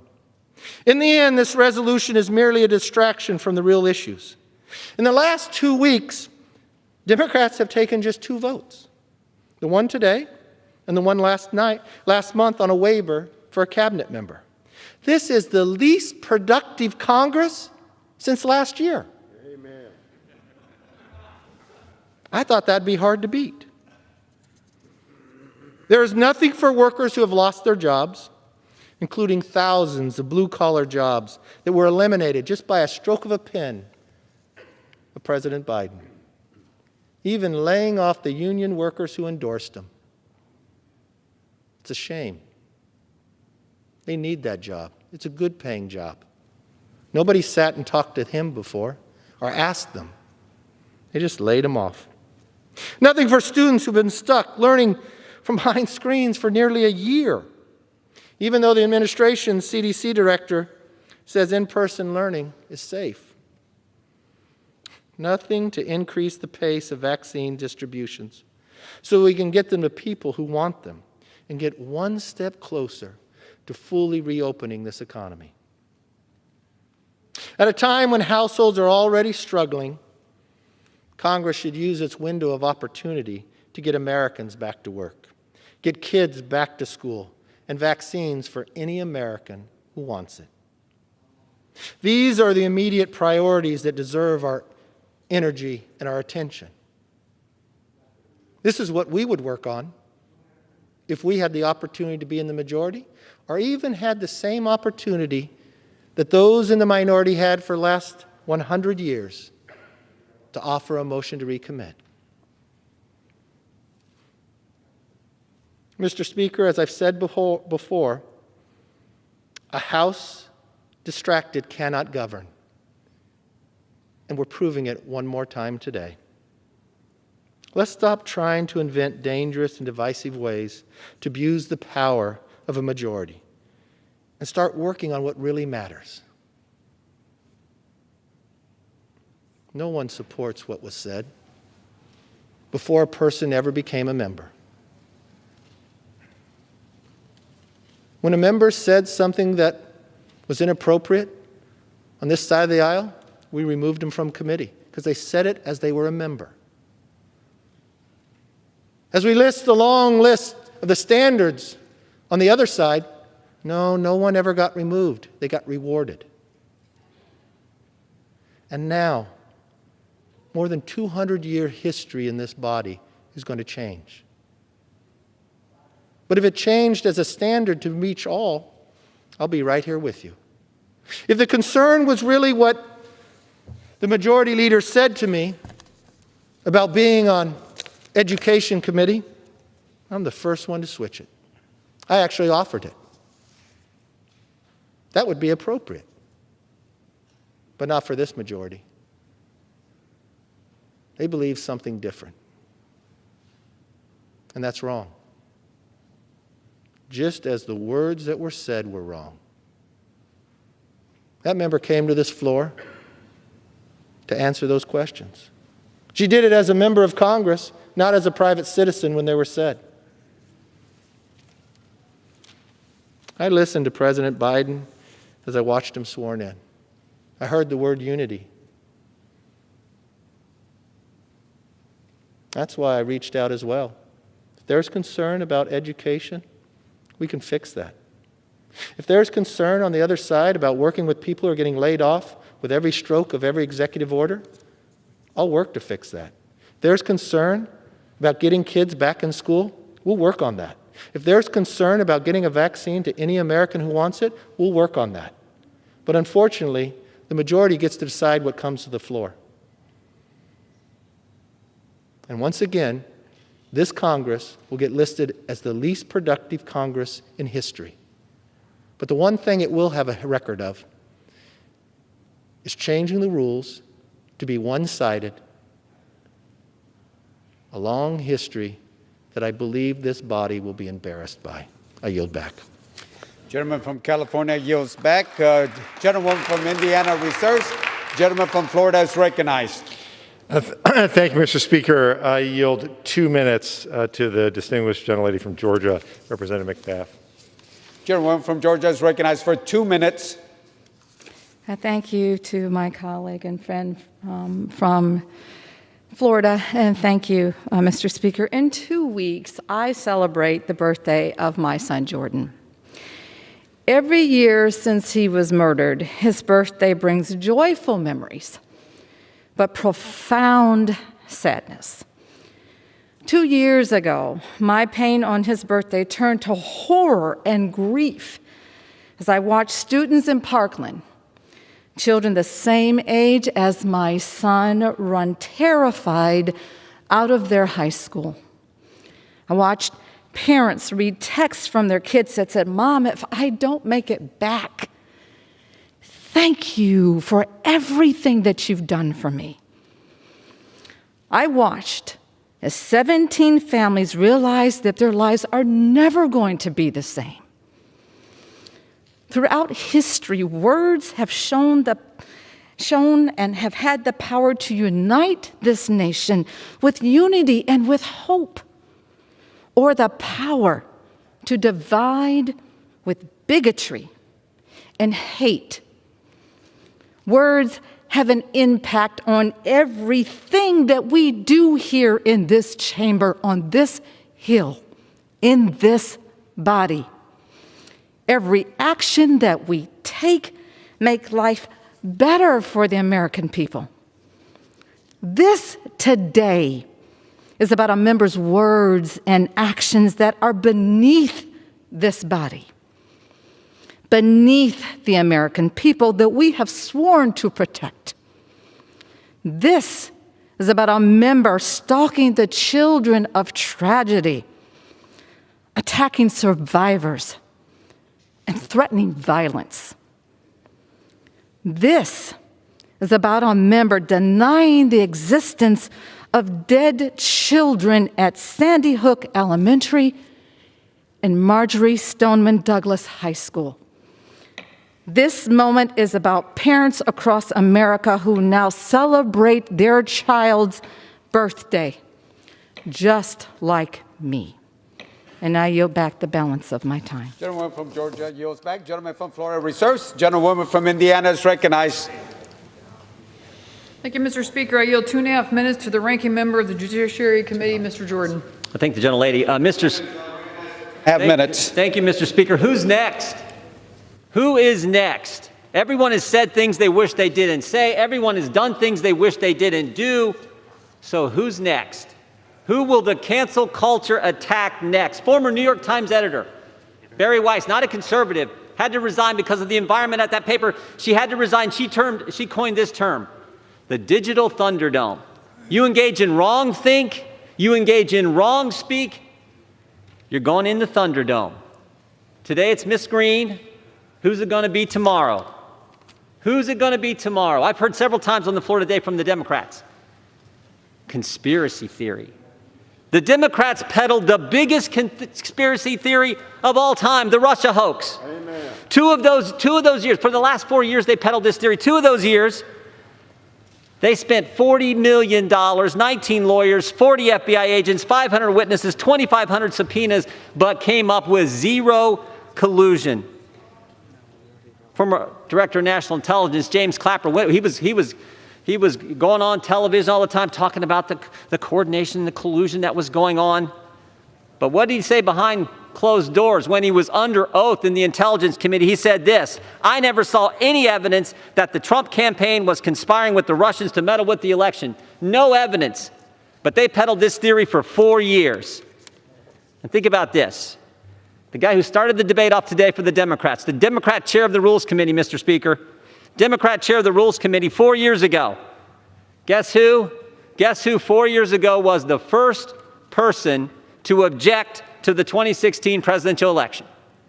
The guy who kicked off the debate for the Democrats today going after Ms. Greene. Gentleman from Massachusetts. Guess what his reason was? The Russian hoax conspiracy theory. And guess which state he objected to? Guess which state? Alabama. That's right, January 6, 2017, the guy who kicked off the debate for the Democrats objected to Alabama, a state that President Trump won by 30 points. First person to kick off the debate today, 4 years ago, objected to Alabama based on this Russian hoax conspiracy theory, and now they're coming after Miss Greene. I stood right here 3 weeks ago and I said, this cancel culture will not just come after Republicans. It's going to come after us all. It's going to come after us all. This is what's scary. And it took all of 13 days for that to be proven true. Last week, Mr. Speaker, could I have a few seconds? Last week, Senator Feinstein Elementary School is no longer named after Senator Feinstein. That's how bad this is. I hope this stops, and I hope it stops soon. Gentleman from Ohio yields back. Gentlewoman from Indiana reserves. Gentleman from Florida is recognized. Speaker, I yield 1.5 minutes to the gentleman from New Jersey, Mr. Malinowski. Gentleman from New Jersey, 1.5 minutes. Mr. Speaker, when we talk about unity, let's remember we were united last October when the House came together almost unanimously to condemn QAnon in a resolution that I had introduced. We said that QAnon was fanning the flames of anti-Semitism, that the loony lies it was spreading online would lead to people being killed in the real world. But then yesterday, Mr. McCarthy, the minority leader, said something that mystified me. He cited that resolution as a reason not to remove Representative Greene from her committee. We'd already condemned QAnon, he suggested. Why would we need to do anything else? It's like saying we condemned bank robbers last year. We condemned bank robbery last year. We don't need to actually stop any bank robbers this year. How can almost 400 of us say that QAnon is a threat, and then when we see someone who has spent years spreading the same conspiracy theories, the same anti-Semitism, the same calls for violence, someone who 3 days ago called her critics pedophiles, not 2 years ago, 3 days ago, and then say that person should be given all of the privileges of a member of a House? Mr. Speaker, if you condemn QAnon, that means you have to fight it. If you believe that these conspiracy theories are dangerous, you have to separate yourself from the people who are spreading them. If even a substantial number of us stand with Representative Greene today, violent extremists will see it as another sign that they have a legitimate place in our national debate, that respectable leaders in our society either embrace them or fear them too much to stand in their way. I ask you, do not send this message. Let's unite against extremism, not with it. Thank you, and I yield back. Gentleman's time has expired. Gentleman from Florida reserves. Gentleman from Indiana is recognized. Mr. Speaker, I yield 2 minutes to the gentleman from Texas, Mr. Roy. Gentleman from Texas is recognized for 2 minutes. I thank the Speaker. About a month ago, 3 weeks ago, I suspended my social media accounts, my personal social media accounts. And I did so because social media is pretty much consuming the way we govern. And I would just say, why are we governing by soundbite? Why are we governing by looking back at what somebody said on Twitter or Facebook? This is a body that is called under the Constitution to meet on the floor of the United States House of Representatives, not by proxy, by the way, and to sit here and debate the important issues of the day. I was proud to say a few weeks ago, I was proud to stand with my colleagues on both sides of the aisle to condemn what occurred on January 6th. I joined with some of my colleagues on the other side of the aisle to disagree on the issue of objections. And then to have a member on the other side of the aisle attack my former boss and friend, Senator Ted Cruz, and basically accuse him of being an attempted murderer, I asked that that statement be stricken and there be an apology for it. I didn't ask that somebody be stripped from their committeeships. I didn't ask that they be censured. I tried to engage with that colleague and have and will. And then this last weekend had a statement directed at me, accusing me of the worst kind of horrific acts. Where is this body going to go, ladies and gentlemen? Now we're here in the first few weeks of this Congress attacking a freshman member who is addressing the concerns of statements that I take issue with, that a number of my colleagues on this side of the aisle have taken issue with, and you're going to unilaterally strip her of a committee assignment. This is not the people's house anymore. I made this statement yesterday on the budget reconciliation. I had a great conversation with the distinguished majority leader today about our need to restore regular order. And I would just ask my colleagues, another 15 seconds, Jolly? No. I would ask my colleagues that we remove this. I made a motion to adjourn because we shouldn't be wasting the time of this body attacking a member of this body. This will not end well. Gentleman's time has expired. I yield back. Gentleman from Indiana reserves the balance of her time. Gentleman from Florida is recognized. Thank you, Mr. Speaker. Mr. Speaker, I just want to make clear that this is not an action by one party. This is a House resolution today. All of us will be voting, and the Constitution couldn't be clearer. Article 1, Section 5 vests the House with the authority independent of the Ethics Committee to discipline a member, and as a sanction for such behavior, the House may limit any right, power, privilege, or immunity of that member. I'm sure my colleagues on the other side of the aisle are aware of that. With that, I am pleased to yield a minute and a half to the gentleman from Georgia, Representative Williams. Gentlewoman is recognized for a minute and a half. Thank you, Mr. Speaker. I rise today in support of the resolution to remove Congresswoman Marjorie Taylor Greene from her committee assignments. Her words and actions tout dangerous and deadly QAnon conspiracy theories, threaten our national security, and put the lives of every person in this room at risk. On January 6th, we witnessed what can happen when our leaders spread baseless conspiracy theories and spew violent rhetoric that echoes the same call to violence that resulted in a domestic terrorist attack on the United States Capitol. We can't control what Representative Greene does and says, but we can control how we operate as a governing body that holds its officials accountable. I'm particularly concerned about her appointment to the Education and Labor Committee, which not only has oversight of the education of our children, but also has the responsibility to ensure students have safe environments to learn. I watched in horror at the footage of Representative Greene berating a Parkland shooting survivor, a teenager who came to Capitol Hill seeking help from lawmakers to put an end to mass shootings and prevent other high school students from having to witness the senseless murder of their classmates and teachers. This is personal for me, as a mom of my Carter Cakes who just started kindergarten, and as a survivor of a school shooting my senior year of high school that claimed the life of a classmate. I still live with that trauma today. My colleagues on the other side of the aisle say they disapprove of Representative Greene's actions. However, disapproval without action means nothing. This is about doing what's right. As Dr. King stated, it's never the wrong time to do the right thing. And with that, I yield back. Gentlewoman yields back. Gentleman from Florida is recognized. Is reserving. And gentlewoman from Indiana is recognized. Mr. Speaker, I yield 3 minutes to the gentleman from Texas, Mr. Gohmert. Gentleman from Texas is recognized. Thank you, Mr. Speaker.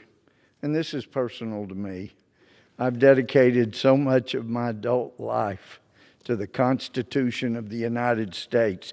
And if you go back to 1884, it's been cited for about 80 or 100 years even, a select committee back in 1884 was taking up the issue of a member of Congress being expelled, and the committee said that because the conduct was committed during an earlier Congress, it must be said that with practical uniformity, the precedents in such cases are to the effect the House will not expel a member for reprehensible action prior to the election of a member, not even for conviction of an offense.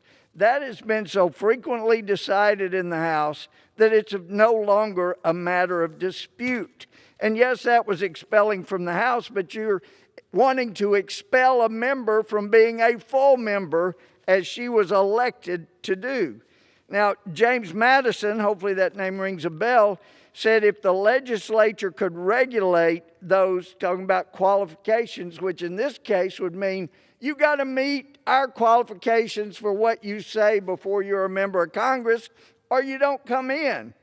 And he said if you could regulate those qualifications, it can be by degrees subvert the Constitution. A republic may be converted into an aristocracy or an oligarchy, as well as limiting the number capable of being elected. Qualifications founded on artificial distinctions may be devised by the stronger party in order to keep out partisans of a weaker party. This is so dangerous. Never in the history of the Congress has a majority party been taking such fanatical action to remove somebody from the other party from committees. This is unprecedented. You know, we had a senator named Biden who looked at a Ku Klux Klan recruiter as a mentor and friend, and you punished him by inaugurating him as president.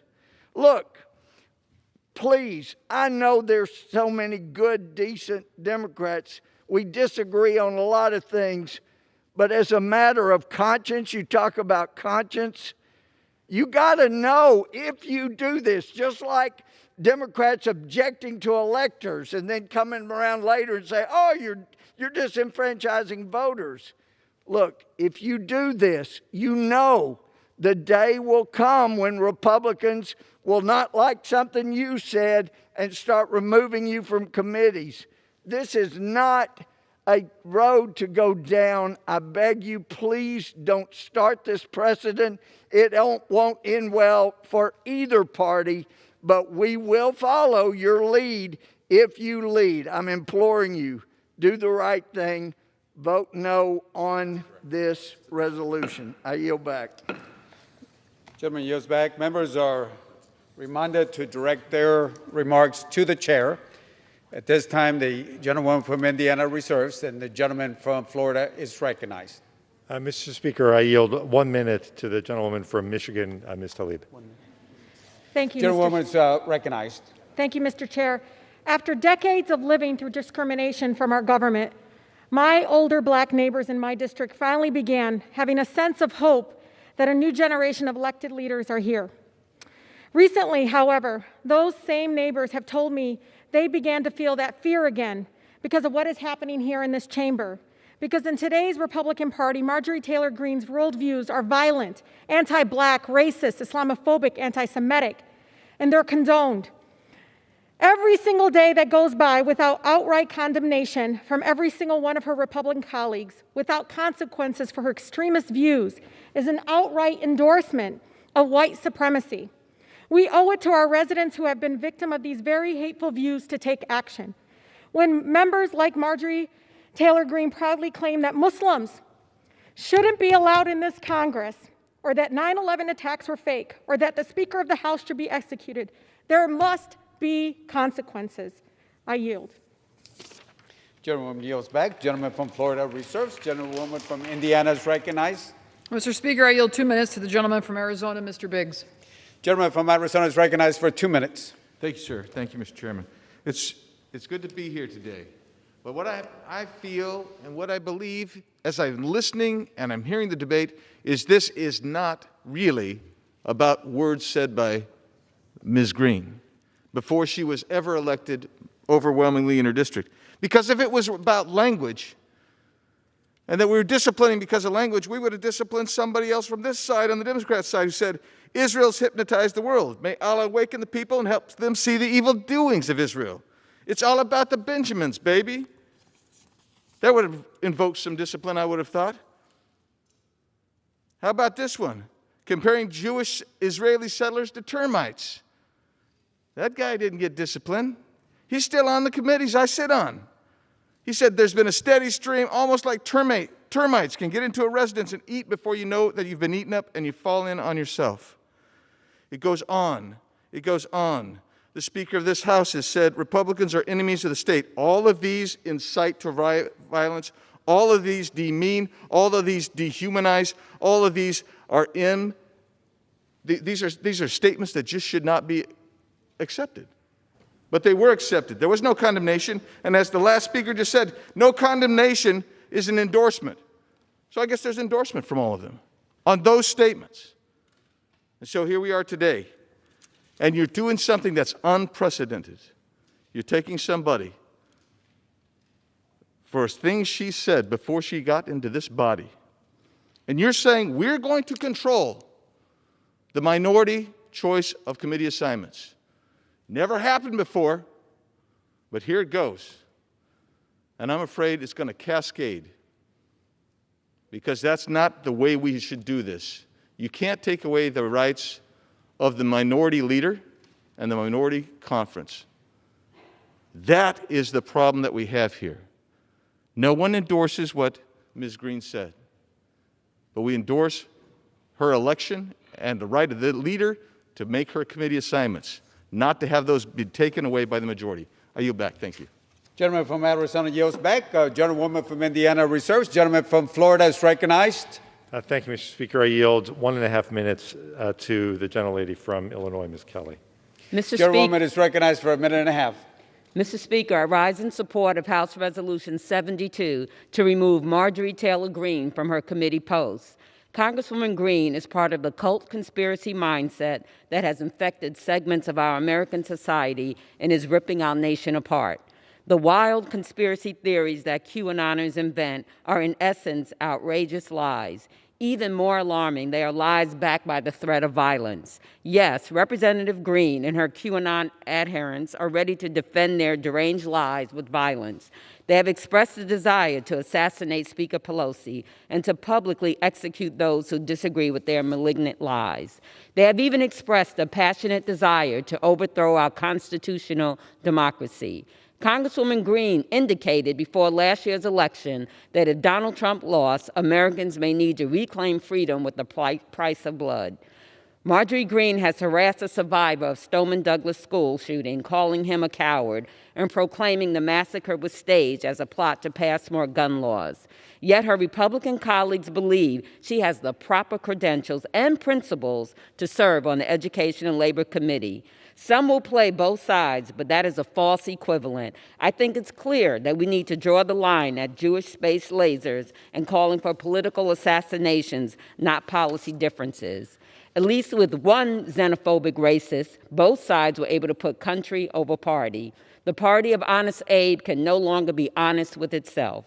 Marjorie Greene and her fellow conspiracy theorists have saturated our nation with lies. It's time to turn the tables and start talking about truth for a change.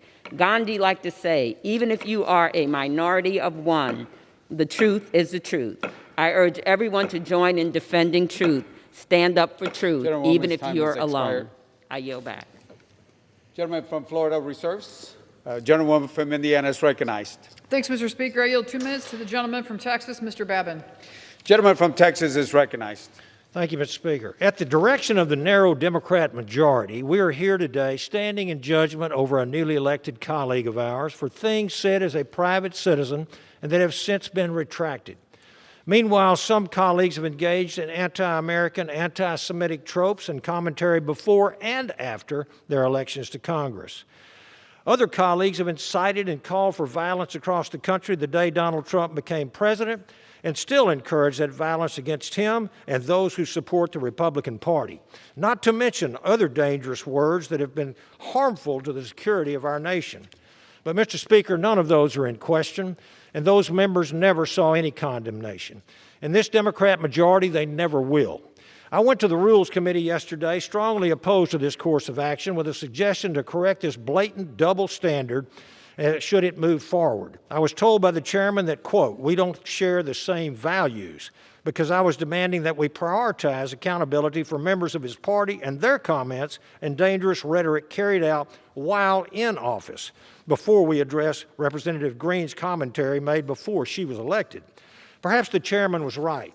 My values are that anyone who blatantly calls for the violence against conservatives, praises deadly Antifa riots, endangers Americans, encourages the destruction of our ally Israel, and perhaps worst of all, dismisses the significance of 9/11, has no business serving in the House of Representatives.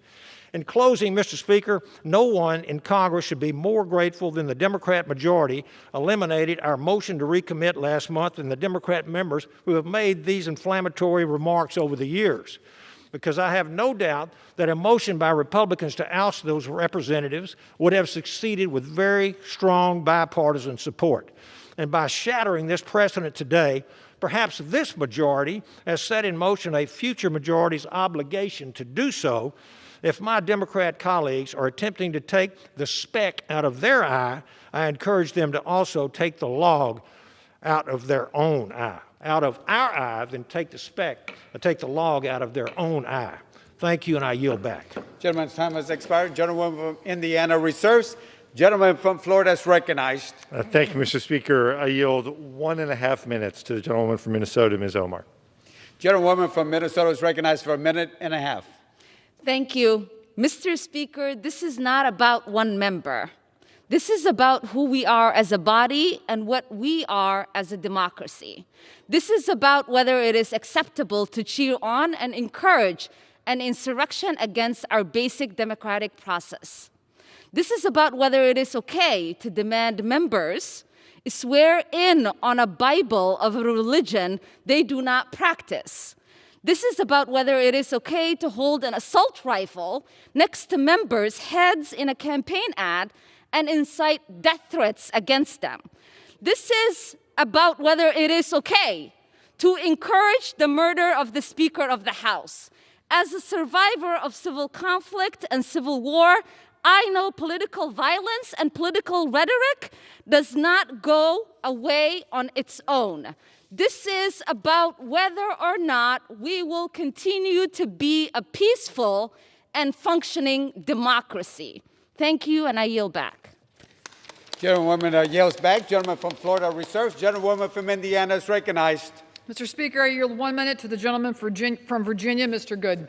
Gentleman from Virginia is recognized for 1 minute. I'm proud to have taken my oath on that Bible, after which I do follow and try to live my life after. And I rise today to object to the left pattern of teaming up with the mainstream media to try to stifle the voices of conservatives. First, it was 4 years of trying to remove President Trump, and today it's trying to strip my friend Marjorie Taylor Greene of her committee assignments. It's only a matter of time till they start coming after everyday Americans. We travel down a dangerous road today when the majority party is threatening to make committee assignments for the minority. My friends across the aisle, as we have seen, and from one we just heard from, Mr. Speaker, certainly have no shortage of members who've expressed very offensive opinions after they were elected to this body. Democrats are not looking to lower the temperature or deliver the results for the American people. Their goal is to cause chaos and divide our country so they can continue to expand their radical left agenda until they've silenced all opposing viewpoints. Democrats control the House, the Senate, and the White House. If they wanted to deliver results for the American people, they could do it. But their agenda is clear. They don't want to govern. They want to rule and clamp down on any dissent to their radical agenda. And I yield back. Gentleman, time has expired. Gentlewoman from Indiana reserves. Gentleman from Florida is recognized. Thank you, Mr. Speaker. I'm pleased to yield 2 minutes to the gentleman from Missouri, Representative Bush. Yeah. 2 minutes. The gentlewoman from Missouri is recognized for 2 minutes. Thank you, Mr. Speaker. St. Louis and I rise in defense of our nation's school children. I cannot sit idly by and allow white supremacy and hatred to have decision-making power over our students' futures. To my Republican colleagues, let history remember what you did in this moment. A prerequisite for appointment to these committees and for all that we do must be that you love and represent all people, meaning all people. We owe it to our children, we owe it to their parents to have a House Education and Labor Committee that is committed to fighting for a country where all children have an equitable education in an intentionally anti-racist society. Let me say that again, an intentionally anti-racist society. From the Ferguson-Florissant School District in St. Louis to the Normandy, Hazelwood, Riverview Gardens, Jennings, University City School Districts to St. Louis Public Schools, all of our school districts deserve better. Harris-Stowe State University, Missouri, University of Missouri, St. Louis, our tech and trade schools, St. Louis University and Washington University, they deserve better because our teachers and our custodial workers, our cafeteria workers deserve better because our students who don't have a roof to sleep under at night, our students who don't have running water at home, our students who don't have enough to eat deserve better because those living with student debt and those who desire to go to college deserve better. Our parents, they deserve better. We cannot build an equitable anti-racist education system if a seated House Education and Labor Committee member incites violence through the perpetuation of racist lies in an attempt to overturn an election. We cannot build an equitable anti-racist society if a member of Congress endorses white supremacy. We need to strip them of their committee assignments. And then we must pass my resolution, HRES 25, to investigate and expel them. Thank you, and I yield back. Gentlewoman yields back. Gentleman from Florida reserves. Gentlewoman from Indiana is recognized. Mr. Speaker, I yield 2 minutes to the gentleman from Georgia, Mr. Heiss. Gentleman from Georgia is recognized for 2 minutes. Thank you. The hypocrisy here is an outrage. My fellow Georgian, Congresswoman Greene, stood right here in this House and took full responsibility for her statements. That's more than we can say for any of the many in this chamber who have made outrageous, hate-filled, and vile statements and comments over the past years and recent months in particular. For example, a Democrat member of the House Foreign Affairs Committee has repeatedly made blatant anti-Semitic statements. She still holds her position. The Democratic chairwoman of the House Financial Services Committee encouraged supporters to aggressively assault anyone who supported President Trump. She still holds her position. The Speaker of the House has called Republicans enemies of the state. She still has her position. While we watch cities in flames, businesses being destroyed, officers killed, and civilians attacked, a member of the majority party called for further unrest in the streets. She still has her position. I've got 4 pages of similar comments, and this is by no means exhaustive. Inflammatory rhetoric around here has become commonplace, unfortunately. And members of this House have absolutely crossed the line for calling for violence or making other similar remarks. The majority refuses to hold its own members accountable. That is the zenith of hypocrisy and injustice. And I call on and urge our members to oppose this resolution, and I yield back. Gentleman yields back. Gentlewoman from Indiana Research. Gentleman from Florida is recognized. Mr. Speaker, I am pleased to yield 1 minute to the gentleman from Ohio, my friend Ms. Beatty. Gentlewoman is recognized for 1 minute. Thank you, Mr. Chair, Mr. Speaker. It is a shame that we must use precious time on the floor of the People's House to address the inflammatory remarks of member Marjorie Taylor Greene. But just as we are in the midst of 3 crises of the coronavirus, the economic distress, and social injustice, we must also act against a crisis of extremism and unhinged conspiracy theories. Disturbing and dangerous words and actions like those we have heard and seen from this individual in this House are below, Mr. Speaker, the dignity of a member of Congress.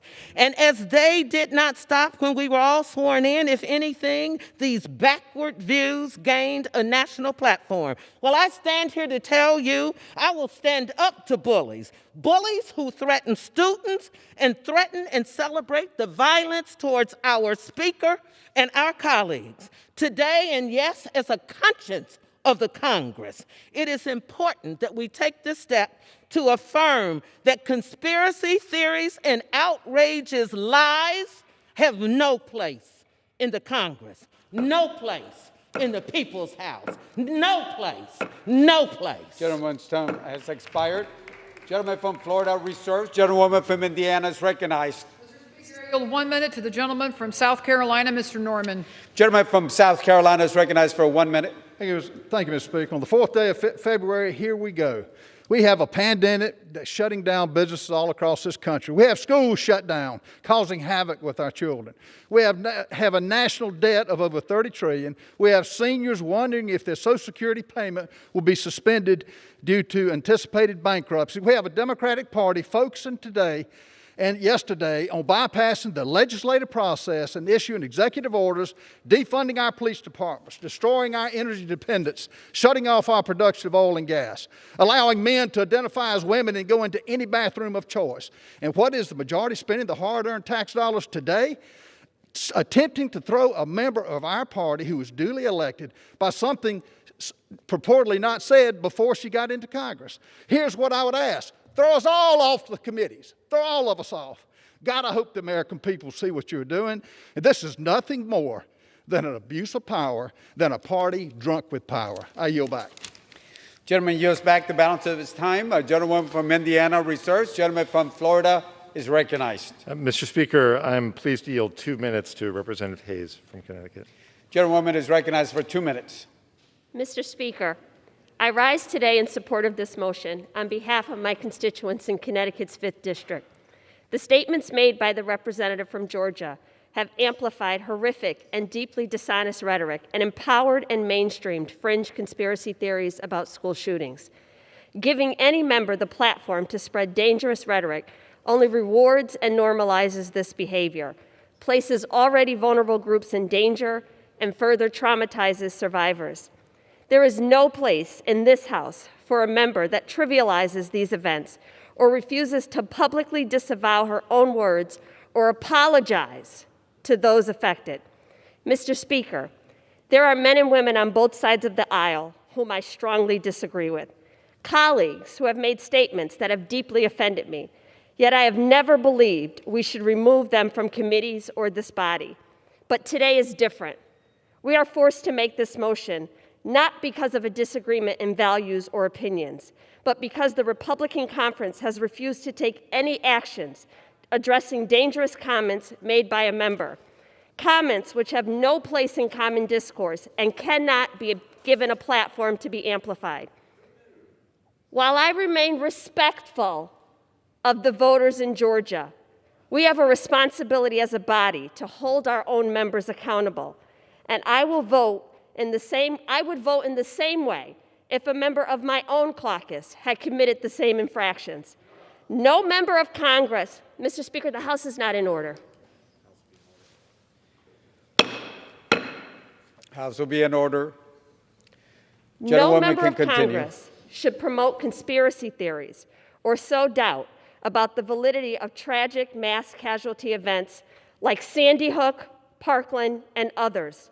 No parent should ever have to invite a member of Congress to visit their child's grave or touch the bullet-ridden clothing that their child wore to prove that their death actually happened. Mr. Speaker, the Speaker of this House always tells members to vote our district.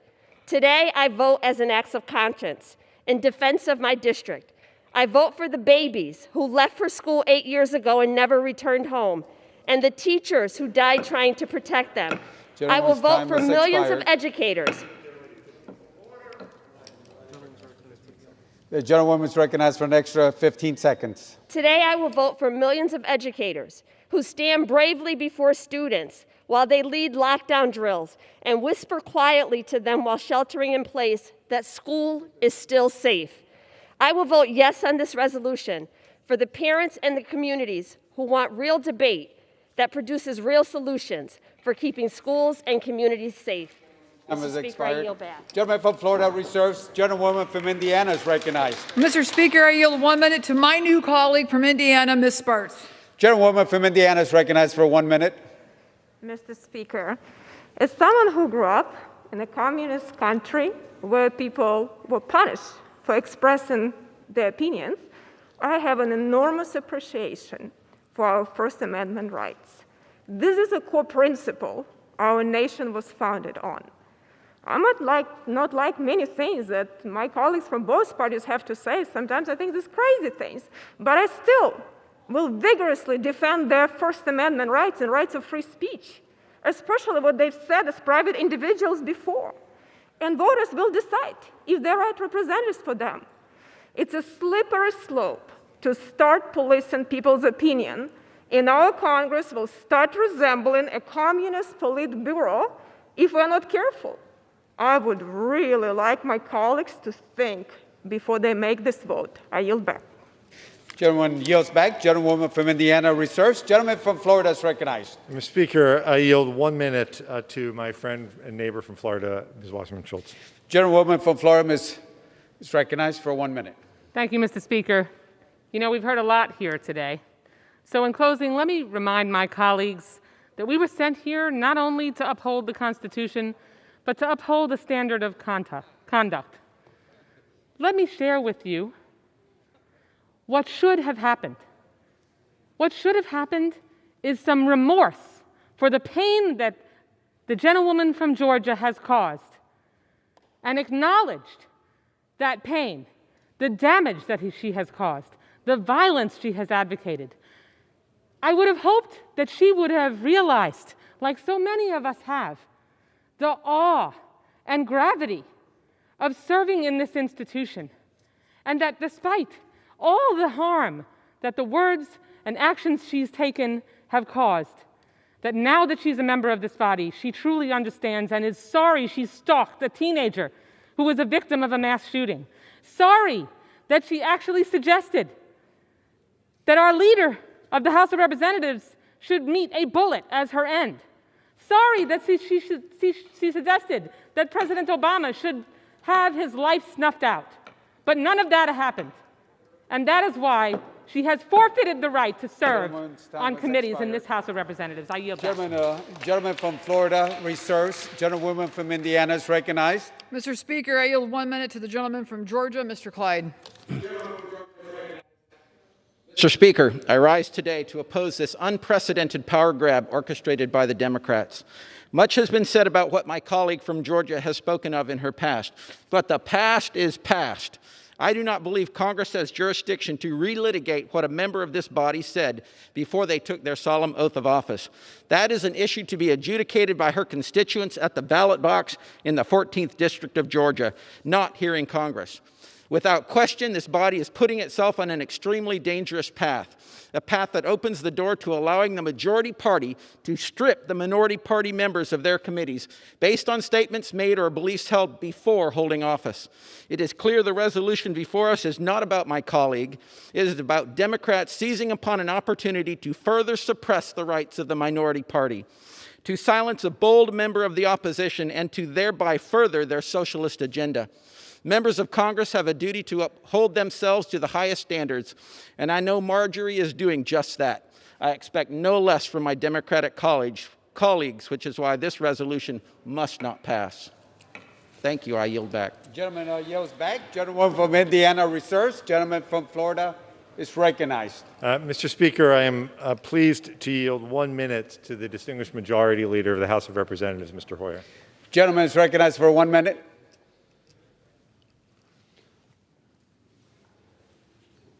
Mr. Speaker, this is a sad day and a difficult day for the House of Representatives and for our country. I have had the great honor of serving this body for 40 years. And in that time, I have never encountered a situation like the one before us. Now, where a member has made such vile and hurtful statements, engaged in harassment of colleagues, and expressed support for political violence. None of us should take any pleasure in what we must do today. But to do nothing would be an abdication of our moral responsibility to our colleagues, to the House, to our values, to the truth, and to our country. A great forebearer of legislators, Edmund Burke, famously declared, "The only thing necessary for the triumph of evil is for good men to do nothing." Yesterday, the Republican conference chose to do nothing. So today, the House must do something. I have heard some condemnation from across the aisle of the contents of Representative Greene's statements. Some have condemned the white supremacist and anti-Semitic things she said and posted online. Some have condemned the falsehoods she shared about 9/11 and the horrific school shootings. But I have heard little from Republicans about the horrific statements made by their colleague making threats of violence against Democratic elected officials and her threatening conduct towards Representative Bush and others. Indeed, Mr. Speaker, there seems to be much silence when it comes to her incitement of political violence. In the Washington Post yesterday, columnist Greg Sargent wrote, and I quote, "Whatever happens to Greene, Representative Greene, the truth is unavoidable.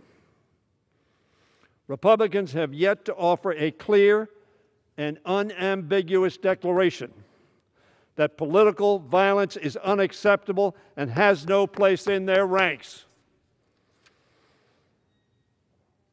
And I've heard too much about process and not enough about accountability. No member ought to be permitted to engage in the kind of behavior that Representative Greene has and face zero consequences. This vote can be a first step in correcting the error of those who so far have chosen to do nothing. A short while ago, Representative Greene came to this floor to defend her indefensible conduct. I heard no apology. She claimed that we are here today only because of some things she wrote online before she ever ran for Congress. And if one's moral slate is wiped clean when one becomes a candidate for office. Regardless, the conduct we are judging today continued to occur even after Representative Greene became a candidate and even after she was elected. Mr. Speaker, I urge my colleagues to look at this image.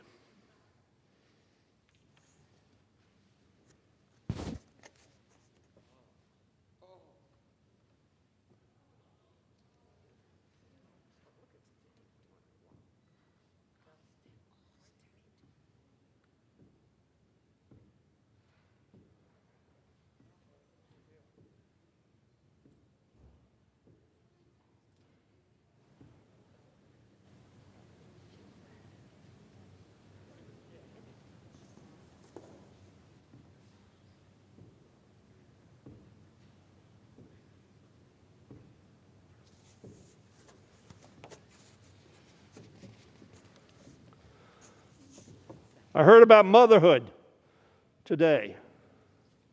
2 of those women, between them, have 6 children. They're mothers.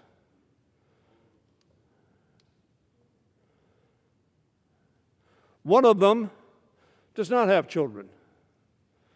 And she's come to this body asking for more housing for people, for more health care for people, for more income for people. How awful. And they're not the squad. They're Elon. They're Alexandria. And they're Rashida. They are people. They are our colleagues. And yes, you may have disagreements. But I don't know anybody, including Steve King, who you precluded from going on committees for much less. And this is an AR-15 in the hands of Ms. Greene. This was on Facebook just a few months ago. That is a message of peace and reconciliation and peaceful democratic dialogue. The squad's worst enemy, AR-15, in hand. Sounds like the guns I fled. I have never, ever seen that before. Is this a precedent-setting event? It is. Because the conduct, the tweeting, the QAnon association, I heard the disavowal of QAnon, I learned more. AR-15, squad's worst nightmare. Is that what was intended to do? That each one of these ladies would have a nightmare about somebody with a gun? An AR-15 can carry up to a clip of 60 bullets.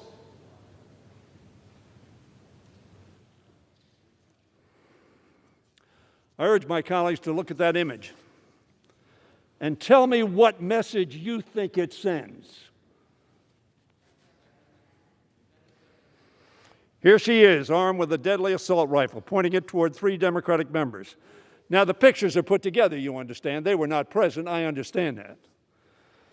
And she captioned it, the squad's worst nightmare. Yes, some people are having nightmares and fear. And some people who wanted to give other people nightmares committed sedition and broke into the House of Representatives and tried to stop us electing a president of the United States. These 3 faces are real people. There are 3 reasons we're here. But there are many other reasons we're here today. In 2019, during the same election cycle in which she ran, showed support for comments online that the quickest way to remove Speaker Pelosi from power would be, and I quote, a bullet to the head. Did any of you hear Steve King say anything like that? You removed him from all of his committees.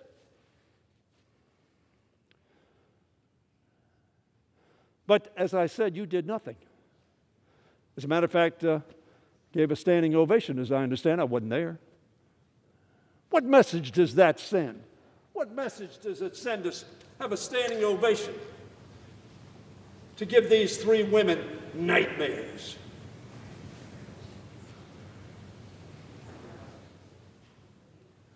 Indisputably, these are clear threats to commit or incite political violence, not from years ago, but just months ago. Imagine the pain that these members' families must be experiencing when they see pictures like this one. Imagine what our children think, their children, or when they know their loved ones are walking the halls of Congress and may encounter harassment as it happened to Representative Bush.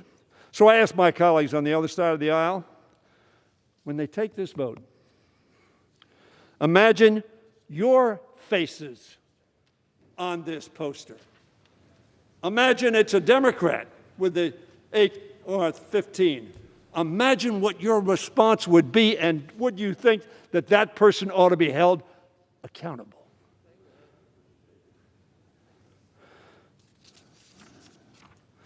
But when acquiescence to the suggestion of violence or any kind is allowed to go unchecked, it is a cancer that metastasizes on the body politic of our nation, as we saw just a few days ago on the 6th of January.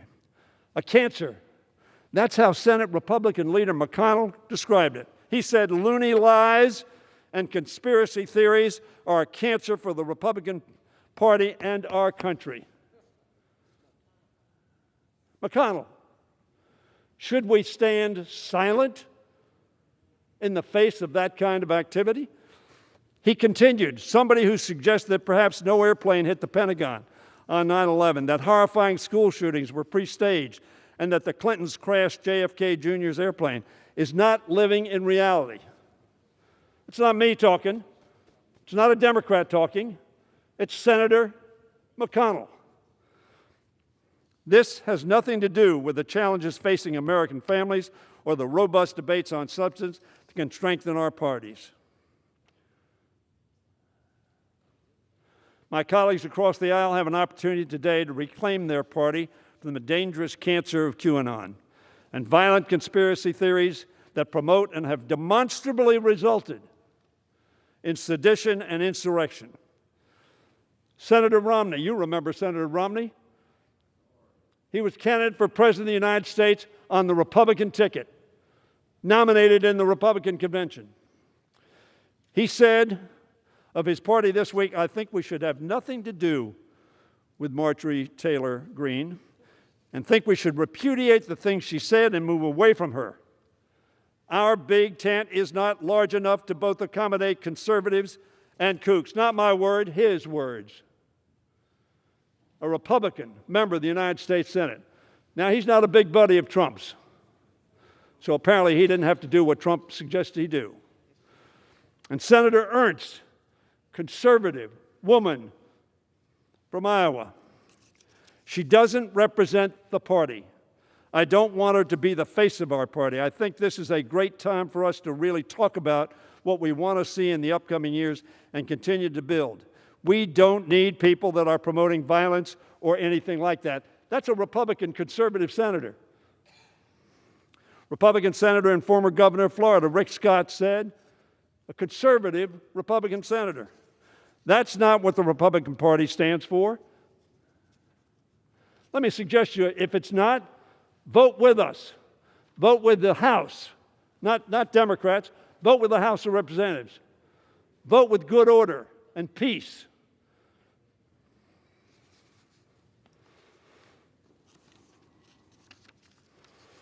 Furthermore, Senator Young of Indiana said, there ought to be no place in the Republican Party for the kind of views espoused by Representative Greene. That's what McCarthy said when you kicked King off all of his committees. This is not something you haven't done. However, sadly, you left it to us to do your job. Representative Cole called her statements extraordinarily disturbing. He said that yesterday. It's an old quote. And Senator Thune asked his fellow Republicans in the House, do they want to be the party of limited government? I think the answer to that is yes. Or do they want to be the party of conspiracy theories and QAnon? Furthermore, Senator Young of Indiana said, there ought to be no place in the Republican Party for the kind of views espoused by Representative Greene. That's what your Republican colleagues have said.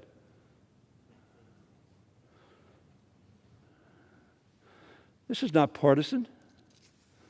This is about principle. And you can shake your head as much as you want. This is not about party. It's about whether or not you will vote for decency and truth, not being members' worst nightmare. I hope we can do it together, all of us embracing our humanity and our basic adherence to the Constitution. Edmund Burke, who I'd quoted earlier, said, the only thing necessary for evil to triumph is for good men to do nothing. Let us not do nothing. I often share another passage spoken so long ago by Edmund Burke when a new member arrives to serve in the House. It concerns the duty of a representative has to his or her constituents. His conclusion on that matter is that we owe them our unbiased opinion, mature judgment, and enlightened sense of conscience. What does your conscience tell you to do in light of this kind of assertion? Nothing?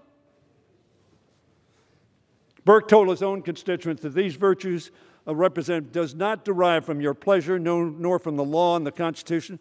They are trust from providence, for the abuse of which you are deeply answerable. Your representative owes you not his industry only, but his judgment, and he betrays it instead of serving you if he sacrifices it to your opinion. This is not about polling. This is not about your base. This is about your conscience and your moral judgment. In other words, each of us ought to look inside our hearts to the answer we know is right and is best for the House and for our country. If the Republican Party, for less toxic language, took committee assignments away from Steve King, should they do less in this instance? There is no doubt that if somebody came to the Congress and had said before they came to Congress, I am for violent revolution against the government of the United States of America, that your party would say that's not somebody we want to be associated with. That's not what she said. I do not assert that. But should we do less than you did for Steve King, for far less toxic language? Let us not do nothing. Mr. Speaker, let us do the right thing. I yield back the balance of my time. Gentleman yields back the balance of his time. Gentleman from Florida reserves. Gentlewoman from Indiana is recognized. Mr. Speaker, I yield 1 minute to the gentleman from North Carolina, Mr. Budd. Gentleman from North Carolina is recognized for 1 minute. Thank you, Mr. Speaker. You know, today is really about one party single-handedly canceling a member of the other party because something said before that member was even elected. This isn't about agreeing or disagreeing with the comments. This is about Democrats abusing their power and using it to cancel.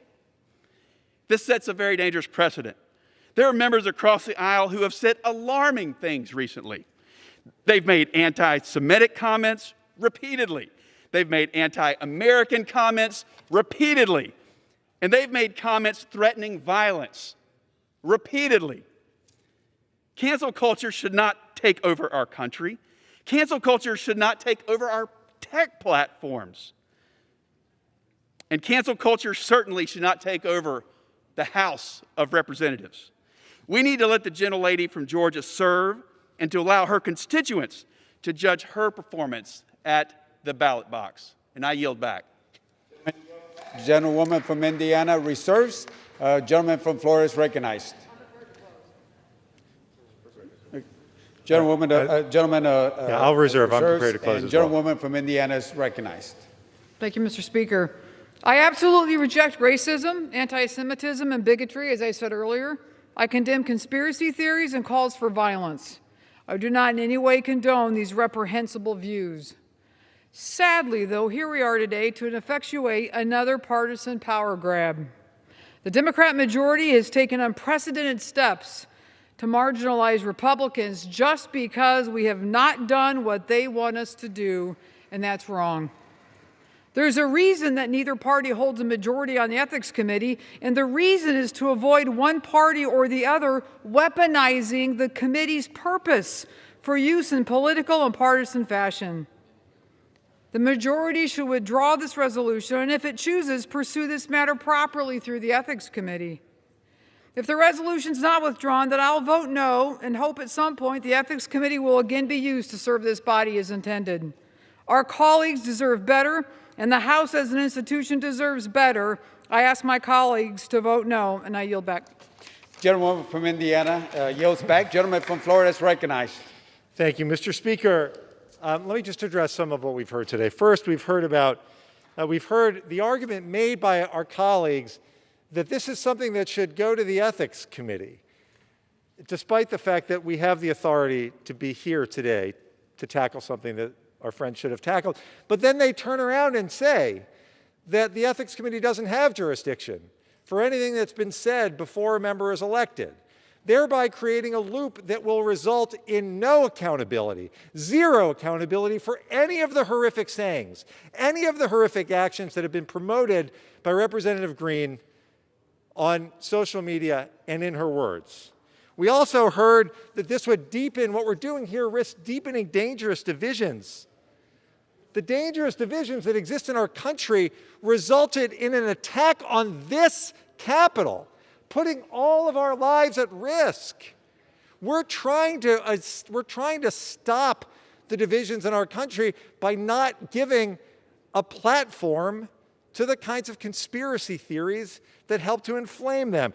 We heard that this is cynical and hypocritical. Mr. Speaker, is there anything more cynical and hypocritical than to be told on the floor of this House that the minority leader was prepared to take Ms. Greene off of the committee, not because it was the right thing to do, but because it was a political decision he was willing to consider.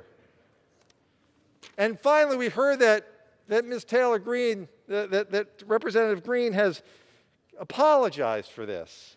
She came to the floor today. She acknowledged that 9/11 happened. She acknowledged that school shootings are real. And she acknowledged that she learned some things about QAnon that she didn't know before. There was no apology.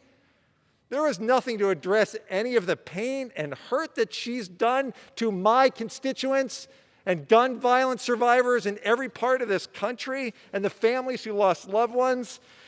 Mr. Speaker, we need to be here today. This hateful rhetoric is in the real world as well as outside of the halls of Congress, not just here. Memories of the lives we have lost to gun violence are being forsaken by those who baselessly claim those tragedies were false flag events. Online rants about anti-Semitism and Islamophobia and racism and conspiracy theories have manifested in real and violent acts. It's not a debating society that we're participating in. This has real impact in the real world. We cannot, and finally I close with this, Mr. Speaker, we're worried about precedent. So am I. So we should all be. And the precedent of rewarding a member of the House by giving her a platform of a congressional committee to amplify dangerous conspiracy theories is one we should never set. Leader McCarthy said so himself. I remind my colleagues again, 2 years ago he said, any hatred, we take action. Unfortunately, the only action taken by Republican leadership has been to appoint Representative Greene to 2 powerful committees. This resolution condemns the practice of promoting extreme ideologies, conspiracy theories, and anti-government rhetoric, the resolution proclaims that there is no place for such conduct in this Congress or in society. And when Ms. Greene came to the floor today and compared the media to QAnon, it is a reminder of just how important this action is that we're about to take. This is why we must adopt House Resolution 72. I yield back the balance of my time. Yields back. All time for debate has expired. Pursuant to House Resolution 91, the previous question is ordered on the resolution. The question is on the adoption of the resolution. Those in favor say aye. Those opposed say no. The ayes have it. The resolution. Gentlewoman from Indiana is recognized. Mr. Speaker, I ask for the yeas and nays. Pursuant to Section 3S of House Resolution 8, the yeas and nays are ordered. Members will record their vote by electronic device.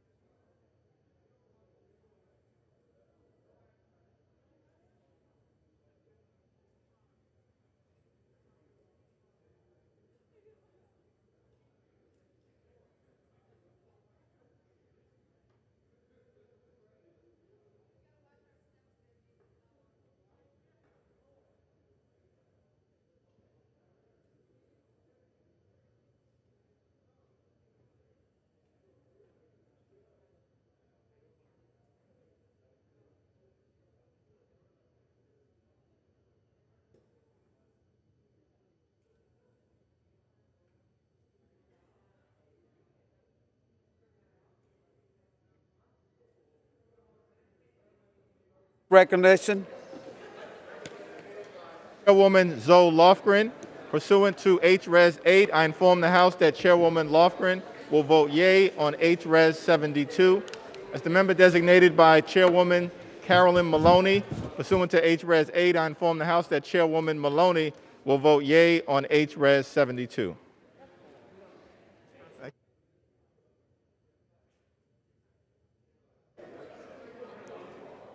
For what purpose does the gentleman from Virginia seek recognition? Mr. Speaker, as the member designated by Ms. Barragan pursuant to HRes 8, I inform the House Ms. Barragan will vote yes on HRes 72. Madam Speaker, as the member designated by Mr. Liu pursuant to HRes 8, I inform the House Mr. Liu will vote yes on HRes 72. As the member designated by Mr. Lowenthal pursuant to HRes 8, I inform the House Mr. Lowenthal will vote yes on HRes 72. As the member designated by Mr. Bolton pursuant to HRes 8, I inform the House Mr. Bolton will vote yes on HRes 72. And as the member designated by Mr. Cohen of Tennessee pursuant to HRes 8, I inform the House that Mr. Cohen will vote yes on HRes 72.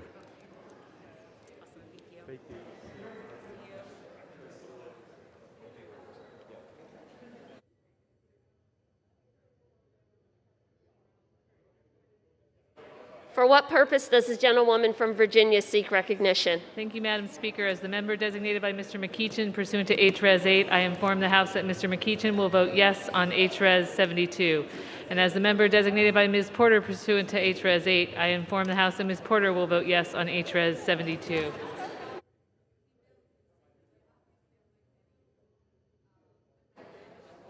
For what purpose does the gentlewoman from Illinois seek recognition? As a member designated by Mr. Rush pursuant to HRes 8, I inform the House that Mr. Rush will vote yes on HRes 72.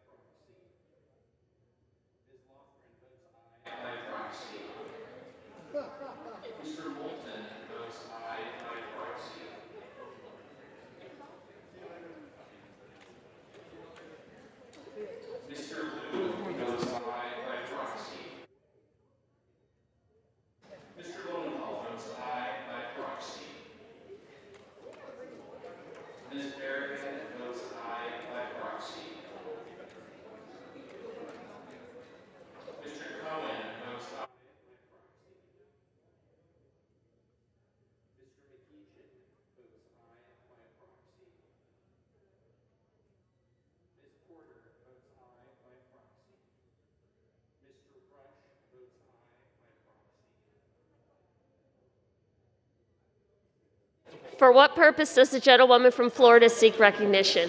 Madam Speaker, as the member designated by Mr. Payne of New Jersey, pursuant to HRes 8, I inform the House that Mr. Payne will vote yea on HRes 72. And Madam Speaker, as the member designated by Mr. Hastings of Florida, pursuant to HRes 8, I inform the House that Mr. Hastings will also vote yea on HRes 72. The gentleman from Pennsylvania seek recognition.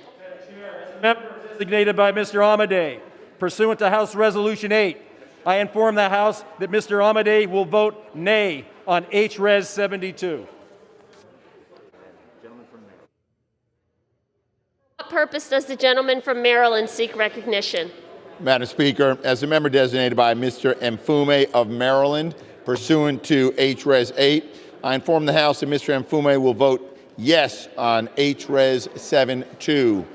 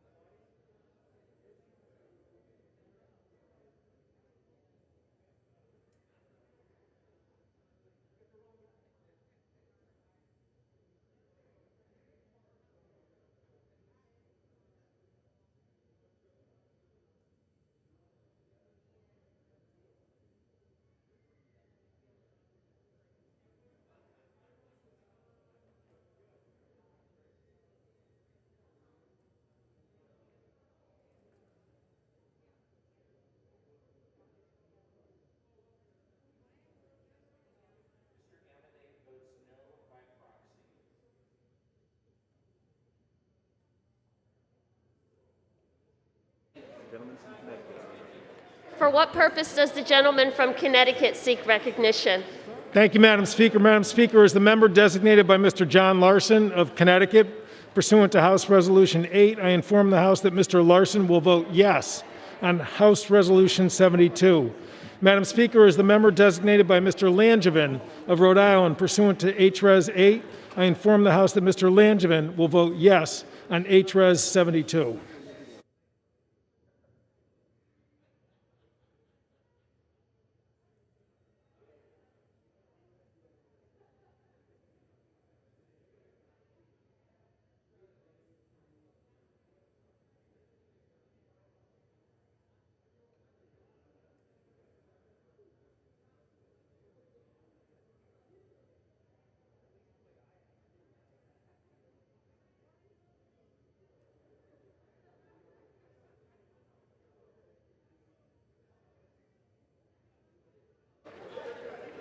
For what purpose does the gentleman from Texas seek recognition?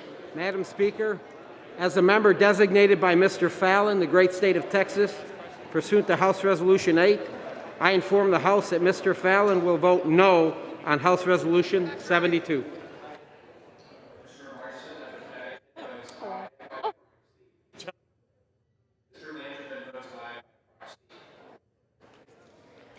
For what purpose does the gentleman from California seek recognition? Madam Speaker, as a member designated by Mr. Ruiz, pursuant to House Resolution 8, I inform the House that Mr. Ruiz will vote yes on House Resolution 72.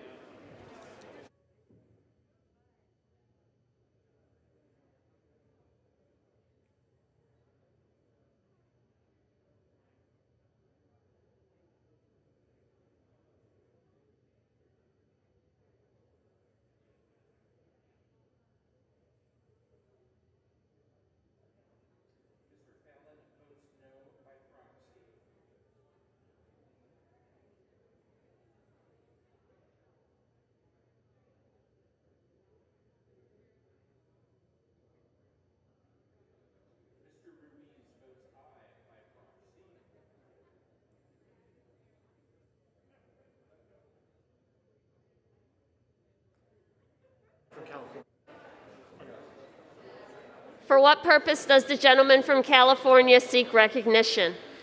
As the member designated by Mr. Vicente Gonzalez pursuant to H-Res 8, I inform the House that Mr. Vicente Gonzalez will vote aye on H-Res 72.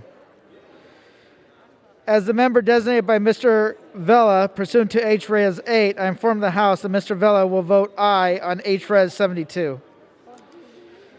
As the member designated by Mr. Carnes pursuant to H-Res 8, I inform the House that Mr. Carnes will vote aye on H-Res 72. As the member designated by Mr. Gallego pursuant to H-Res 8, I inform the House that Mr. Gallego will vote aye on H-Res 72.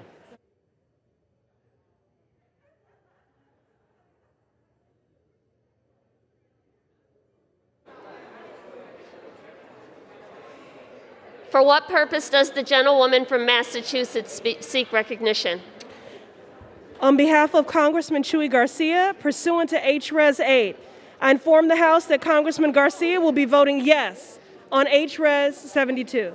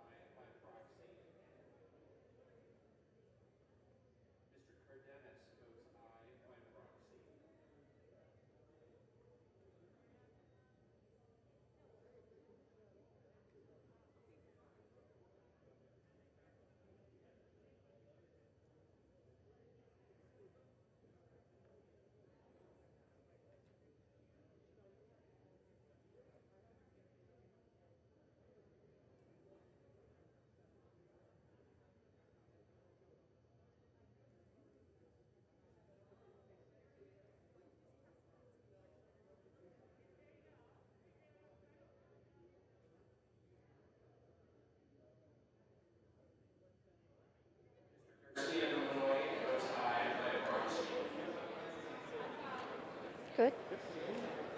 For what purpose does the gentlewoman from Massachusetts seek recognition? As the member designated by Mr. Bowman pursuant to H-Res 8, I inform the House that Mr. Bowman will vote yes on H-Res 72. As the member designated by Mr. Cooper pursuant to H-Res 8, I inform the House that Mr. Cooper will vote yes on H-Res 72. As the member designated by Ms. Frankel pursuant to H-Res 8, I inform the House that Ms. Frankel will vote yes on H-Res 72. As the member designated by Ms. Jayapal pursuant to H-Res 8, I inform the House that Ms. Jayapal will vote yes on H-Res 72. As the member designated by Mr. Lynch pursuant to H-Res 8, I inform the House that Mr. Lynch will vote yes on H-Res 72. As the member designated by Ms. Mang pursuant to H-Res 8, I inform the House that Ms. Mang will vote yes on H-Res 72.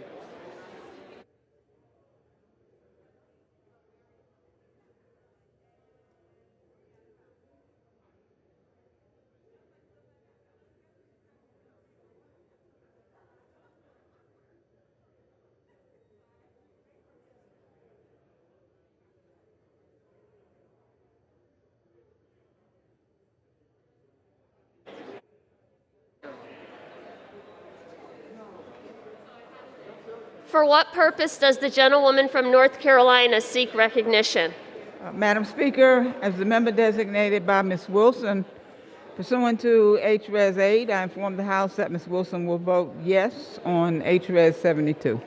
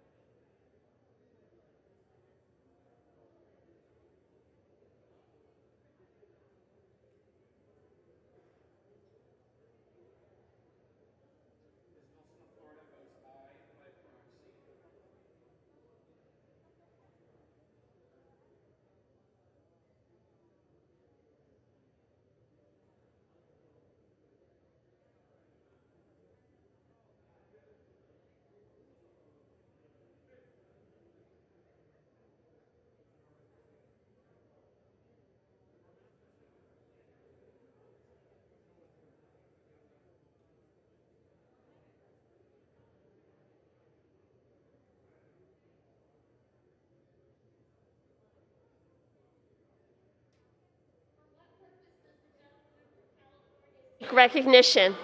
Madam Speaker, as a member designated by Mr. DeSaulnier pursuant to HRES 8, I inform the House that Mr. DeSaulnier will vote yes on HRES 72.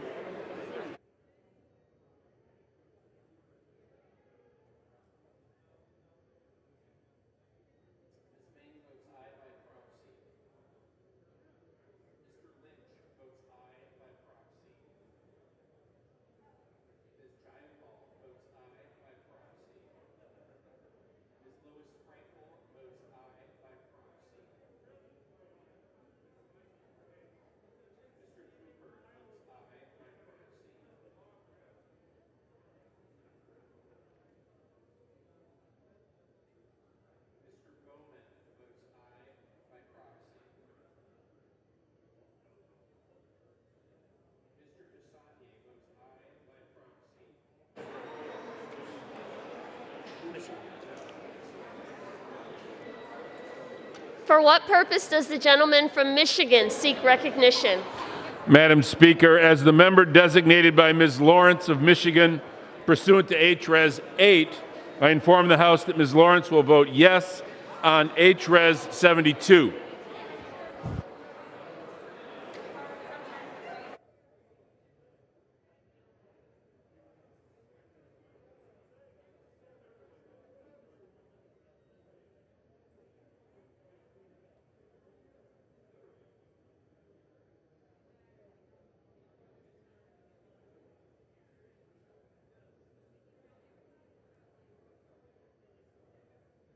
That pop quiz in school. Yeah, absolutely.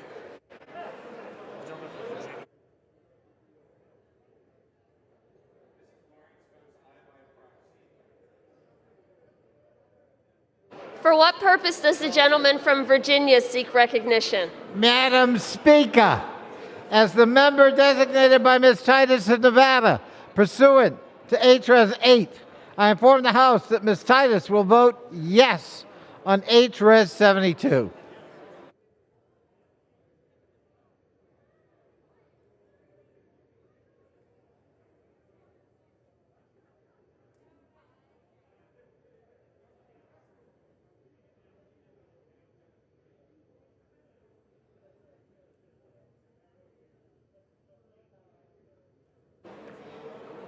For what purpose does the gentleman from California seek recognition? Madam Speaker, as member designated by Congressmember Roybal Allard pursuant to House Resolution 8, I inform the House that Congressmember Roybal Allard will vote yes on HRES 72. And Madam Speaker, as member designated by Congressmember Napolitano pursuant to House Resolution 8, I inform the House that Congressmember Napolitano will vote yes on HRES 72.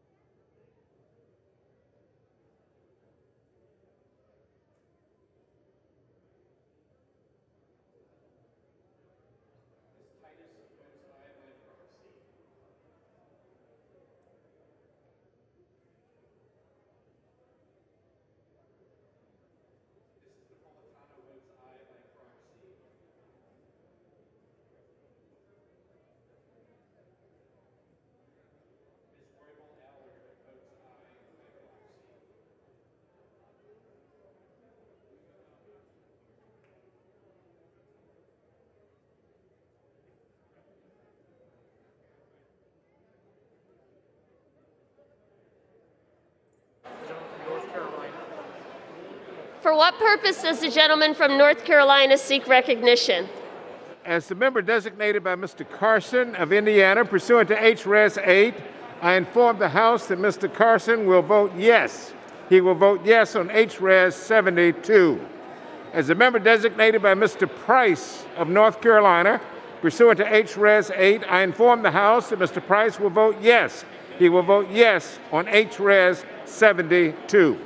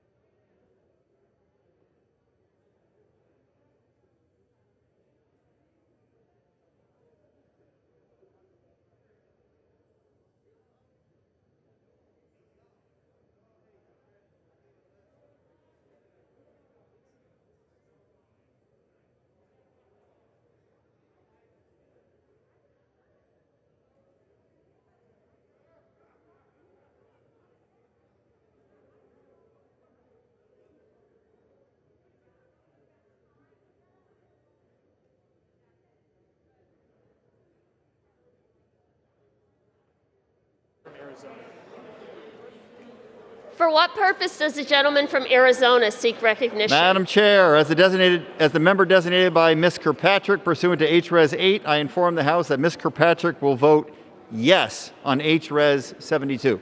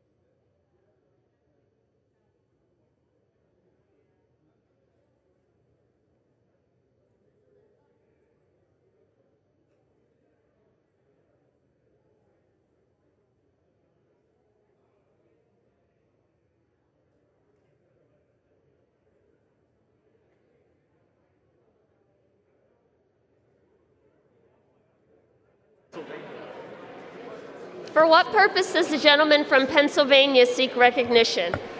Madam Speaker, as a member designated by Mr. Lawson of Florida, pursuant to House Resolution 8, I inform Mr. Lawson will vote yea on H.R. Resolution 72.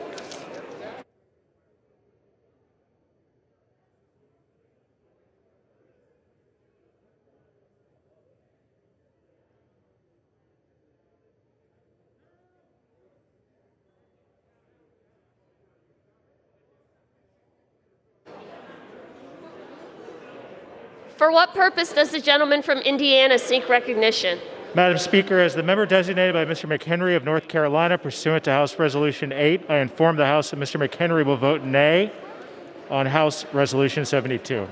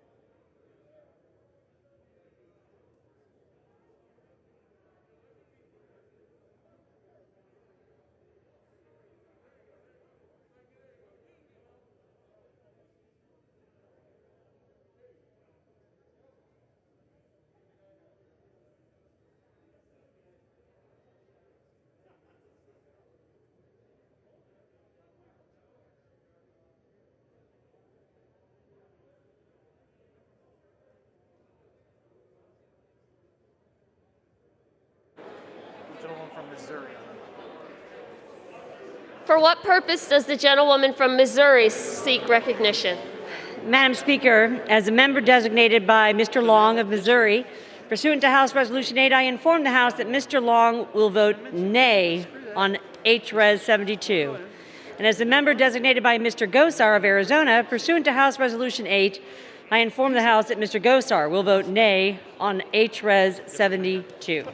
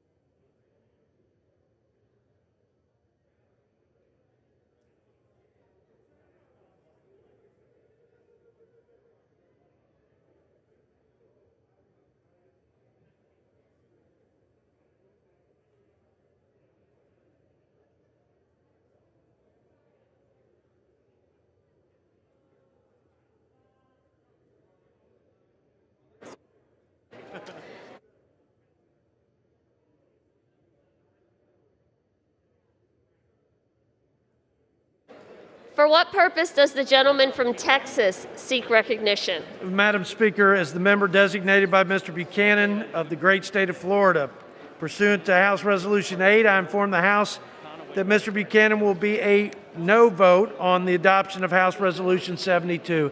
I yield back.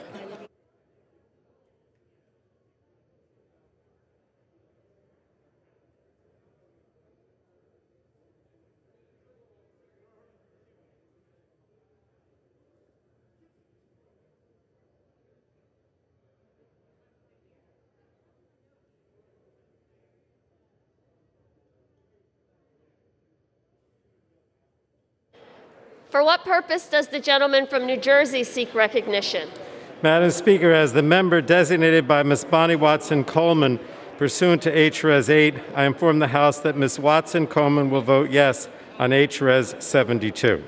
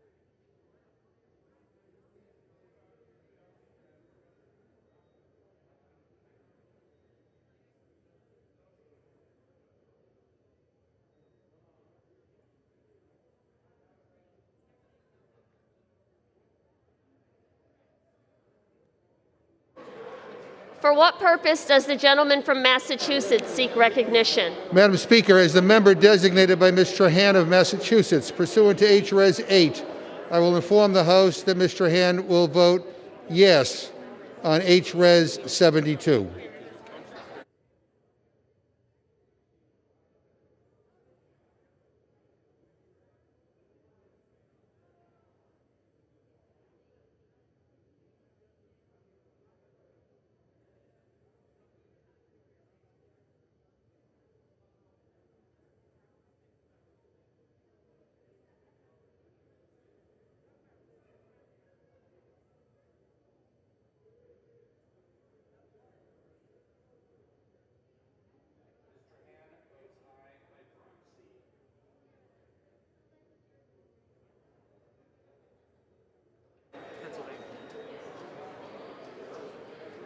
For what purpose does the gentlewoman from Pennsylvania seek recognition?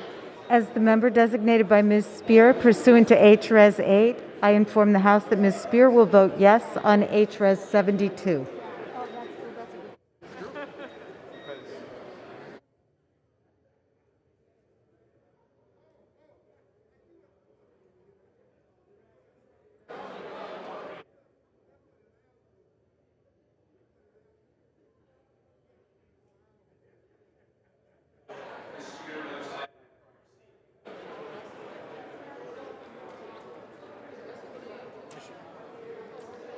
For what purpose does the gentlelady from Michigan seek recognition? Madam Speaker, as the member designated by Ms. Axney pursuant to H-Res 8, I inform the House that Ms. Axney will vote yes on H-Res 72.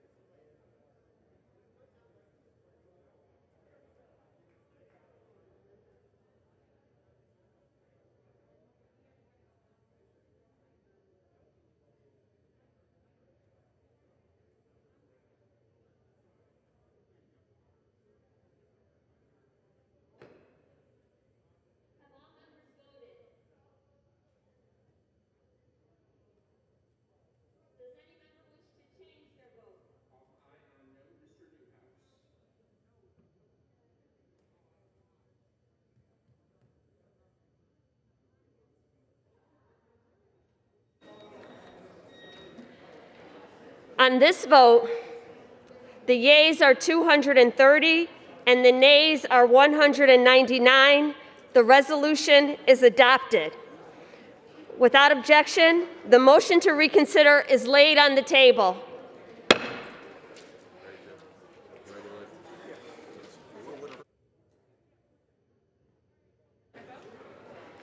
For what purpose does the gentlewoman from Wyoming seek recognition?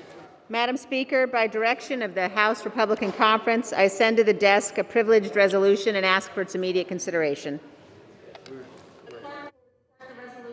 House Resolution 95. It is read. Without objection, the resolution is agreed to and the motion to reconsider is laid on the table.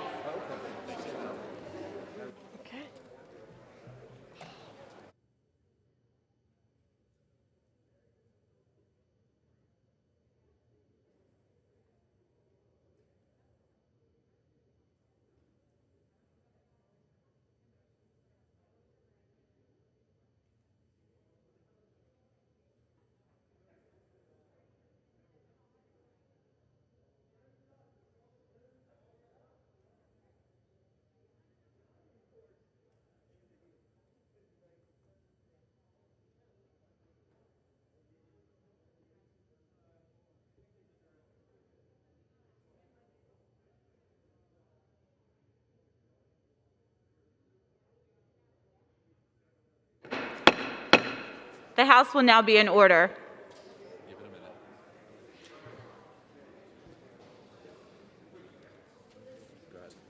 The Chair will now entertain requests for 1-minute speeches.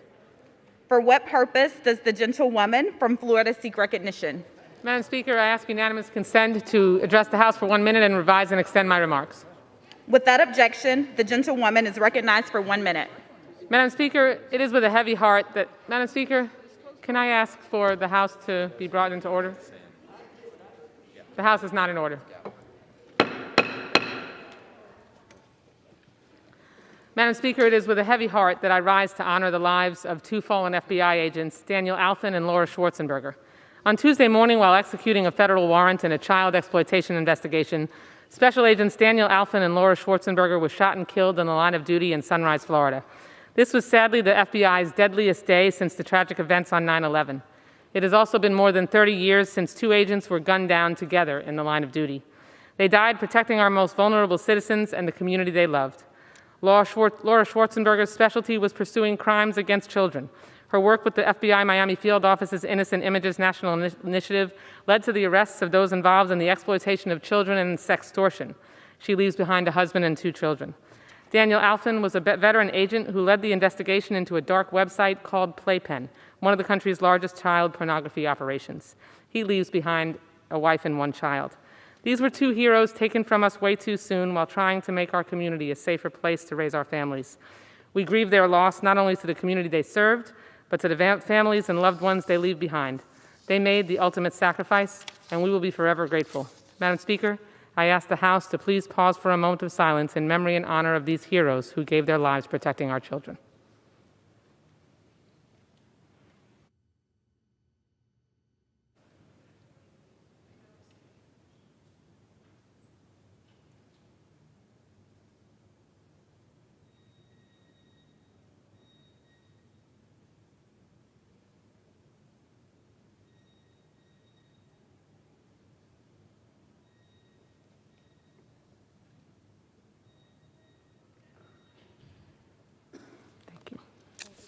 Debbie, thank you. Thanks, Debbie. For what purpose does the gentleman from New Jersey seek recognition? Madam Speaker, I ask unanimous consent to address the House for 1 minute and to extend and revise my remarks. Without objection, the gentleman from New Jersey is recognized for 1 minute. I am here to speak about a wonderful...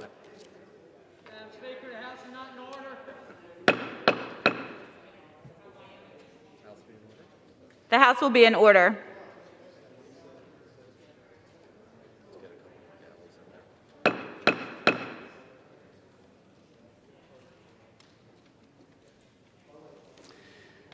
I am here today to speak about a wonderful cause, Dream Like Drew, that promotes awareness of a rare genetic disorder, Cri du Chat. Dream Like Drew was a week-long event starting on May 3rd, where I can't hear myself think.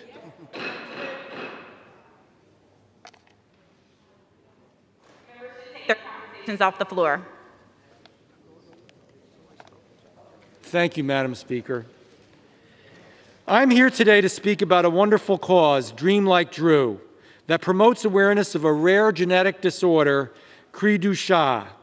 Dream Like Drew is a week-long event starting on May 3rd where students can show their support by wearing unique socks, one high and one low.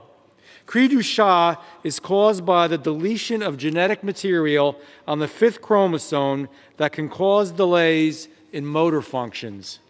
Dream Like Drew was started by Casey Aiken, a teacher in South Jersey, in honor of her son, Drew Aiken.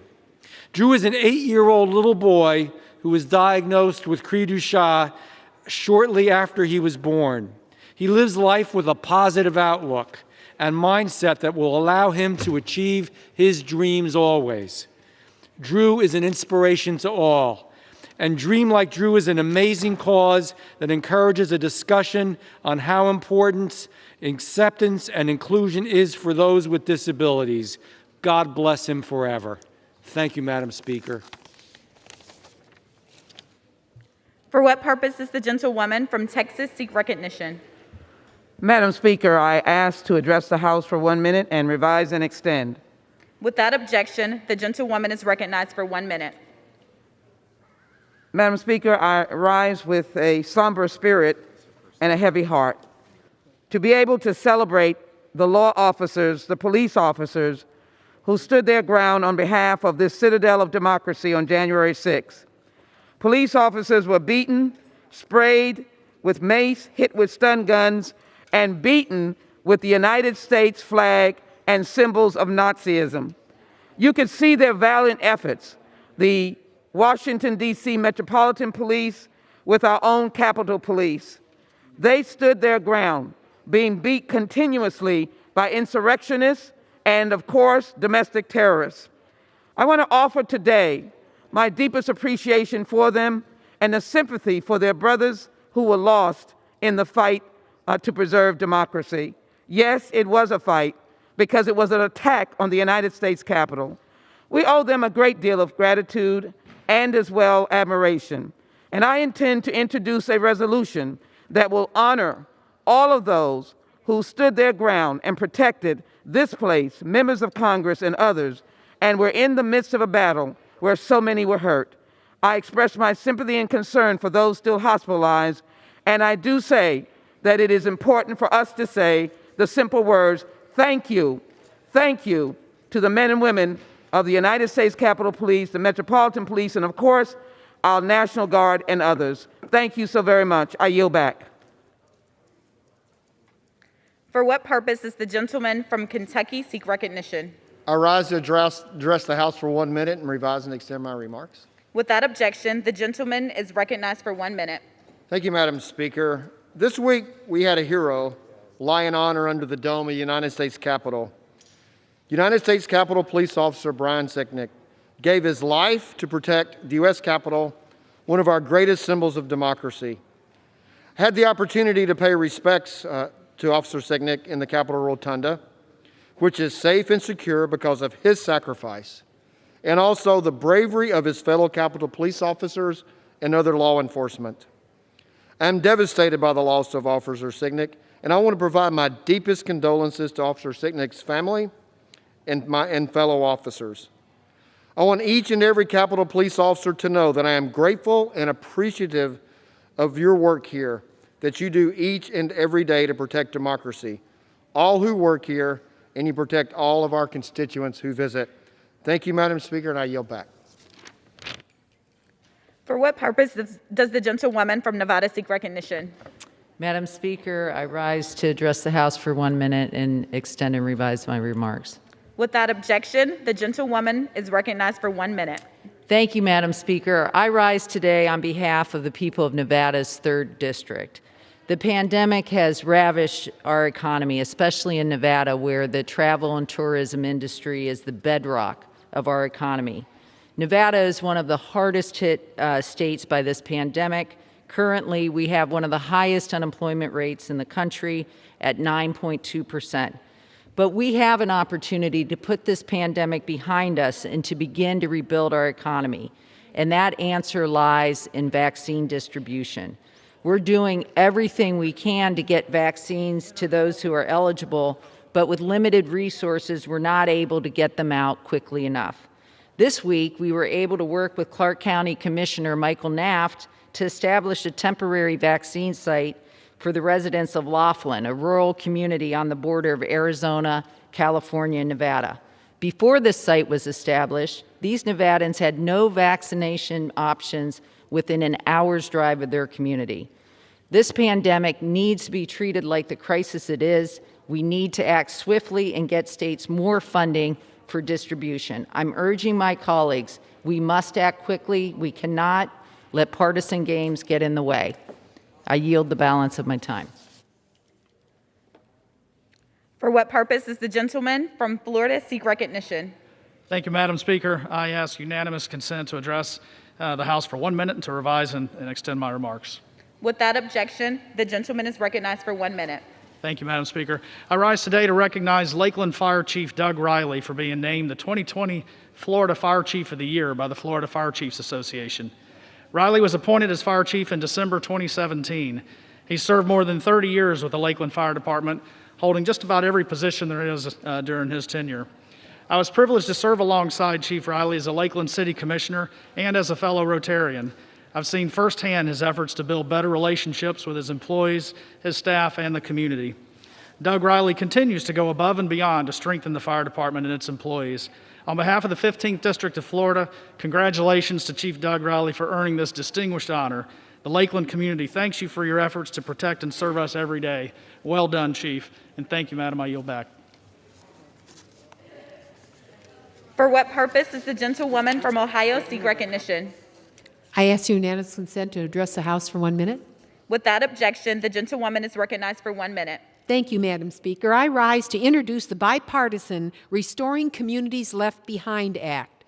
This legislation establishes a $5 billion neighborhood infrastructure stimulus program at the Department of Housing and Urban Development to help communities face down the dire COVID-19 economic crisis. I am grateful for the cooperation and leadership of Michigan Congresswoman Rashida Tlaib for leading this bill with me, and also to Chairwoman Maxine Waters for encouraging our efforts. In addition to COVID-19, Americans in rural and urban areas are still suffering from the effects of the 2008 Great Recession, decades of job washout and redlining. Wall Street's malfeasance resulted in African Americans alone losing nearly half of their accumulated wealth since the founding of the Republic.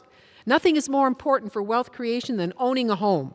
This bill will provide a lifeline for families to restore financial security through home ownership, and the bill is a critical job creation program. By investing in neighborhood infrastructure, we are investing in skills training and creating good-paying jobs. The Congress must now act to provide stimulus for neighborhoods to recover so that they emerge more resilient. I look forward to working to include this bill in a larger COVID relief and recovery package and urge my colleagues to support this important housing recovery legislation. I yield back. Time's expired. For what purpose does the gentleman from Georgia seek recognition? Ask unanimous consent to address the House for 1 minute and to revise and extend my remarks. Without objection, the gentleman is recognized for 1 minute. Madam Speaker, I rise today to remember and honor the life of Tommy Lee Exley Sr., who passed away on January 16th. Tommy was a man of integrity who dedicated his life to serving others. In addition to serving his country in the National Guard, he was very active in community service. Tommy served on the Effingham Industrial Development Board and the Effingham Hospital Board for a number of years.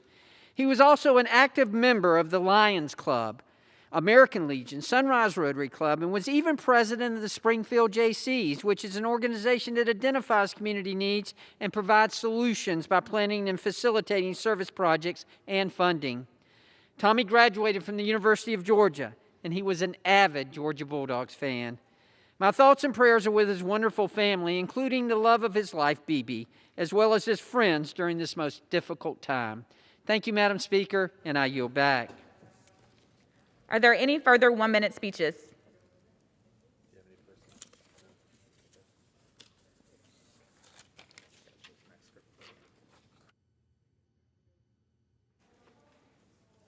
Under the Speaker's announced policy of January 4th, 2021, the gentlewoman from New York, Ms. Ocasio-Cortez, is recognized for 60 minutes as the designee of the Majority Leader.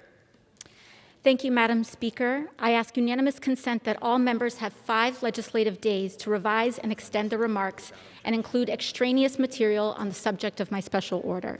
Without objection. Thank you. 29 days ago, on January 6th of 2021, insurrectionists attacked our Capitol, seeking to overturn the results of our nation's election. 29 days ago, the glass in and around this very chamber was shattered by gunshots, clubs, by individuals seeking to restrain and murder members of Congress duly elected to carry out the duties of their office. 29 days ago, Officer Sicknick, who just laid in honor yesterday in our nation's capital, was murdered on the steps just outside this hollowed floor. 2 Capitol police officers have lost their lives since, in addition to the 4 other people who died on the events of January 6th. 29 days ago, food service workers, staffers, children ran or hid for their lives from violence deliberately incited by the former President of the United States. Sadly, less than 29 days later, with little to no accountability for the bloodshed and trauma of the 6th, some are already demanding that we move on, or worse, attempting to minimize, discredit, or belittle the accounts of survivors. In doing so, they not only further harm those who were there that day and provide cover for those responsible, but they also send a tremendously damaging message to survivors of trauma all across this country, that the way to deal with trauma, violence, and targeting is to paper it over, minimize it, and move on. Sadly, this is all too often what we hear from survivors of trauma as the reason why they don't get care, that what they experienced wasn't bad enough or too bad to talk about, or that they are afraid of being invalidated, accused of exaggeration, or making a mountain out of a molehill. As a result, thousands, if not millions, deny themselves the care that they need and deserve to live better lives. 29 days ago, our nation's capital was attacked. That is the big story. And in that big story reside thousands of individual accounts, just as valid and important as the other. Tonight, for this special order, we will begin to hear and commit to the congressional record just some of those many stories. I thank my colleagues who have bravely come forward today to share their accounts. And with that, I yield to my friend, Mr. Welch from Vermont. I thank the gentlelady. It was an extraordinary day that started out quite beautiful for me. I live across the street, right next to the Supreme Court. And every day, almost without fail, there are demonstrators out on the Supreme Court. They're peaceful. Some of them I agree with, some of them I disagree with, but it's a beautiful sight to see people exercising their First Amendment right. That was a beautiful day, January 6th, and I had time. We weren't scheduled to be here in the House until about 1 p.m. So I did something that is a privilege and just a joy for those of us who serve here in the Capitol. I took a walk from the Supreme Court to the Capitol, down to the Washington Monument, to the Lincoln Memorial, and back. And of course, the Trump protesters at that point were there, as it was their right to be. But on the way back, I became somewhat alarmed as when I got to the White House. It was really much more like a white-hot mob, with many folks with bullhorns talking about hanging Mike Pence, and using horrible epithets I can't mention here directed towards Nancy Pelosi. As I came back towards 4th Street, I came in sight of and was standing by two groups of people who were about 70 strong and were practicing marching in military formation. And they were chanting as they did, again, a word I can't use here, F those people, talking about the people in this building. And as Ms. Ocasio-Cortez said, people in this building were workers. They were Capitol Police who were in this building because they had to do an hour-and-a-half commute to do this job to protect this building that belongs to the people of this country so they could then pay the bills for their family and make that hour-and-a-half commute back. It was the cafeteria workers. It was everyday, hard-working, wonderful Americans. Now, at that point, I still didn't think anything about it because it never occurred to me that with all the anger and hostility I saw, with those groups of people that were marching in a formation, that when I was later sitting up in that gallery with many of my colleagues as the proceedings were taking place, it never, ever occurred to me that this building would be invaded. I took it for granted that that just couldn't happen. Of course it did. The first sign we had of something amiss is when we saw the security people for our leadership, the Speaker, the Majority Leader, or the Minority Leader and our Majority Leader, rush them off the floor. We in the floor on the gallery still had no idea what was going on. Now, in retrospect, we find out the west side of the building was being breached. And one of the police officers said it was like a castle storming. Mr. McGovern took the chair. We began to continue the process of certification of the election until one of the Capitol Police officers told us that tear gas had been fired, that people had breached the building, get out the gas mask, lie on the floor. And then I saw Capitol Police officers with guns from their holsters.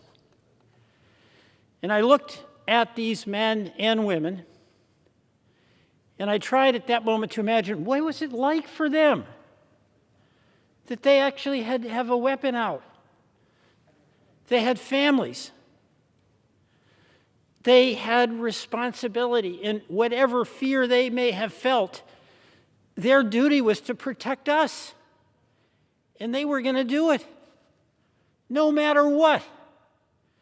And how small I felt at that moment, that because of someone who was doing their duty to protect me, I'm no more worthy than any other person who works in this building, but that's their job. They were threatened. And then, of course, we heard the shot when the mob was getting in to the door of the Speaker's lobby. And then to get us out, they had to bring us all the way across this chamber to the far door. And we got stopped right over here where these two doors were being breached. And we heard the sound and saw the poles that were being pushed through. And you know the rest, we're going to hear more stories. But I want to say that in listening to my colleagues and experiencing it myself where I had some fear, but then we were okay, the two things that just stay with me are that the tradition we've had in this country that's so commonplace that we do it every 4 years, a peaceful transfer of power, and how extraordinary it is that we do that every 4 years, was shattered.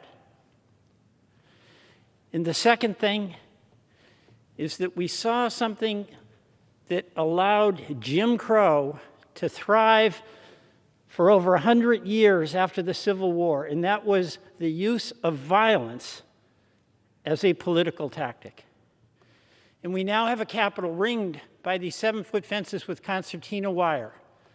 So the trauma that we're feeling, working in this sense of isolation, is the trauma to our democracy.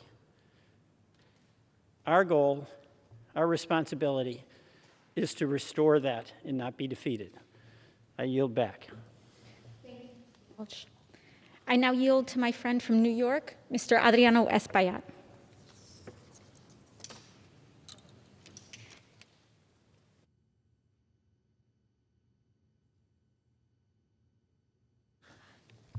Madam Speaker, I would like to thank my colleague, Congresswoman Alexandria Ocasio-Cortez, for organizing this special order hour this evening.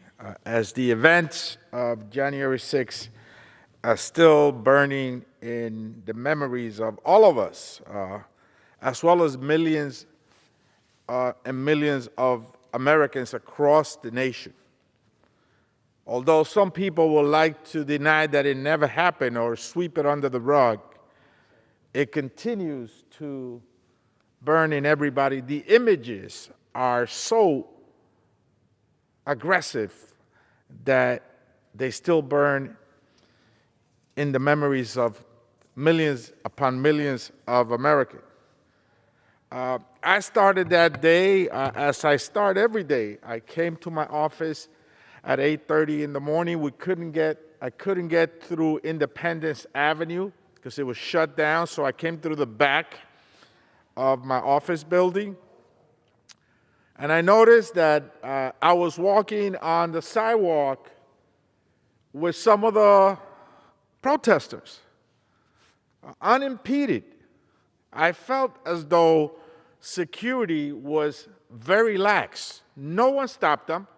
They were walking right next to me. They were around here as early as 8:30 in the morning. I went to my office, and as I proceeded at one point to leave my office to come down to the floor, I was informed that the Capitol had been breached. So we stayed in our office, and 2 police officers came to the office trying to escort us out and trying to take me to a room in another office building where other members were to protect us. I decided to stay in my office with my team, and we locked ourselves in there. I could see from my window some of the protests. You see, this assault against the Capitol was not just concentrated on the Capitol steps. It was everywhere, really.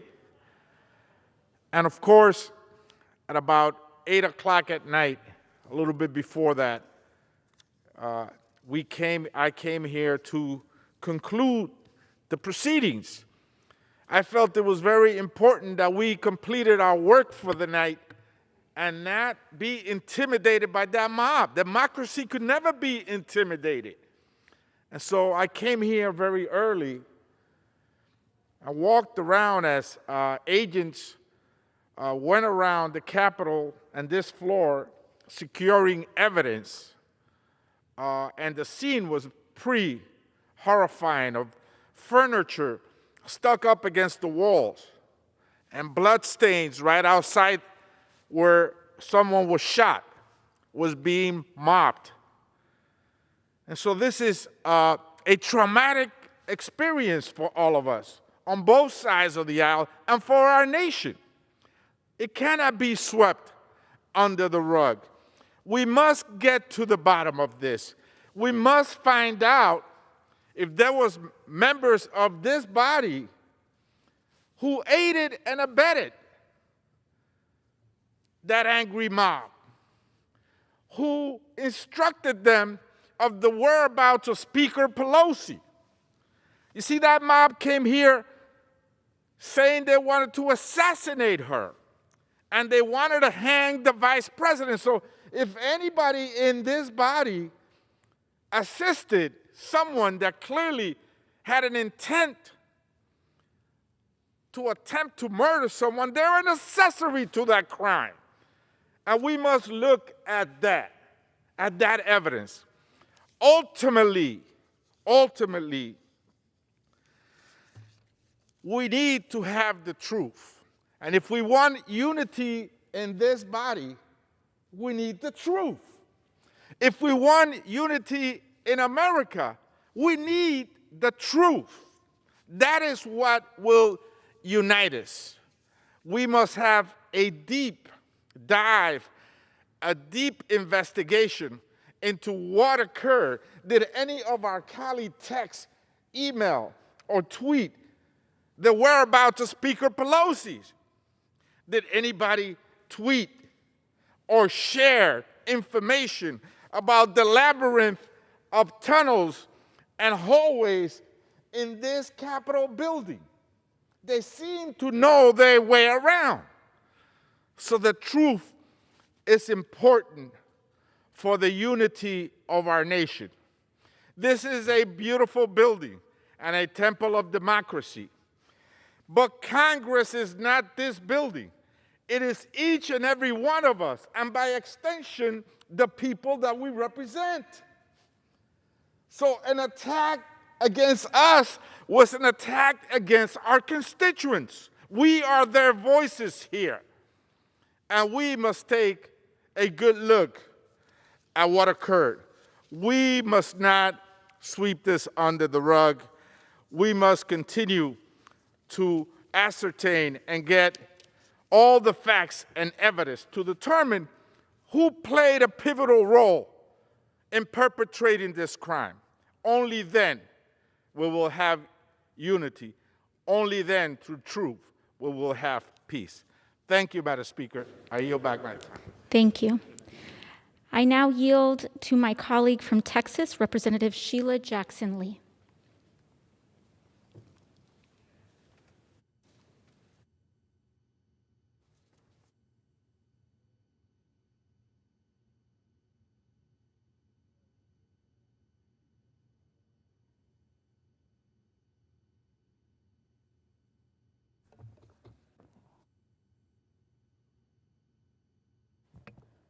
Let me thank the gentlelady from New York, first of all, for her courage and for convening us together. And I might say to the gentlelady that we're not doing this for ourselves. We have taken an oath of office. I have said this many times today as we debated a question of the status of a member. We took an oath to defend this nation against all enemies, foreign and domestic. And we realize that that oath is really above our own personal safety. That if we were called upon by this nation to defend her, to defend our constituents, I would venture to say that most members would stand by their constituents and this nation. This should not be taken as members fleeing out of fear, but it should be taken as an explanation and an expose of what happened in this place, how it was desecrated, undermined, diminished, how the American people watched this precious place.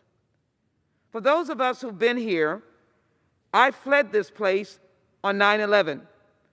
We were in a meeting, and all you could hear is a lot of noise. And members continuing to meet, not wanting to be disturbed, did not move until an officer or screaming came, and we heard the noise saying, "We don't know what's going on, but get out." In that instance, we fled, and all we could hear was, "Run as fast as you can and hit the ground way on the other side near First Street in the Supreme Court." I could see the billowing smoke and the plane that had hit the Pentagon. And so that fleeing, of course, was because we were told to do so. But members began to look for their staff and want to know what they could do. It was different from having a pandemic. It was different from the setting here, except for the fact that members cared about what was going on in their constituency and their staff. Here we were in the same way. members were protecting their staff and their offices. So I want this not to be about us, but the story needs to be told. And as you've already heard, there were those of us participating in this debate, some on the floor, some in the gallery. And I will tell you that the first thing I saw, Congresswoman, because we did not know of the huge crowds down near the White House. We didn't know that there were people dancing to music inside the White House, watching activities of attack here. But we didn't know about the major speech that was provoking a crowd of insurrectionists that had planned to come here and kill people. But the first thing I saw was good friends here rising up out of seats and moving out quickly. And only after they began to move did we hear the words, "Hurry up, get out, flee."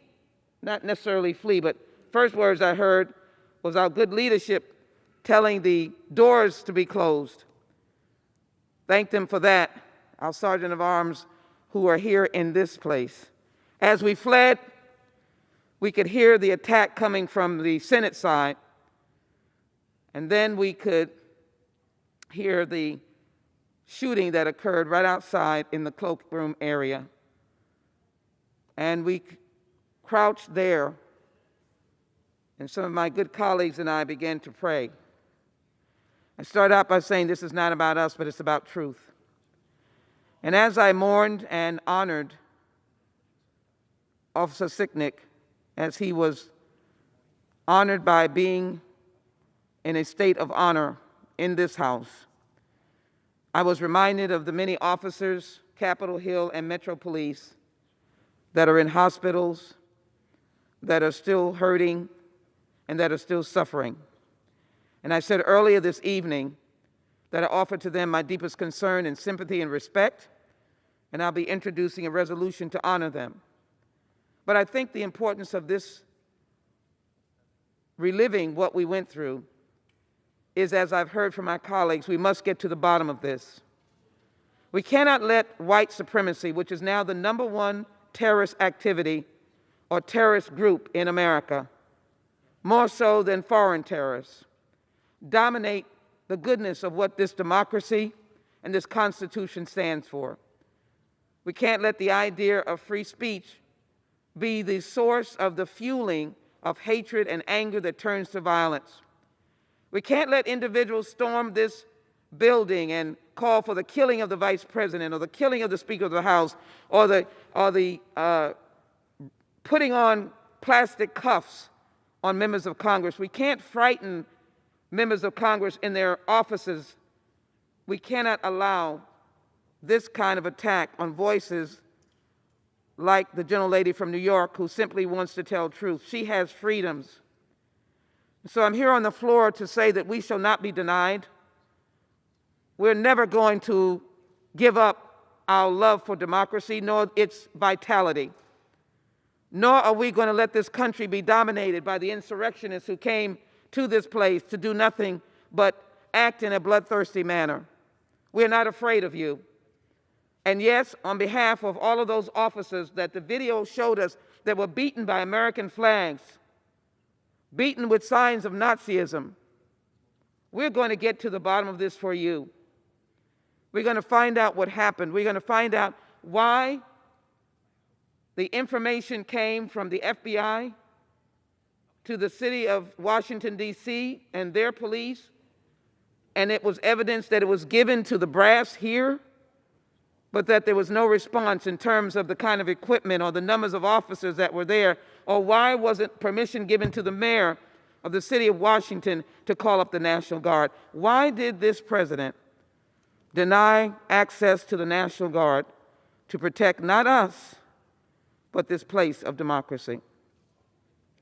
So I am grateful for this opportunity. We have work to do, but I think the greatest statement that we can make tonight, that we're in the light of day on this floor, as I said before, not for us, but to be able to stand in the shoes of all of those sheroes and heroes who fought in different ways, whether it was in the peace movement, whether it was in the civil rights movement, Black Power movement, whether it was Cesar Chavez fighting for farm workers, people who fought to make a difference for goodness, for all of those patriots, all of those fallen leaders, some assassinated like Dr. Martin Luther King, we cannot stand and allow the voices of those who provided horror to this place to suggest to the world that they have overcome us. I close by simply saying to the world that we had a day, January 6th, an attack on this place. Insurrectionists and domestic terrorists penetrated the United States Capitol, but they never penetrated the strength of the Constitution and our values and our commitment to protect democracy, but also to give respect and comfort to those who lost their lives on that day or thereafter in terms of our law enforcement officers, and sadness for those, unfortunately, that lost their life by being misguided, but also to be able to say that this is a place that we will hold sacred and we will be victorious, and white supremacy, insurrectionists, and also domestic terrorism will not prevail over us. We will win, and we'll win for the many Americans who believe in the goodness of this country. I thank the gentlelady for yielding to me, and thank her so very much for her courage again. And with that, Madam Speaker, I yield back to the gentlelady. Of course. Thank you, Representative Jackson Lee. I now yield to my colleague, Mr. Representative Dean Phillips of Minnesota.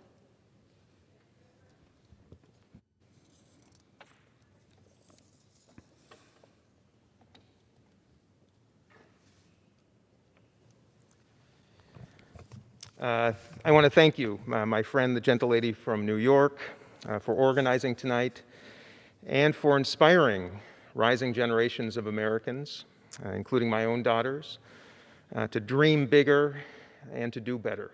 I want to thank you. And I want to start my remarks by addressing those who have belittled, dismissed, minimized, or criticized anyone who has experienced trauma of any type, at any time, in any form. To you, I say I take pity on you, and I say shame on you. I was in this very room on January 6th when the insurrection began. I was one of 20 colleagues up in the gallery, just over my shoulder, who had to take cover behind our seats on the floor and struggled to activate our gas masks. The whizzing sounds, the collective whizzing sounds in this room, of which none of us will ever forget. We know the sound of the breaking glass, of the screams, and of the furniture being moved in front of the doors. We know the feeling of being trapped in this room and believing that being taken hostage may be the best case scenario.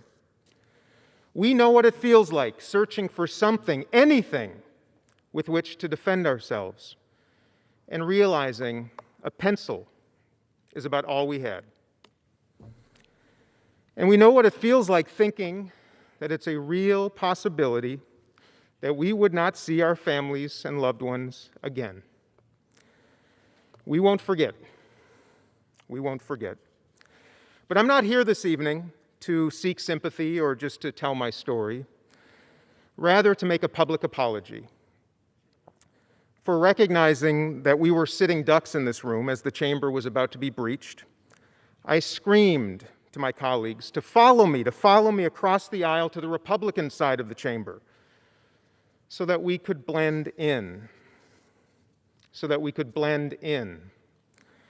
For I felt that the insurrectionists who were trying to break down the doors right here would spare us if they simply mistook us for Republicans.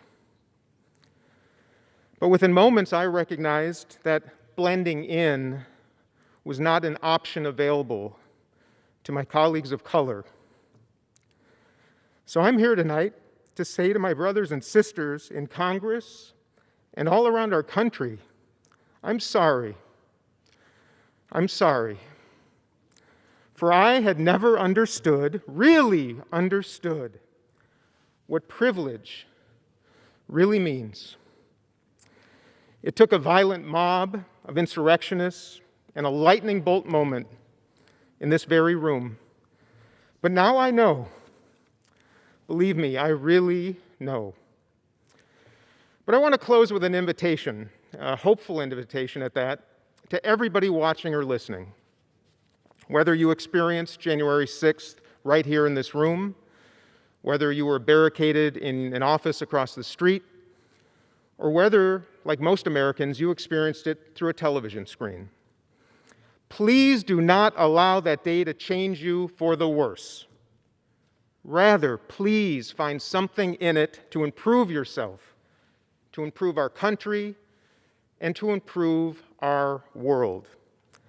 I surely did, and I hope you'll join me. With that, I yield back. Thank you.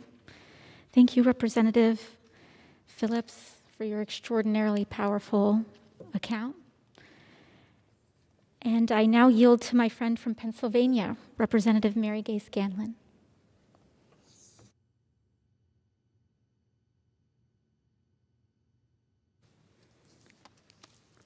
I want to thank the gentlewoman from New York for arranging this really important special order hour.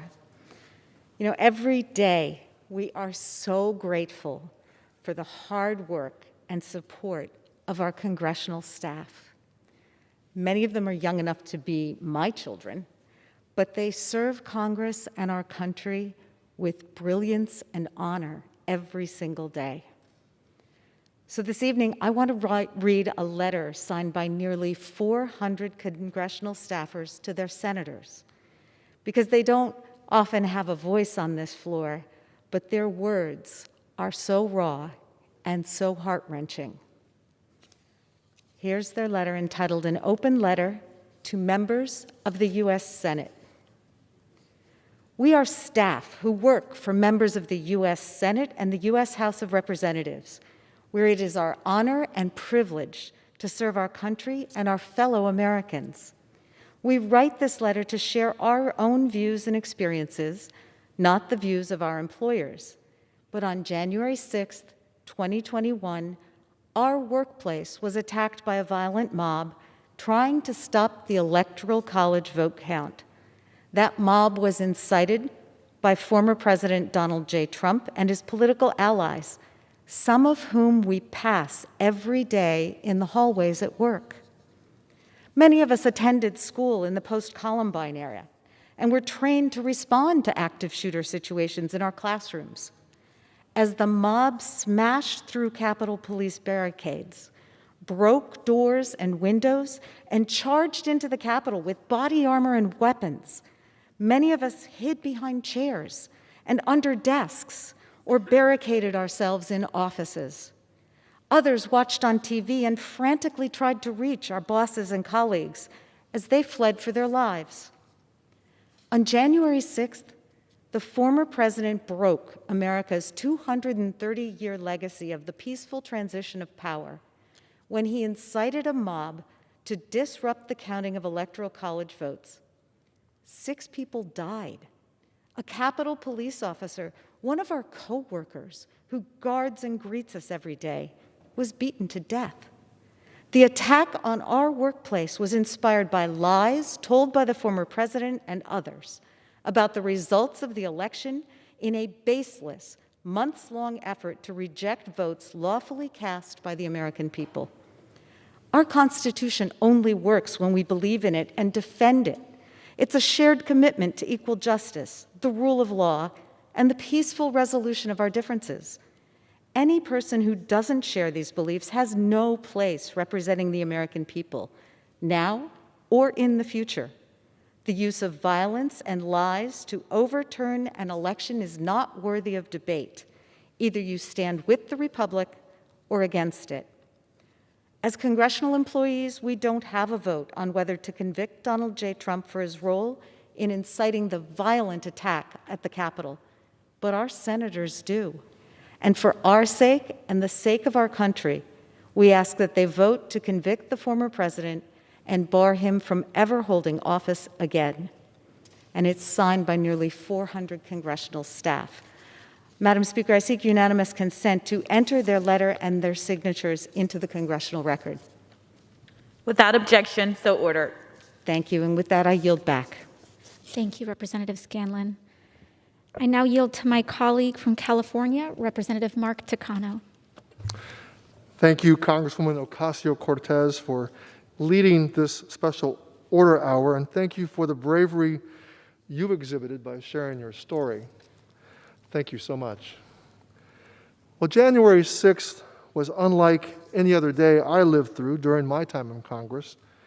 I awoke with Georgia on my mind, with hope in my heart, after the runoff victories delivered us a Senate Democratic majority. And that morning, it felt like we were turning the page on a dark chapter and entering a chapter of reckoning, progress, and ultimately unity. To finally turn that page, Congress needed to count the Electoral College votes and certify the historic election of President Biden and Vice President Harris. But that was supposed to be a perfunctory procedural action. But it became instead the target of an angry mob incited by the president, who encouraged that very mob to interfere and stop the counting of the ballots. And too many of my Republican colleagues empowered the lies that Trump told instead of standing up for the truth and for our democracy. I had followed press reports that early in that day. I followed press reports about a rally being organized by Trump supporters in Washington, and my staff warned me to be careful as I carried out business in and around the Capitol. I got to the Capitol early because I did not want to run into too many crowds, but I never imagined what was coming after Trump encouraged his supporters at a rally to storm the Capitol and disrupt the Electoral College count. About midday, shortly before 1 o'clock, I was returning back to my Cannon office building when the Capitol Police told me, "Sir, we are closing down Cannon. We are evacuating Cannon. You need to go either to Longworth House office building or Rayburn and take cover." So I followed the instructions. I made my way back to Longworth, where I took refuge in a colleague's office. And eventually, I made it to a secure location in the Veterans Affairs Committee offices in the Longworth basement. It was there my phone started to blow up with anxious constituents who asked me if I was okay, and they made me aware of what was going on outside. I turned on the television, and I could not believe what I was seeing. What I saw was Capitol Police being overwhelmed and the violent mob of Trump supporters breaking into the Capitol and bringing the Electoral College vote count to a halt. And as the violence unfolded, I have to say I was in a secure location, as safe as I could be for that moment. I was fine but shaken, concerned about what this meant for our democracy. I worried about the safety of my colleagues. I worried about the safety of the staff. I wondered when the National Guard would arrive, when reinforcements would arrive, because it was extraordinarily distressing to see our Capitol Police so greatly outnumbered by the crowd. I was safe, however, and I turned out to be fine, and I still am fine. But that is not the case for everyone. And unlike my colleagues and me who are here, most of the people who lived through the horrors of that day, they can't share their experiences on the floor of the House today.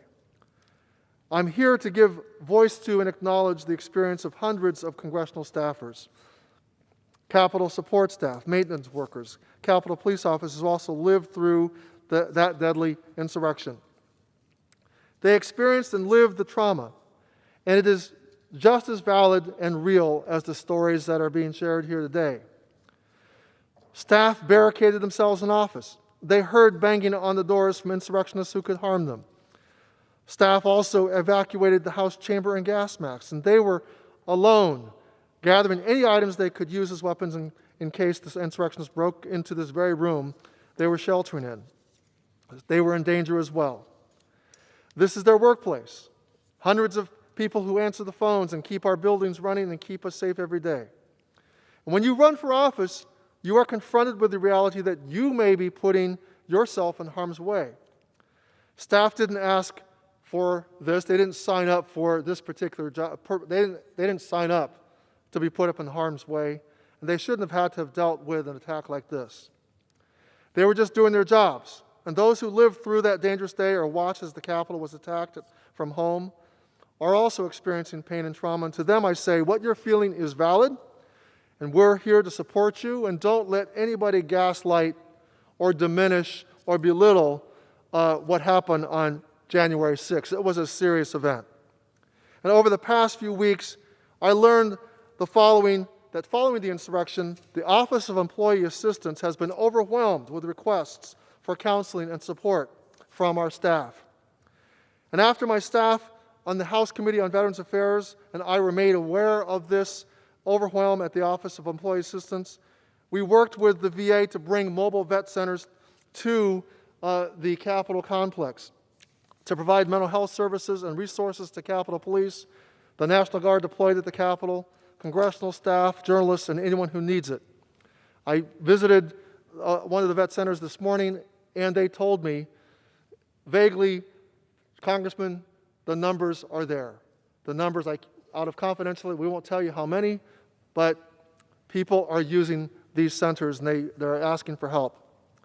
The mobile vet centers can accept walk-in appointments every day, including weekends, from 7 a.m. to 11 p.m. And if someone would like to schedule a next-day appointment, they may call the Washington, D.C. Vet Center at 202-726-5212. And I just want to emphasize, you do not have to, if you work at the Capitol as part of the Capitol workforce, whether you work as a maintenance worker, whether you work as a staffer, this is available to you. I thank my colleagues and the staff who keep our democracy running. The only way to make this right and to help heal our nation is for the Senate to do the right thing and hold Donald Trump accountable for the insurrection he incited. Thank you so much for this opportunity, Congressman Cortez. I now yield to Congresswoman Rashida Tlaib of Michigan. Thank you so much to my colleague for her incredible courage. I asked her to go last because I get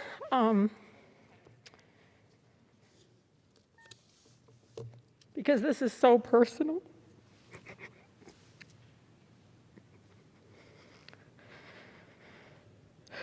This is so hard because, as many of my colleagues know, my closest colleagues know, on my very first day of orientation, I got my first death threat. It was a serious one. They took me aside. The FBI had to go to the gentleman's home. I didn't even get sworn in yet, and someone wanted me dead for just existing. More came later, uglier, more violent. One celebrating and writing the New Zealand massacre and hoping that more would come. Another mentioning my dear son, Adam. Mentioning him by name. Each one paralyzed me each time. So what happened on January 6th, all I could do was thank Allah that I wasn't here. I felt overwhelming relief, and I feel bad for Alexandria, so many of my colleagues that were here. But as I saw it, I thought to myself, thank God I am not there. I saw the images that they didn't get to see until later. My team and I decided at that point we'd keep the death threats away. We'd try to report them, document them, to keep them away from me, because it just paralyzed me, and all I wanted to do was come here and serve the people that raised me, the people that told my mother, who only had 8th grade education, that she deserves human dignity, people that believed in me. And so it's hard. It's hard when my 7 brothers and 6 sisters beg me to get protection, many urging me to get a gun for the first time. And I have to tell you, the trauma from just being here, existing as a Muslimah, is so hard. But imagine my team, which I lovingly just adore. They are diverse, I have LGBTQ staff. I have a beautiful Muslima that wears her hijab proudly in the halls. I have Black women that are so proud to be here to serve their country, and I worry every day for their lives because of this rhetoric. I never thought that they would feel unsafe here. And so I ask my colleagues to please try not to dehumanize what's happening. This is real. And many of our residents, from the shootings in Charlottesville to the massacre at the synagogue, all of it is led by hate rhetoric like this. And so I urge my colleagues to please take what happened on January 6th seriously. It will lead to more death, and we can do better. We must do better. Thank you.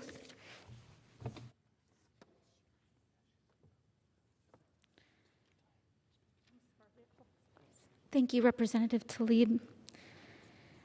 And I think that what the representative speaks to is so powerful and so important, because when we attack not just members of Congress for their and focus on them because of their gender, their faith, their race, their creed,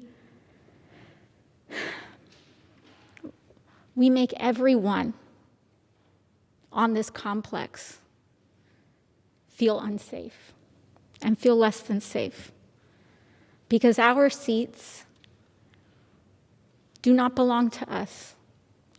They belong to the people of the United States. And we as members who come in and leave this chamber are not permanent fixtures. But there are so many others in this country who see themselves in the 435 members of this body. And to see individual members targeted, demeaned, singled out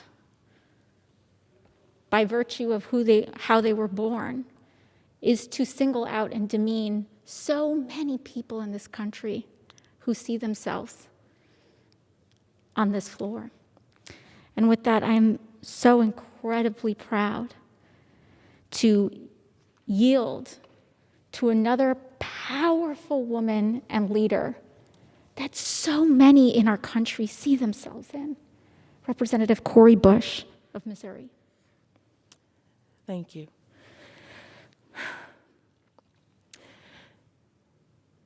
Thank you for that, and thank you for being such a leader at this time. Madam Speaker, St. Louis and I rise to reflect on how our office experienced the white supremacist attack on our nation's capital on January the 6th. Everybody's experiences are different, and everybody's experiences must be validated. Everybody's experiences. I remember sitting up in the gallery, listening to floor speeches, knowing that there was supposed to be a protest happening outside, seeing people outside, and thinking that this was just part of the day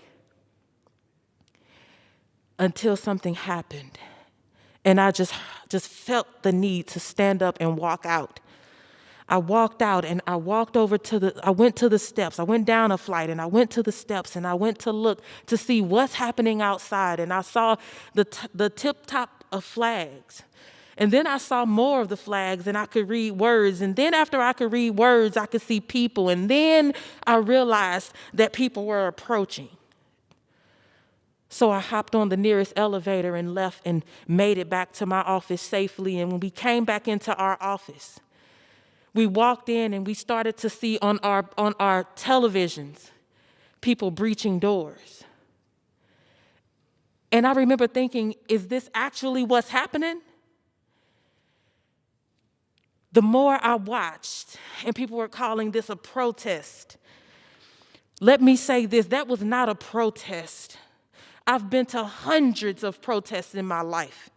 I've co-organized, led and organized protests, not only in Ferguson, Missouri, alongside the amazing Ferguson front line that most people don't even acknowledge. They don't even know their names. They don't even know who died. They don't even acknowledge the amazing people that put their lives and livelihoods on the line for our safety, believing that Black Lives Matter, because they actually do. And we shouldn't have to say it. It should just be true. But it's not evident in our society when we have to continue to say, my life matters. And then they hit us with things like this. And so I remember sitting in the office with my team and just thinking to myself, I feel like I'm back. At this very minute, I feel like I'm back. I feel like this was one of the days out there on the streets when the white supremacists would show up and start shooting at us. This is one of the days when the police would ambush us from behind trees and from behind buildings, and all of a sudden now we're on the ground being brutalized. It felt like one of those days. And I just remember taking a second thinking, if they touch these doors, if they hit these doors the way they hit that door, if they hit these doors and come anywhere near my staff, and I'm just going to be real honest about it, my thought process was, we banging to the end. I'm not letting them take out my people, and you're not taking me out. We've come too far. So, Madam Speaker, St. Louis and I rise with a message for our Republican colleagues. On January 6th, I thought about January 3rd, and I thought about how we all raised our right hands up and took an oath. Each and every one of us on this very floor, we swore that we would support and defend the Constitution of the United States against all enemies, foreign and domestic. Even though that Constitution wasn't written for people who look like me, even that Constitution wasn't written by people who look like me, and even though that Constitution cemented an unjust nation for people like me, my team and I got to work, and we unveiled legislation to investigate and expel those who were responsible for inciting this attack so that we could defend it, because we have a duty to fight for a more perfect union, because we cannot stand up to white supremacy in this. Because if we cannot stand up to white supremacy in this moment as representatives, then why did you run for office in the first place? No matter what district you represent, no matter where you live, no matter Democrat or Republican, you represent a district that is on average about 700,000 people, meaning you have to resent those who love you, those who despise you, those who voted for you, those who swear they'll never cast a vote for you, people who talk like you and people who don't look like you. Building better communities, building better lives, building a better society. It's not a Democratic or Republican issue. We can't build a better society if members are too scared to stand up and act to reject the white supremacist attack that happened right before our eyes. How can we trust that you will address the suffering that white supremacy causes on a day-to-day basis in the shadows if you can't even address the white supremacy that happens right in front of you in your house? Does your silence speak to your agreement? Is the question. In St. Louis, the COVID-19 pandemic is disproportionately hospitalizing and killing Black and brown people. Well, I've lived that. We have people dying from gun violence, a crisis that stems from decades of economic disinvestment and disruption from an over-reliance on policing that this very chamber has continually voted to endorse. I've cried those tears. You don't know what that's like. So I ask you today, take a moment to think about what it's like to live what we live through. If you cannot do what's right in the face of blatant, heinous, vile, white supremacist attack like the one we just saw, how will you do right by the Black and brown people you represent who just want to know that our children will have safety, that our children will have life, and that they will have shelter, because you represent us too. So on January 3rd, we stood together to swear our oath to office to the Constitution. We swore to defend it against all enemies, foreign and domestic. Well, it was attacked by a domestic enemy called white supremacy, and we must stand together now, today, to uphold that oath and hold every single person who helped incite it accountable. Thank you, and I yield back. Bush, and your comments today and how you carry yourself in this chamber every day are just a powerful demonstration of why so many people are inspired by your example. Thank you. Madam Speaker, how much time is remaining? The gentlewoman has 4.5 minutes remaining. Thank you so much. Lastly, I'd like to close speaking to the individuals, some of the individuals that have already been mentioned, and some of the folks that have already been mentioned in prior remarks. Our staff, our Capitol Police, our House clerks, we thank you. We know how many of you were put in the line of danger because of the job that you have. We know and felt how many staffers were willing to put themselves on the line in order to protect the members that they serve alongside. And that is a weight that no one should have to carry. And so we thank you. To our House clerks, we thank you. To every single staff member of the United States Congress, we thank you. To our food service workers, we thank you. To our custodial workers, sweeping up the glass on the floor shattered by white supremacists, cleaning up after their mess, there is not enough ways to say thank you. We thank you. To our Capitol Police, who are willing to defend us, we thank you. And again, to our staffers, we thank you. I would be remiss if I did not specifically thank my staffer right here to my left, Gerardo Bonilla Chavez, who was with me on the day of the attack and who did everything he could to protect me. I want his community to know that he is a hero. I want his parents and his family to know that he's a hero. Our staff already know that he's a hero. And I believe he's a hero too. And I know it's not just him, he'll be the first one to say that. But to every one of our House clerks, we thank you. To our Capitol Police, we thank you. To our food service workers, our custodial workers, every person here that was standing to fight for our democracy, we thank you. And with that, Madam Speaker, I yield my time. The gentlewoman yields.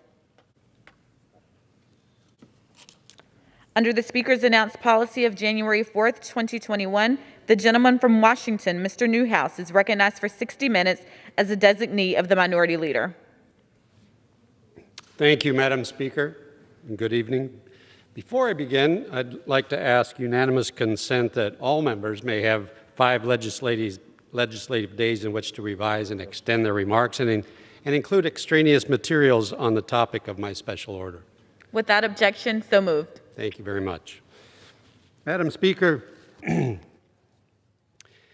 the first days of his administration, President Biden has taken a record-breaking number of executive actions, and he has signed more executive orders than any president in recent history. I'm very proud this evening to be joined by some of my colleagues from the Congressional Western Caucus. And as a group, we represent constituents across the country who have been negatively impacted by these actions of President Biden. On his very first day in office, the President signed an executive order to revoke the presidential permit for the Keystone XL pipeline. This innovative, first-of-its-kind energy project has been in the works for years, with local communities, numerous states, and even our neighbor to the north, Canada, investing heavily in its creation. Also, on day one, President Biden directed his acting Secretary of the Interior to issue a 60-day moratorium on new oil and gas leases on federal lands. And then, if that weren't enough, to complete the 1-2 punch, a week later, he he extended that moratorium indefinitely. Madam Speaker, and I'm confident my colleagues will echo this sentiment. It is unconscionable that President Biden would, during a global pandemic, eliminate thousands of jobs and prevent the creation of thousands more with one flick of his pen. As you will hear from my colleagues, this action was thoughtless and devastating to the hundreds of communities and the millions of Americans who rely on the oil and gas industry. From labor unions, from local small businesses, to rural school districts, conservationists, people all over the country. Now, his long-term goals may very well be well-intentioned. But Madam Speaker, right now, in communities across the country, jobs, revenue, and investment are lost, just disappear. Madam Speaker, what does President Biden propose to do in the meantime? This truly can be described as an attack on American energy and American workers. Over the last 4 years, the Trump administration, the United States has made huge strides towards energy independence, becoming the largest net exporter of energy in the world. President Biden's actions will unilaterally undo this progress. It will threaten our energy security and leave thousands of hardworking American men and women without a job. President Biden has acted without any input or meaningful debate from the members of this Congress who represent those people that are most affected by his orders. Madam Speaker, tonight we are here to make our voices and their voices heard. I'm proud to be joined, as I said, with many of the outstanding members of the Western Caucus, and we have a lot of them that have a lot of great things to say.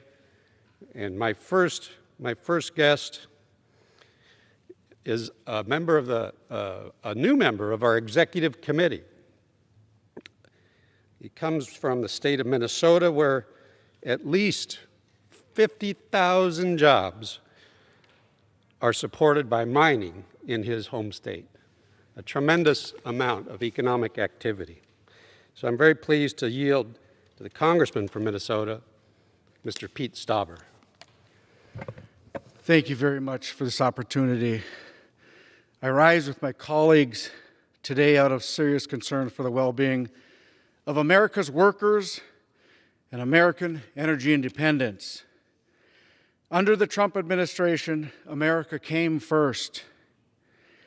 The priority was lowering energy costs for Americans and ending our supply chain dependency, along with supporting high-wage jobs in the energy industry. Sadly, within just 2 weeks, Joe Biden has started destroying much of that progress and setting our nation back. President Biden's executive orders have ended high-wage pipeline jobs on Keystone XL.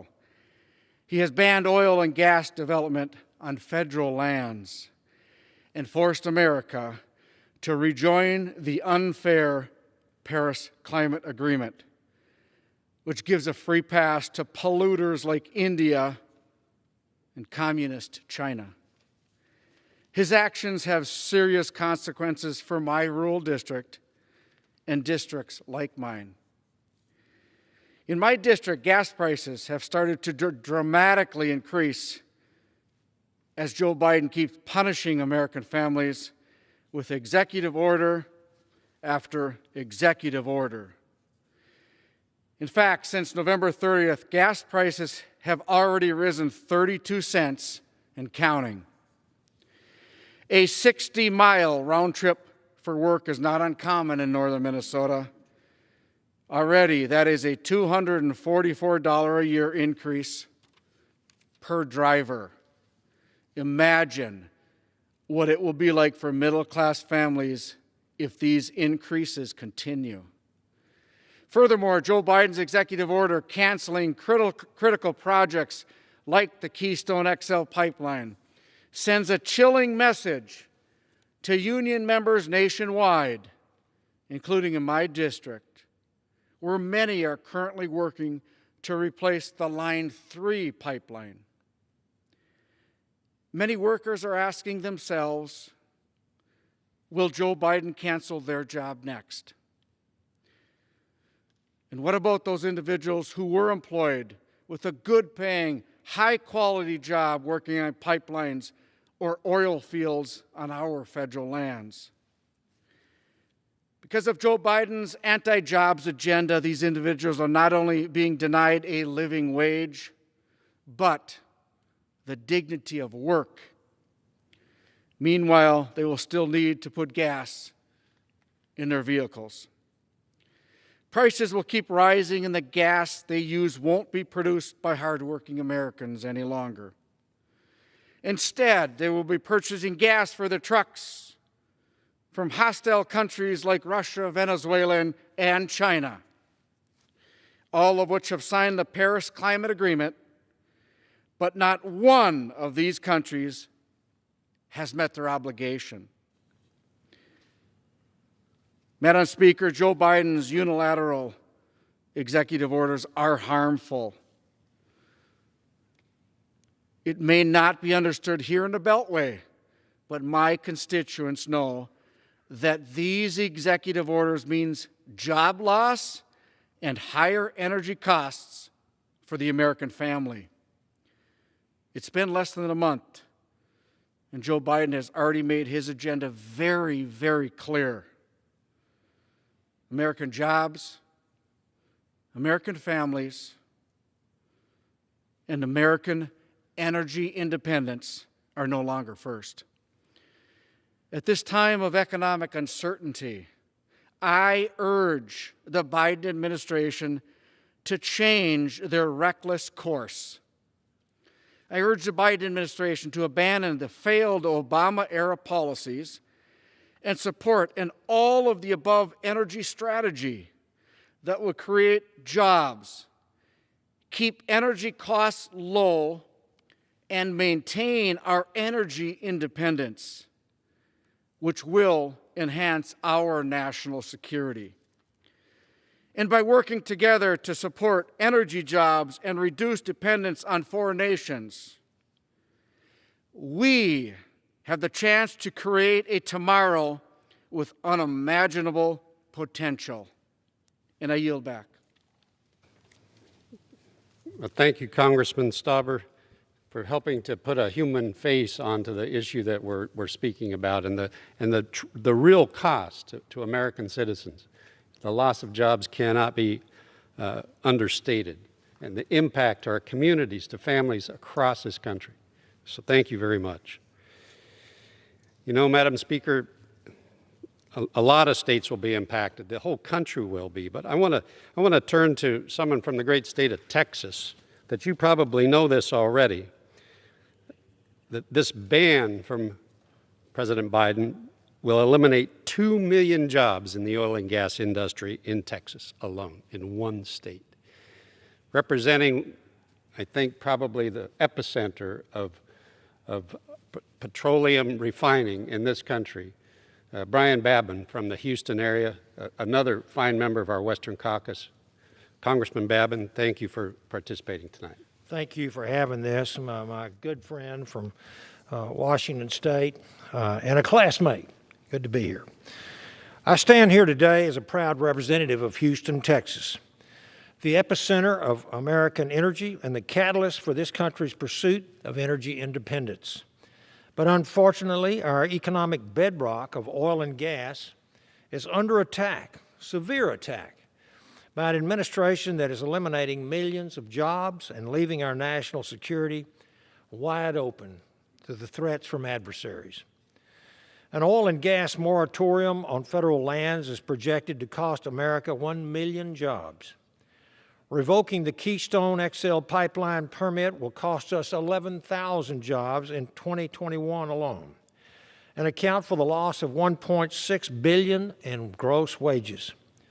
Rejoining the Paris Climate Accord, which was originally poorly negotiated by President Obama, is projected to cost us 400,000 jobs and is simply a bad deal for the American people and a very good deal for the world's biggest polluter, Communist China. What happened to this new administration's promise to stand up for all Americans? From gas and electric bills to new highways and bridges, to taxes, to putting food on the table, what happens to the oil and gas industry affects all Americans, and killing these jobs will have a ripple effect that will be felt in every home in the nation.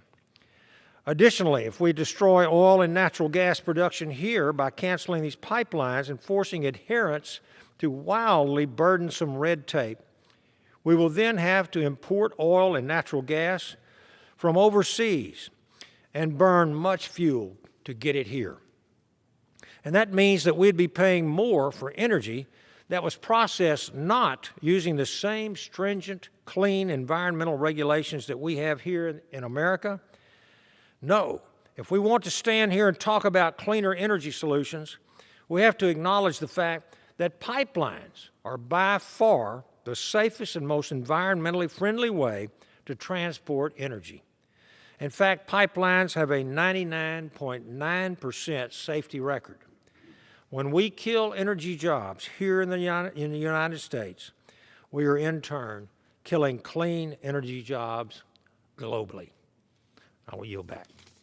Thank you. Thank you very much, Congressman Babin. Thank you very much for explaining to us and helping us understand the pipeline industry and what that does for our country, how it improves safety and certainly our care for the environment as well. So, absolutely. Next, I'd like to turn from one of our newest members, new to our caucus, but new also to the House of Representatives, a young lady from the state of New Mexico. Yvette Harrell is doing just a great job in the short time that she's been here with us. And let me just tell you a little bit about New Mexico. If you want an example of a state that is reliant on this industry, oil and gas, you have to look no farther than New Mexico. I understand, you can correct me if I'm wrong, but at least 134,000 jobs are supported by that industry. And I know it's a huge part of your state's economy. So Congressman Harrell, thank you very much for being with us. Thank you, Chairman Newhouse, for yielding, and thank you for your leadership in holding the special order. Madam Speaker, with the stroke of a pen, President Biden threatened the economies and public education systems of New Mexico, 7 other western states, 4 Gulf states, and Alaska. To put it simply, the executive actions he took on behalf of radical environmentalists to stop new oil and gas leases on federal lands is nothing short of disastrous. In New Mexico, over half the oil production and 2/3 of the natural gas production occurs on federal lands. That production employs nearly 120,000 people statewide, and estimates show a ban on new oil and gas leases could cost the state over 60,000 jobs by the end of 2022. Royalty payments and taxes from oil and gas industry contribute more than over 1/3 of our state's general fund. The loss in revenue from this leasing ban will have the greatest impact on the children of New Mexico, as over $1 billion from the oil and gas industry goes to New Mexico public schools every year. Before the ban was announced, I sent a letter to New Mexico Governor Michelle Lujan Grisham asking how she would make up the lost revenue. I've yet to receive a reply. After the announcement, I introduced the Power Act along with nearly 40 of my Republican colleagues. This bill would prevent the president from halting new oil and gas leasing, along with coal, hard rock mineral, and critical mineral leasing on federal lands without consent of Congress. For too long, Congress has ceded authority over our public lands to the executive branch. This will enable Congress to take back control and stand up for the people we represent. Just yesterday, I also introduced the Protecting New Mexico's Job and Public Education System Act, which would exempt New Mexico from the current ban on new oil and gas leasing. My state would be the most negatively affected in the nation by a leasing ban. More than half of the onshore oil produced on federal lands in the U.S. is produced in New Mexico. I also must point out, Madam Speaker, that the oil and gas industry is not just about filling up our cars and heating our homes. Petroleum-based products are an essential part of our everyday lives. Petroleum-based products include many medical devices, articles of clothing, and even sporting equipment. In response to concerns we raised regarding the loss in oil and gas jobs, the Biden administration said people can just find work in the renewable energy sector. Well, Madam Speaker, that just is not good enough. In fact, statistics show workers involved in oil and gas extraction make an average of $48 an hour. How do I tell my constituents to go earn much less than that in other industries? In a time when our economy has been weakened by the COVID-19 pandemic and many of our constituents are out of work, we should be focused on protecting good-paying jobs, not eliminating them. I look forward to working with my Western Caucus colleagues over the coming weeks to promote this message and to give a voice to our constituents whose lives will be harmed by the executive actions of the Biden administration. I want to thank Chairman Newhouse again for hosting this special order, and I yield back. Thank you very much, Congresswoman Harrell. I appreciate you helping us understand the impact to the state of New Mexico, not just jobs, but schools as well. $1 billion cost to the school districts of your state. I just can't imagine the long-term detrimental impacts that will bring. And speaking of that, I'd like to turn to another gentleman from the state of Texas, someone I got to know very well on the Rules Committee. Michael Burgess represents his district in Texas, and similar to what we just heard from New Mexico, I believe Texas school districts also, through property taxes on oil and gas production, on pipelines, on gas utilities, receive at least $1 billion a year as well. So, Dr. Burgess, thank you so much for being here this evening and helping us tell the American people the real impacts of these decisions. Well, thank you, Chairman, and congratulations to you for your chairmanship of the Western Caucus. And I appreciate you including me in this discussion this evening. On the way to get ready to come over here, here's a bit of breaking news. Politico and their online newsletter, 6:30 tonight. The headline, Biden's plans for economic recovery imperiled by swelling ranks of long-term jobless. The first sentence reads, millions of Americans are staring at the reality of long-term unemployment, a precarious and worsening situation that threatens to drag on the economic recovery after the pandemic ends. You know what? I remember when Democrats used to be the champion of the working class, the champion of the working man and woman. But long-term unemployment is so damaging to people's families and people's lives. Suspending the production on federal lands, granted Texas doesn't have the amount of federal lands that some of the other western states do, but it affects us. And Todd Staples, our former agriculture commissioner in the state of Texas, now the head of the Texas Oil and Gas Association, writes in January, banning energy development on federal lands and offshore waters not only threatens thousands of the best paying jobs, but needlessly erases much needed revenue that helps pay for schools and other essential services. So said Todd Staples, the president of Texas Oil and Gas Association. Going on, American oil and natural gas is safe, clean, abundant, and misguided policies will only stifle our nation's energy and environmental progress. 1 million jobs across the country, 120,000 of those in the state of Texas alone. And as we heard from our colleague, Ms. Harrell, it does affect tax revenues for local activities in our schools, building our highways. Todd Staples went on to say the oil and natural gas industry is producing energy in cleaner, more efficient ways than 10 to 15 years ago, all the while producing more affordable and reliable energy to power our daily lives. Increased use of natural gas is the #1 reason by the United States power sector cut carbon dioxide emissions 33%. And look, everybody talks about going to electric cars. Where's the electricity going to come from? Well, some of it's going to come from natural gas-fired power plants. Look, again, I do remember when the Democratic Party used to be the party of the working man and woman. I question why President Biden has strayed so far from that. A little over 2 weeks ago, he said on the western steps of this Capitol building that his number one priority was going to be American jobs, and then he immediately causes immeasurable harm to millions of Americans. Dan, I want to thank you for leading this hour. Thank you for letting me participate, and I'll yield back. Thank you, Dr. Burgess. Appreciate that very much. I think, Madam Speaker, you're starting to get the message that it's clear this is going to impact every citizen of this country. These wrong-headed decisions are impacting our way of life, our cost of living in so many different ways.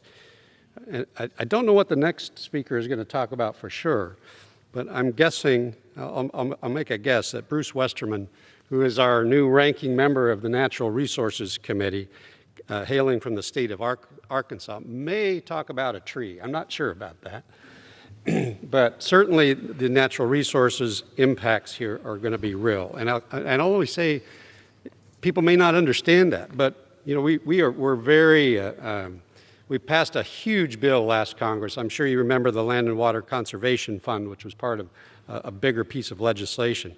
Well, guess where a lot of that money comes from to make that happen?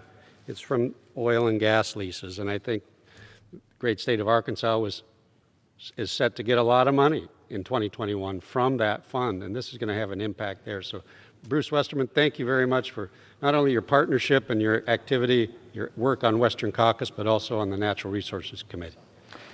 I thank the gentleman from Washington, and I commend him for the great work that he's done with the Western Caucus, and also here in Congress to be a voice for rural America and for these areas like my district that depend on natural resources. Madam Speaker, our country is at a crossroads on the environment. One road leads to a vibrant, all-of-the-above energy approach, where we combine our state-of-the-art technology with hardworking American ingenuity and work ethic to incentivize smart environmental solutions. The other road leads to a top-down regulatory approach in which those in power ban, tax, and prohibit energy access, resulting in economic ruin and environmental degradation. It's clear which path President Biden has chosen.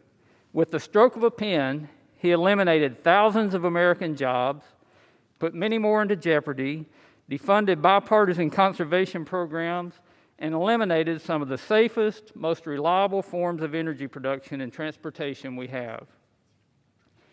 Let's not confuse action with progress. The data is very clear. America leads the world in environmental standards. If our goal is actually a cleaner, safer, and healthier environment, and I hope it is, then we should continue modeling these standards for the rest of the world to follow while developing the technology of the future.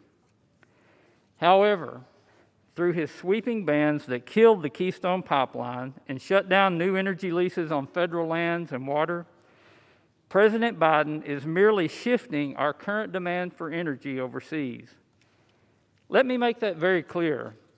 Much as my Democrat colleagues might pretend otherwise, America's demand for oil and natural gas will not go away overnight. It cannot. Our infrastructure depends on it. So by shutting down one of our main domestic supplies, our supply will shift overseas, where we have no control over their environmental standards. Put simply, President Biden's orders will hurt our environment in the long run and devastate our economy in the meantime. So what's our alternative? How about allowing the free market to work like it always has? We have an innovative, pragmatic plan in place, unlike the Democrats' haphazard, shooting-from-the-hip approach. It's why I've introduced pro-growth solutions like the Trillion Trees Act. Madam Speaker, we don't need to make hollow political points with no substance and no hope for success. We need an energy plan that looks to the future while taking care of the needs of today. Democrats want to make us choose between a healthy environment and a strong economy. I'm here to tell you that we can have both. Actually, if we want a cleaner, safer, healthier environment, then we must have a strong economy. They go hand in hand. I hope President Biden reverses this ban and puts our environment and America's economy first. With that, I yield back. Thank you, Bruce. Thank you, Congressman Westerman. I appreciate that very much, and thanks for getting in that word tree. I appreciate that very much, but really helping us understand the true impacts, not only to our economy, but to our environment of these kinds of decisions. From another W state, which we kind of have to stick together, Congressman Tom Tiffany is another strong member of the Western Caucus and comes from a state that also is set to receive a tremendous amount of funding through the Land and Water Conservation Fund, which again is financed through oil and gas leases. So Congressman Tiffany, thank you very much for participating this evening. Appreciate you being here. I thank the gentleman for yielding me some time. And Madam Speaker, while America and Congress's attention has been diverted from the real issues, we have seen something over the last couple weeks that is going to compromise American security in three ways. One is national security. Two, our economic security. And most important for millions of Americans, their job security. First came the White House decision to shred the Keystone Pipeline permit, a slap in the face to our friends in Canada, and a pink slip for countless Americans who rely on this strategic energy security project for their livelihoods. But you know what may have happened most importantly? With a stroke of a pen, a contract was eliminated. Can other countries trust America anymore? Can Americans trust our president and our executive branch when at a stroke of a pen, they unilaterally say that contract is null and void? Then came the moratorium on federal oil and gas leases, the prospect of a long-term drilling ban on public lands, and even steps to halt energy projects on private land. The White House has also pushed the U.S. back into the UN's Paris Climate Treaty, subjecting American interests to the whim of international bureaucrats. And by the way, the English were smart enough to get out of one of those agreements. They called it Brexit. These things will kill family wage American jobs that can't be outsourced, raising prices at the pump and draining trillions of dollars from the U.S. economy. All this was done with a stroke of a pen and without approval from Congress, and the ramifications will be disastrous. Madam Speaker, when it comes to national security, it is no coincidence that we have seen peace break out in the Middle East over the last few years. The diplomatic achievements of the Trump administration in that troubled region are a result, in part, of policies that have made American energy dominance a reality. We gained the upper hand on when we began producing more petroleum and we became energy independent in America. By turning back the clock on these historic gains, the new administration is putting more American lives and treasure at risk. Closer to home, the economic costs will also be dire. The cancellation of the Keystone Pipeline and new energy restrictions have put Wisconsin jobs on the chopping block, including more than 2,000 jobs at Michaels and Precision Pipeline, two fine American companies and Wisconsin companies. And these companies will not be the only ones victims of the Biden administration's great leap backward. Thousands of downstream companies provide support services to these pipeline firms. Businesses like parts suppliers, steel workers, frac sand mine operators, even restaurants, taverns, and other Main Street businesses who count energy industry workers among their customers. All of these businesses are now in the crosshairs for another economic hit. This one inflicted by their own government in Washington, not a pandemic in Wuhan. Even more galling was the administration's glib response that these hardworking Americans should simply suck it up and find better jobs. Is this what unity looks like, Madam Speaker?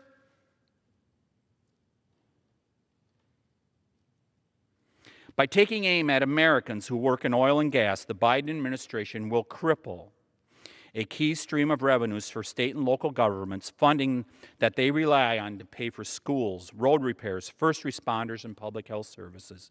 In Wisconsin alone, the loss of revenue associated with the cancellation of Keystone is estimated to hit $3 billion. And I'd like to emphasize, well, we're here with the chair of the Western Caucus, and we're hearing from members from the west side of Mississippi. Wisconsin is on the east side of the Mississippi, and it is eastern states that are going to be hit with this equally as hard, including states in Ohio and Pennsylvania.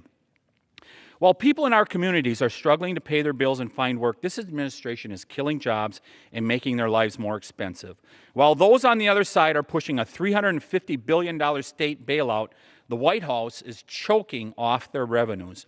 And while our nation faces rising threats from foreign adversaries, the other side is taking active steps that will make America less safe, less secure, and less self-reliant. I only need a few more seconds, Mr. Chairman.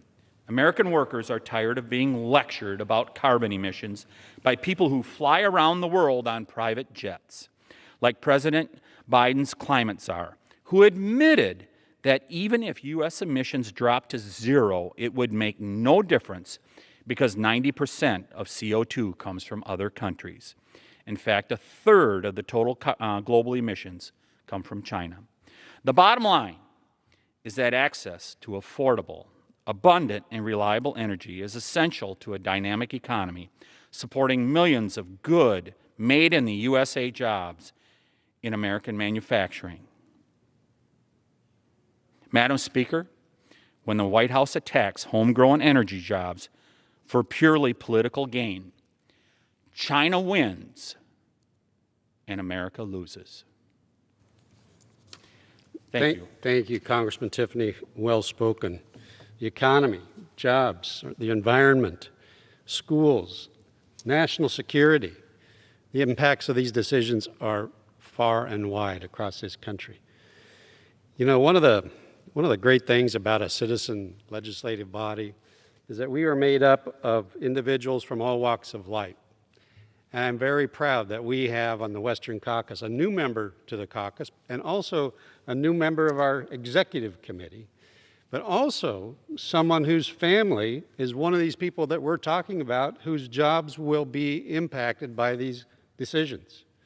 So I'm anxious to hear from our new member from Colorado, Lauren Boebert. Thank you very much for being part of this discussion, coming from a state that thousands, tens of thousands of jobs rely on this industry. Madam, the floor is yours.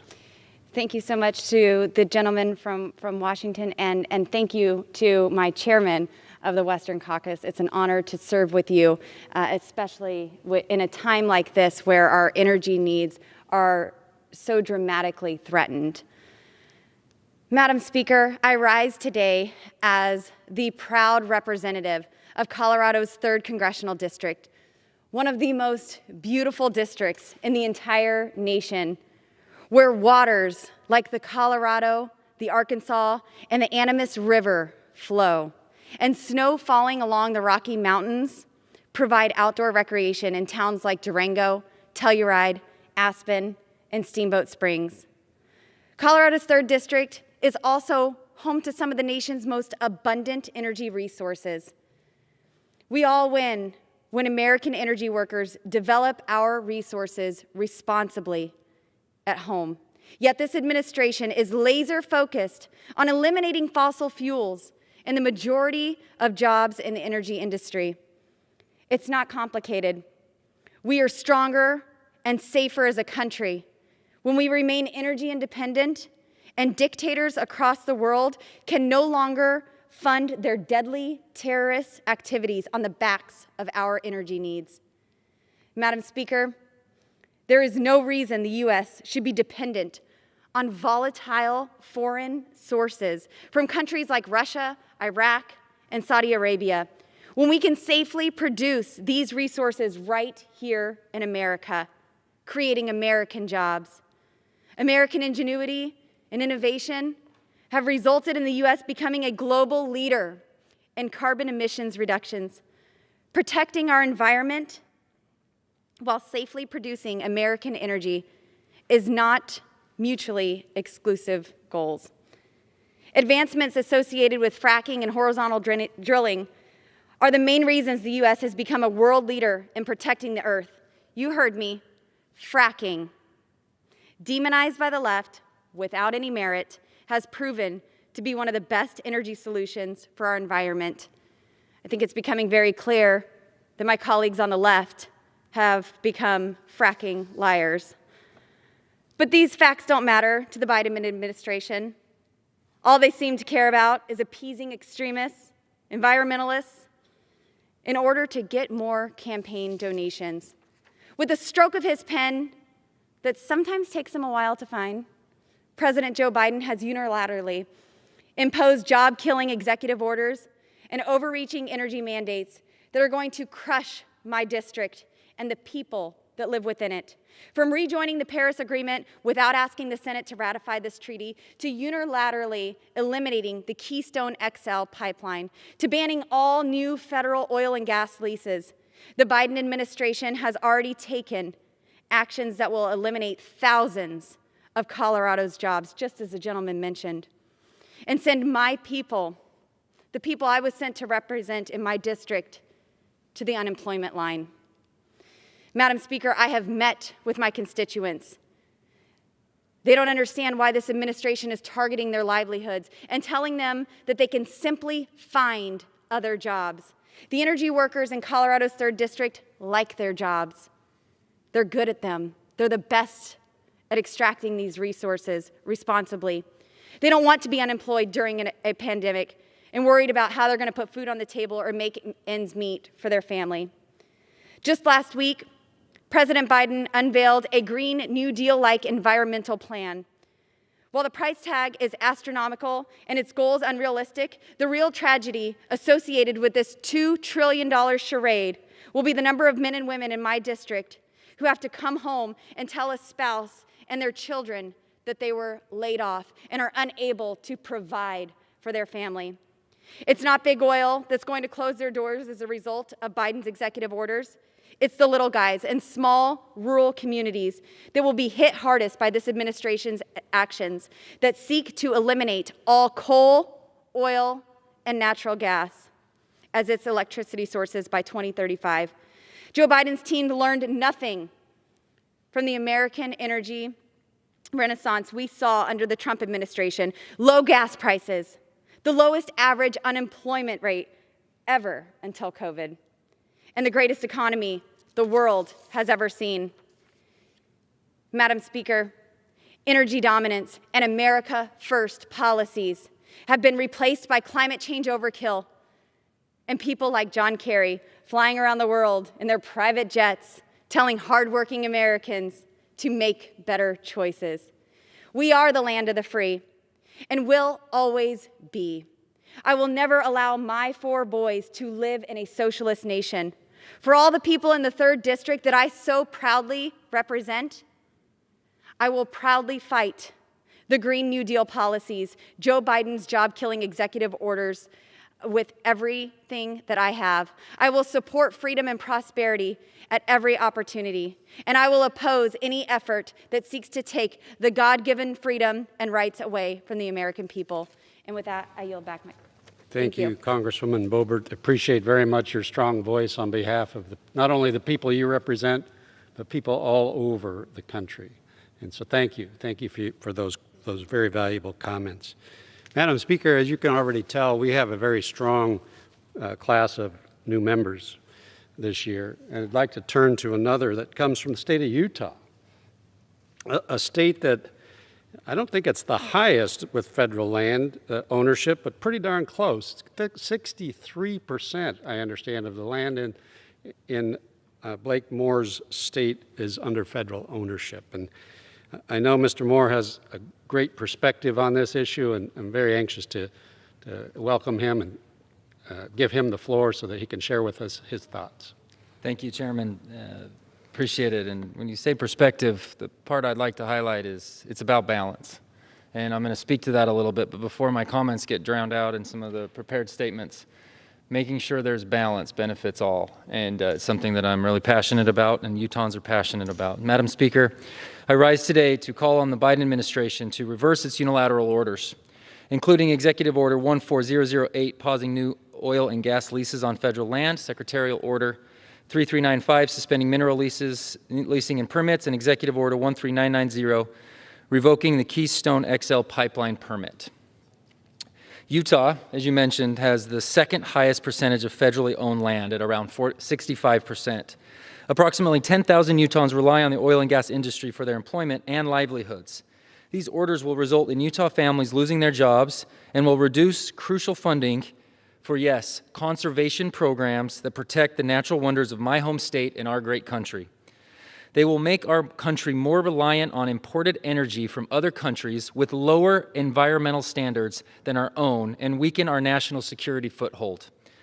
Restricting extraction has real costs for our schools, our first responders, and public servants.